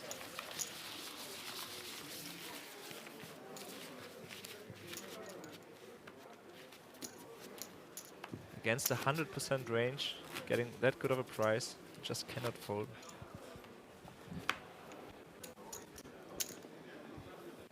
Just gonna get run over. That's a fact.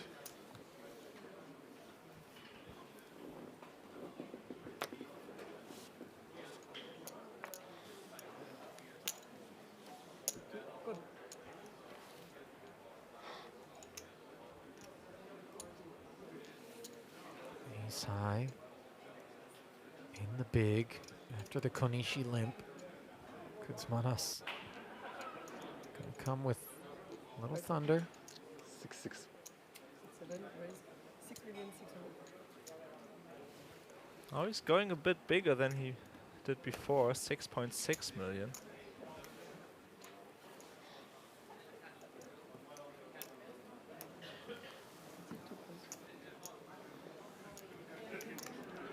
Call 5 million here.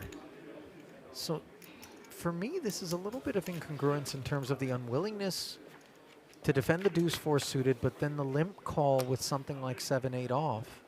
Granted, he has a strong preference for playing pots in position, but in position he has been fairly honest on the flop, and in doing so has wound up allowing Kutsmanas to take more than a few of those pots away from him. True. Here he has a gut shot against the ace high. And this is a totally reasonable call here in position with the 8-7, but it is a bit surprising. Yeah, I agree. 7 bets, 6 million. 6 million declared.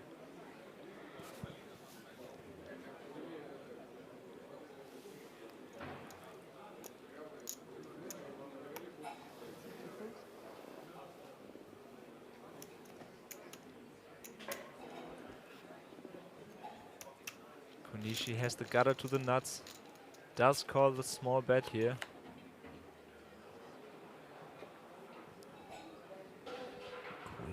on the turn. Now Kuzmanos has picked up a gutter of his own.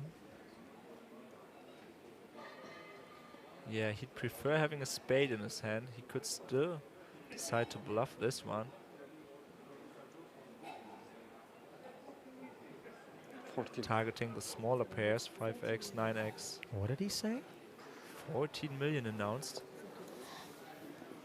Into 26, and the 8 high just buckles under the follow-up pressure. And just like that, back to a 2-1 chip lead goes the Lithuanian.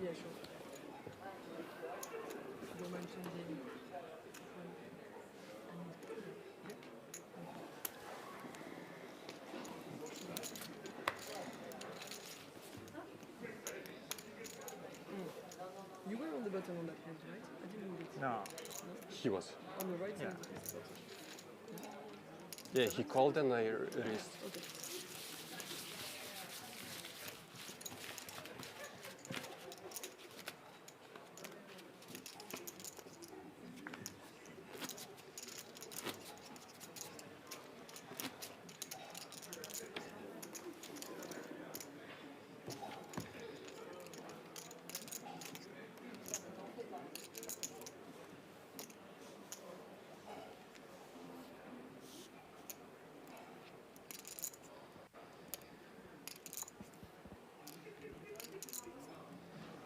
King Jack for Kuzmanos on the button. 3.2.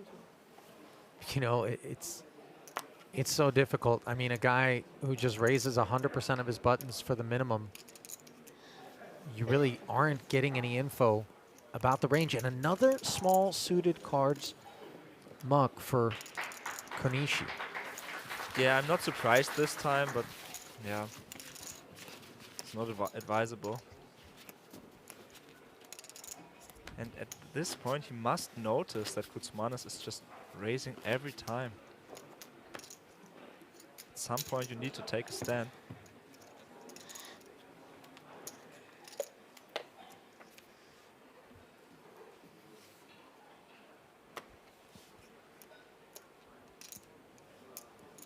He's 6 suited. This looks like pocket jokers to Konishi, just given how dusty so many of the hands he's had to deal with have been.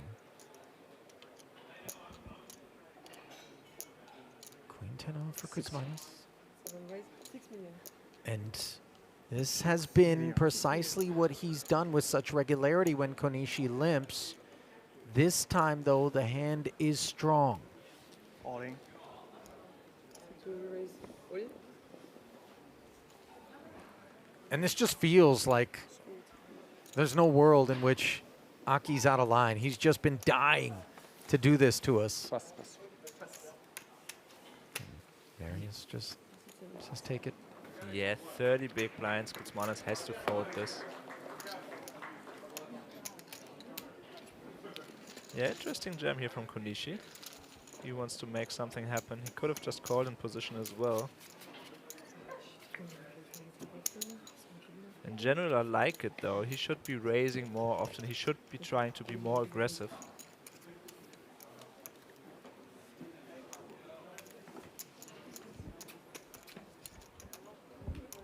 I'd really love to see him 3-bet light at some point.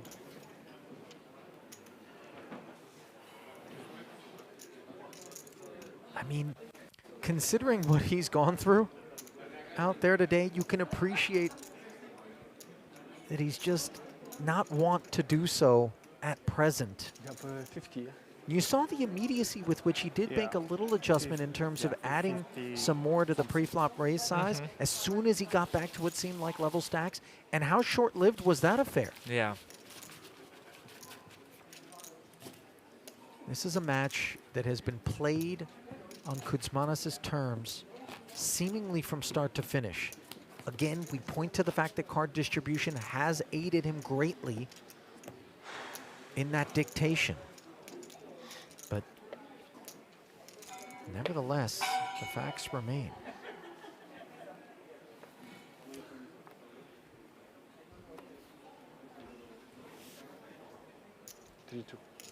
32.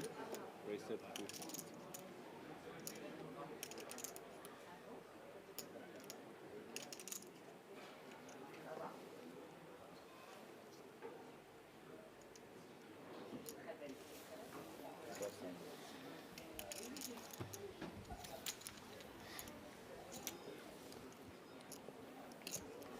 Yeah, another fold for Konishi. This time he did have a garbage hand, so understandable fold.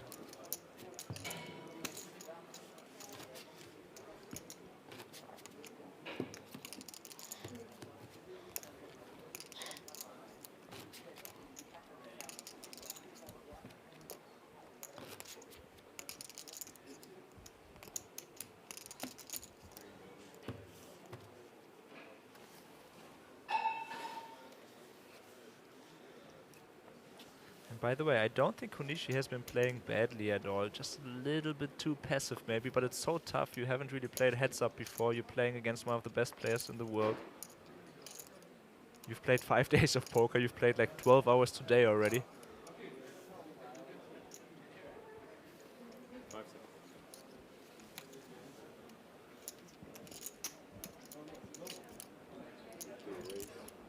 4.8.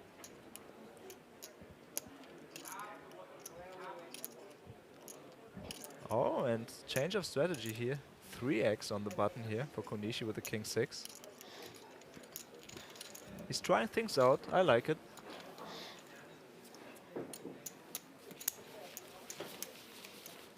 Perhaps a ray of hope.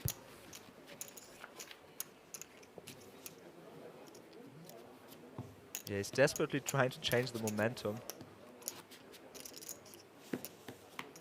You know, such competing interests, however, are the always advisable let the game come to you.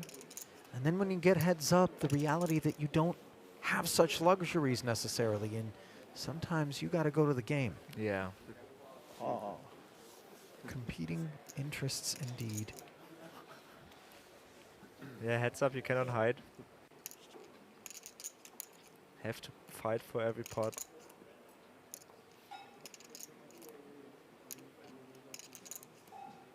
Raise 32.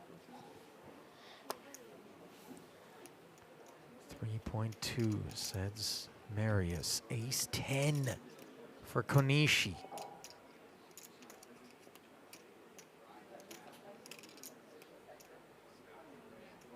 Seconds. 11. 11,000. 11. Million. Huh?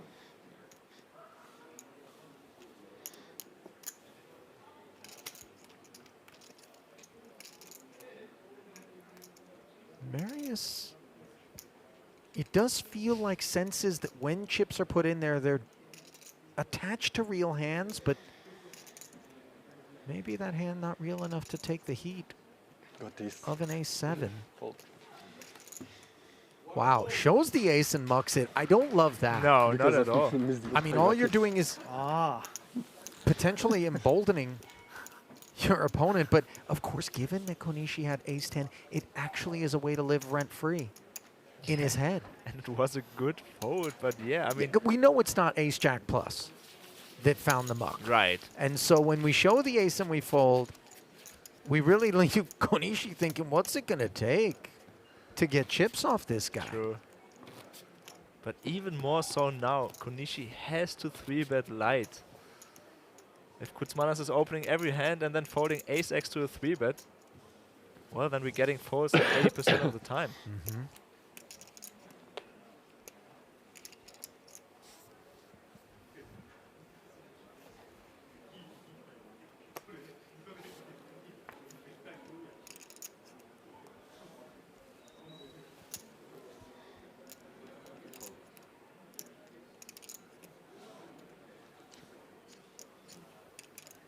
Queen deuce limp, jack 8 allows it. Suited no less.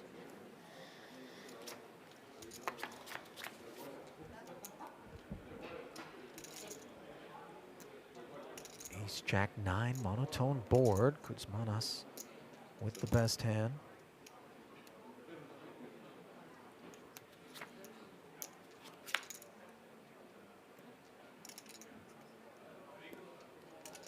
Konishi checking back once again, and his checking back range has been so weak today. Yeah, with a pair and an open-ender, one wonders what Kuzmanas has on his mind. He does check. Note that the 10 puts the better open-ender on Konishi's doorstep. Yeah, opportunity for him to try and steal. He does check again.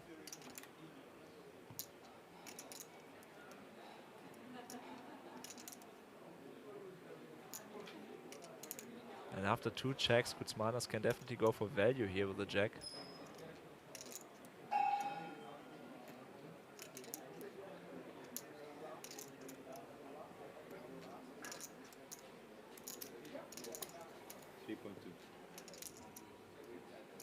Two-thirds pot.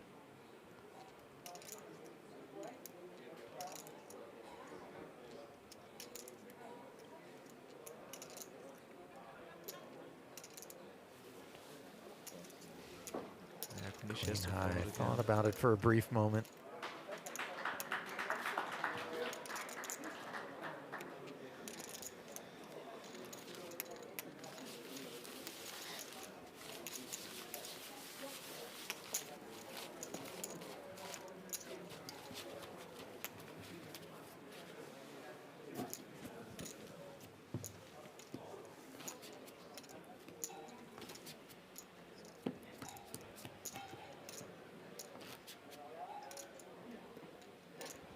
Now Marius perhaps showing mild signs of fatigue.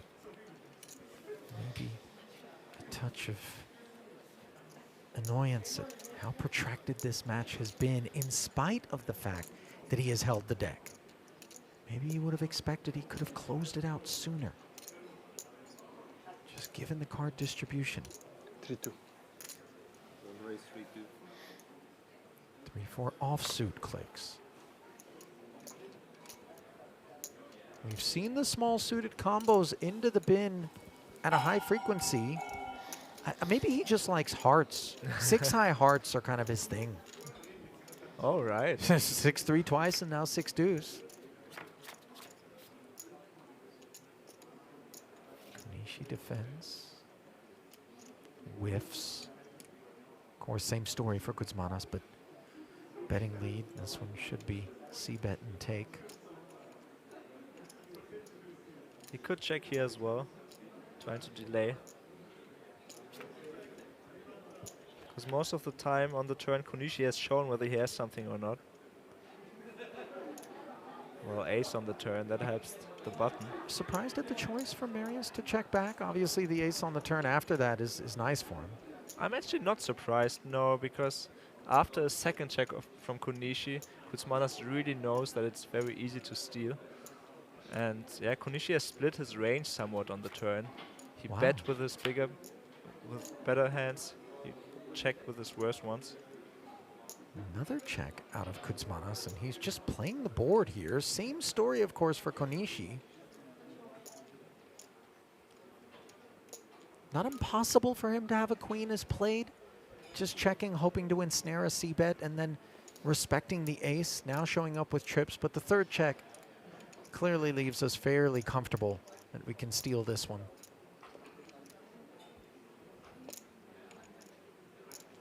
Yeah, and you want to have bluffs in all the lines, so I like Kuzmanas' decision here.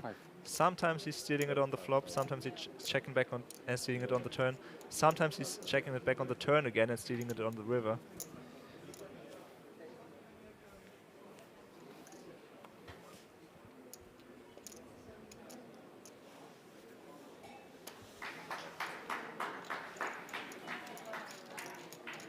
Marius snatching one with that river bluff.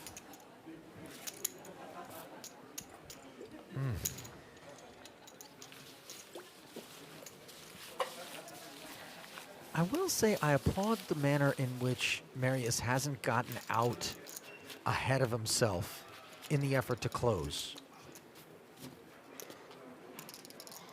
Sometimes you start feeling a little bit too swaggy out there and you forget to show a little more care in a spot. And as we've observed, you can wind up doubling your opponent and undoing all of the hard work Right, he double barreled once with the king high in one of the first hands of the level, but checked it back on the river.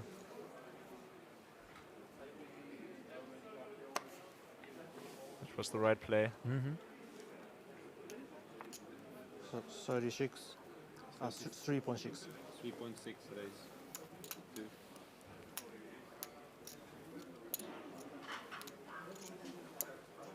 Konishi running into nines now. 3.6. Yeah, nines are good enough to get it in here. North of 30 bigs.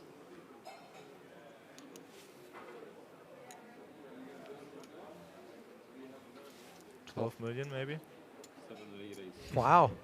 That's exactly what he comes with. Spot on reads from Karai.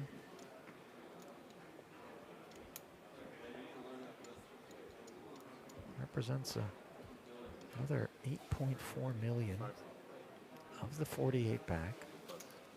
Yeah, queen 7 needs to fold.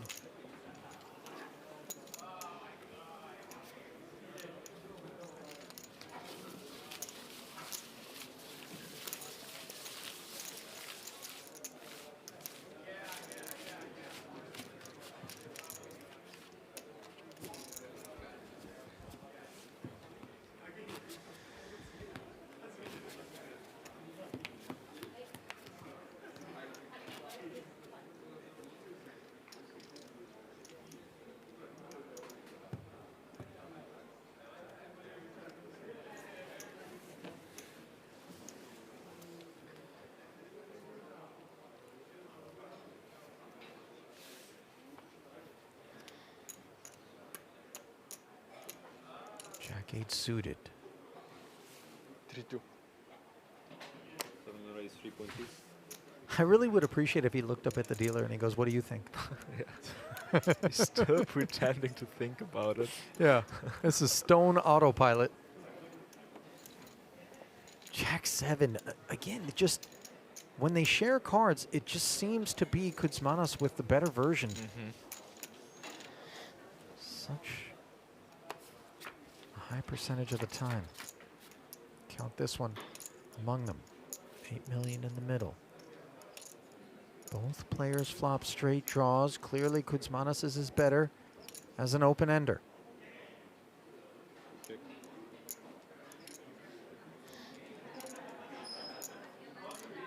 Konishi starts us off with a check. Yeah, I expect a c-bet here from Kuzmanos. He does have the range advantage. Okay, he checks it back. The strategy has worked out before. Does get rewarded with the ace. Doesn't help his actual hand, but helps his range. He can credibly wrap that ace. Second check in front of him.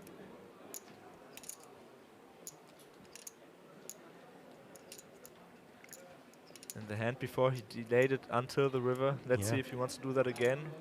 Or start bluffing on the turn this time. With the 3-4 offsuit that occasion. 6-8. Here though with the open-ender. Bet 6.8. Far more comfortable, 6.8.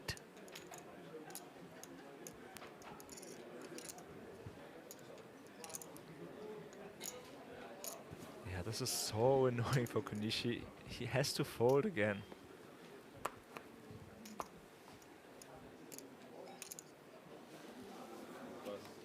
Desperately wants to do something, but what can you do here?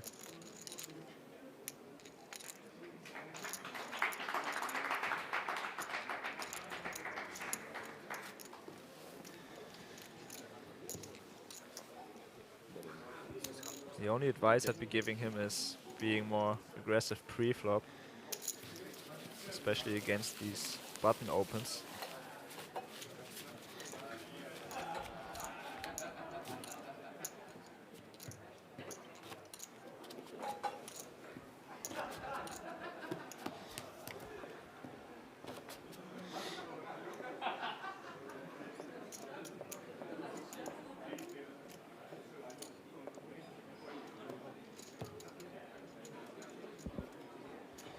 $13 hours of poker has been played.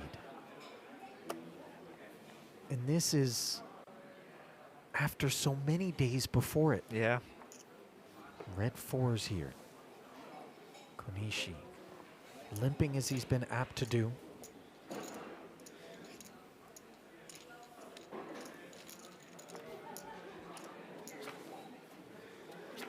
Seven, 6. Content to play a small one. King, 9. Not the worst board for fours. No, this is a good flop for him. Can definitely just bet small here, expecting to win it most of the time.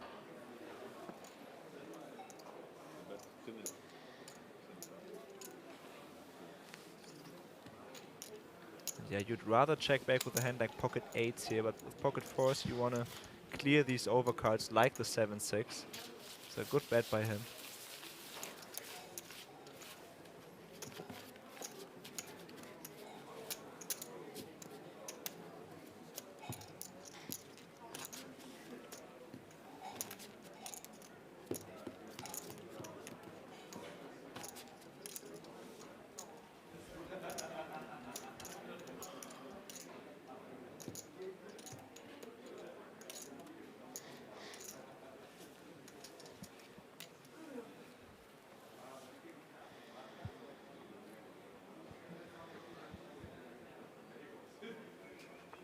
$3.2.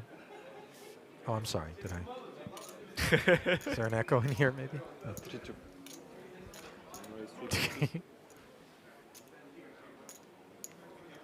10 deuce. Well, Konishi's turn to have slightly better one, although this is so ragged. No, yeah, this is not going to help him here. No.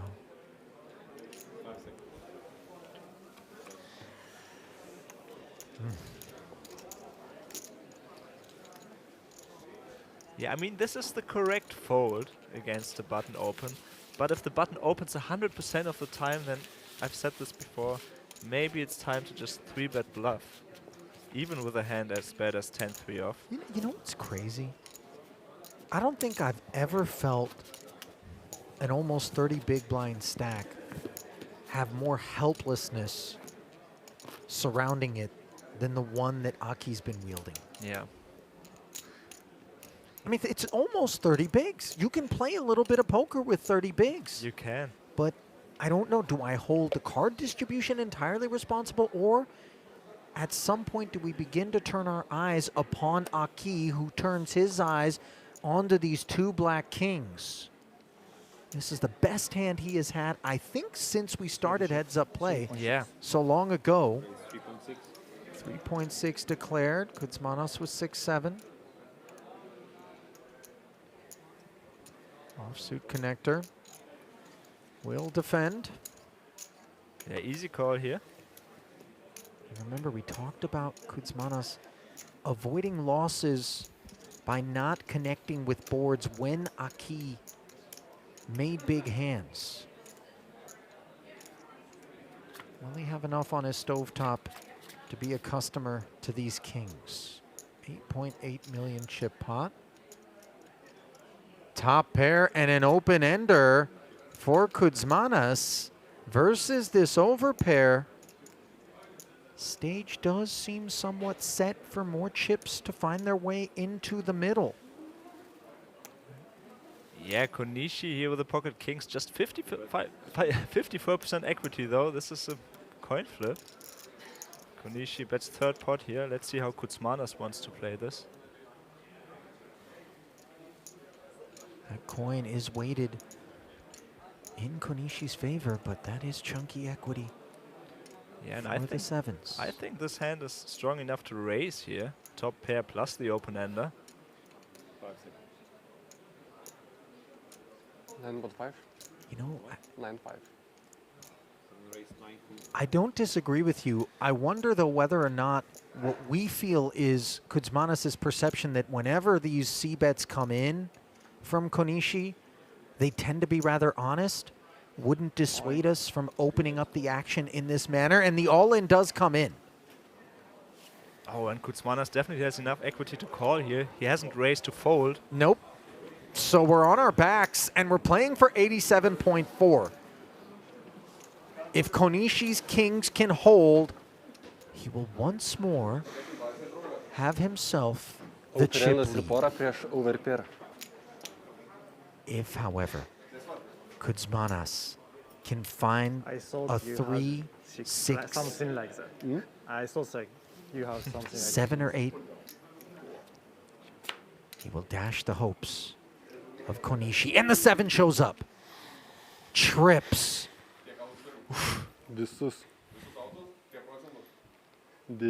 A heartless development. But Konishi could find one of 2 remaining kings in the deck to spare himself. Not gonna happen. The Jack of Diamonds. And it's a wrap. A heartfelt embrace for the 2 combatants. And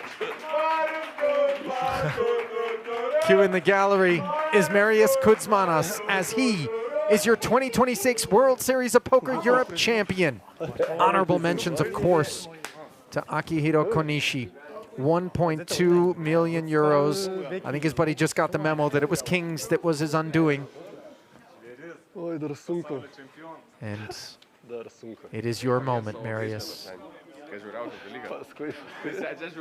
2 million euros. And the pride of his countrymen, Rokas Asipauskis. First to come to the stage and lend love. Yeah, our 11th place finisher here in this event. Wow.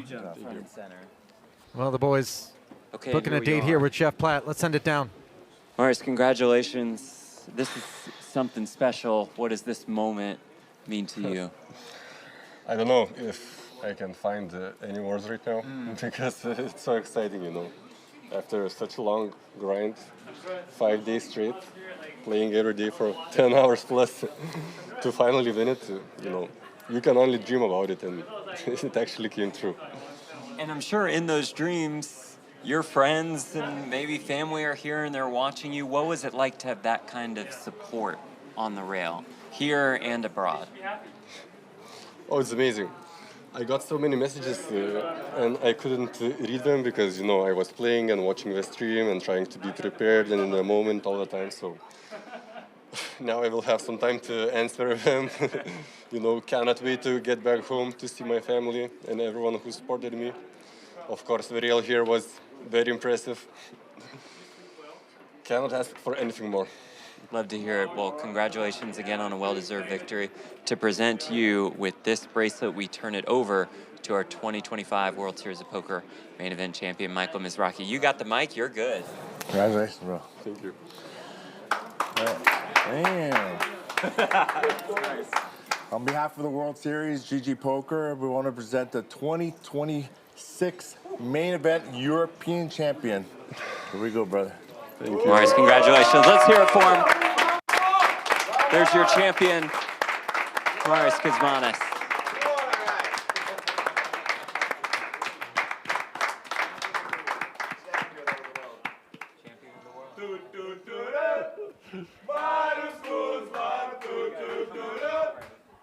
Well, I don't think that one can argue that this is a moment Marius Kuzmanas will not soon forget, as Michael the Grinder Mizrachi presents him with the bracelet and makes it official. He is a main event champ. Your thoughts on the young man here in this victory? Yeah, I think we have a really deserved champion. He's been playing great all tournament, especially today, especially heads up. He's shown his class. 3rd bracelet for him already. Yeah, showed his stamina as well. Do not take anything away from Akihiro Konishi. No. I'm not sure anybody in that chair was going to wind up a winner, just given what we observed. That takes nothing away from Kuzmanas. There was so much more to do with victory than simply this final table. 2 million euros richer, Konishi with 1.2. And with that, we draw the curtain on the main here in Prague. On behalf of our entire production team here in the Czech Republic and on behalf of Koray Aldemir, this is Ali Nejad saying so long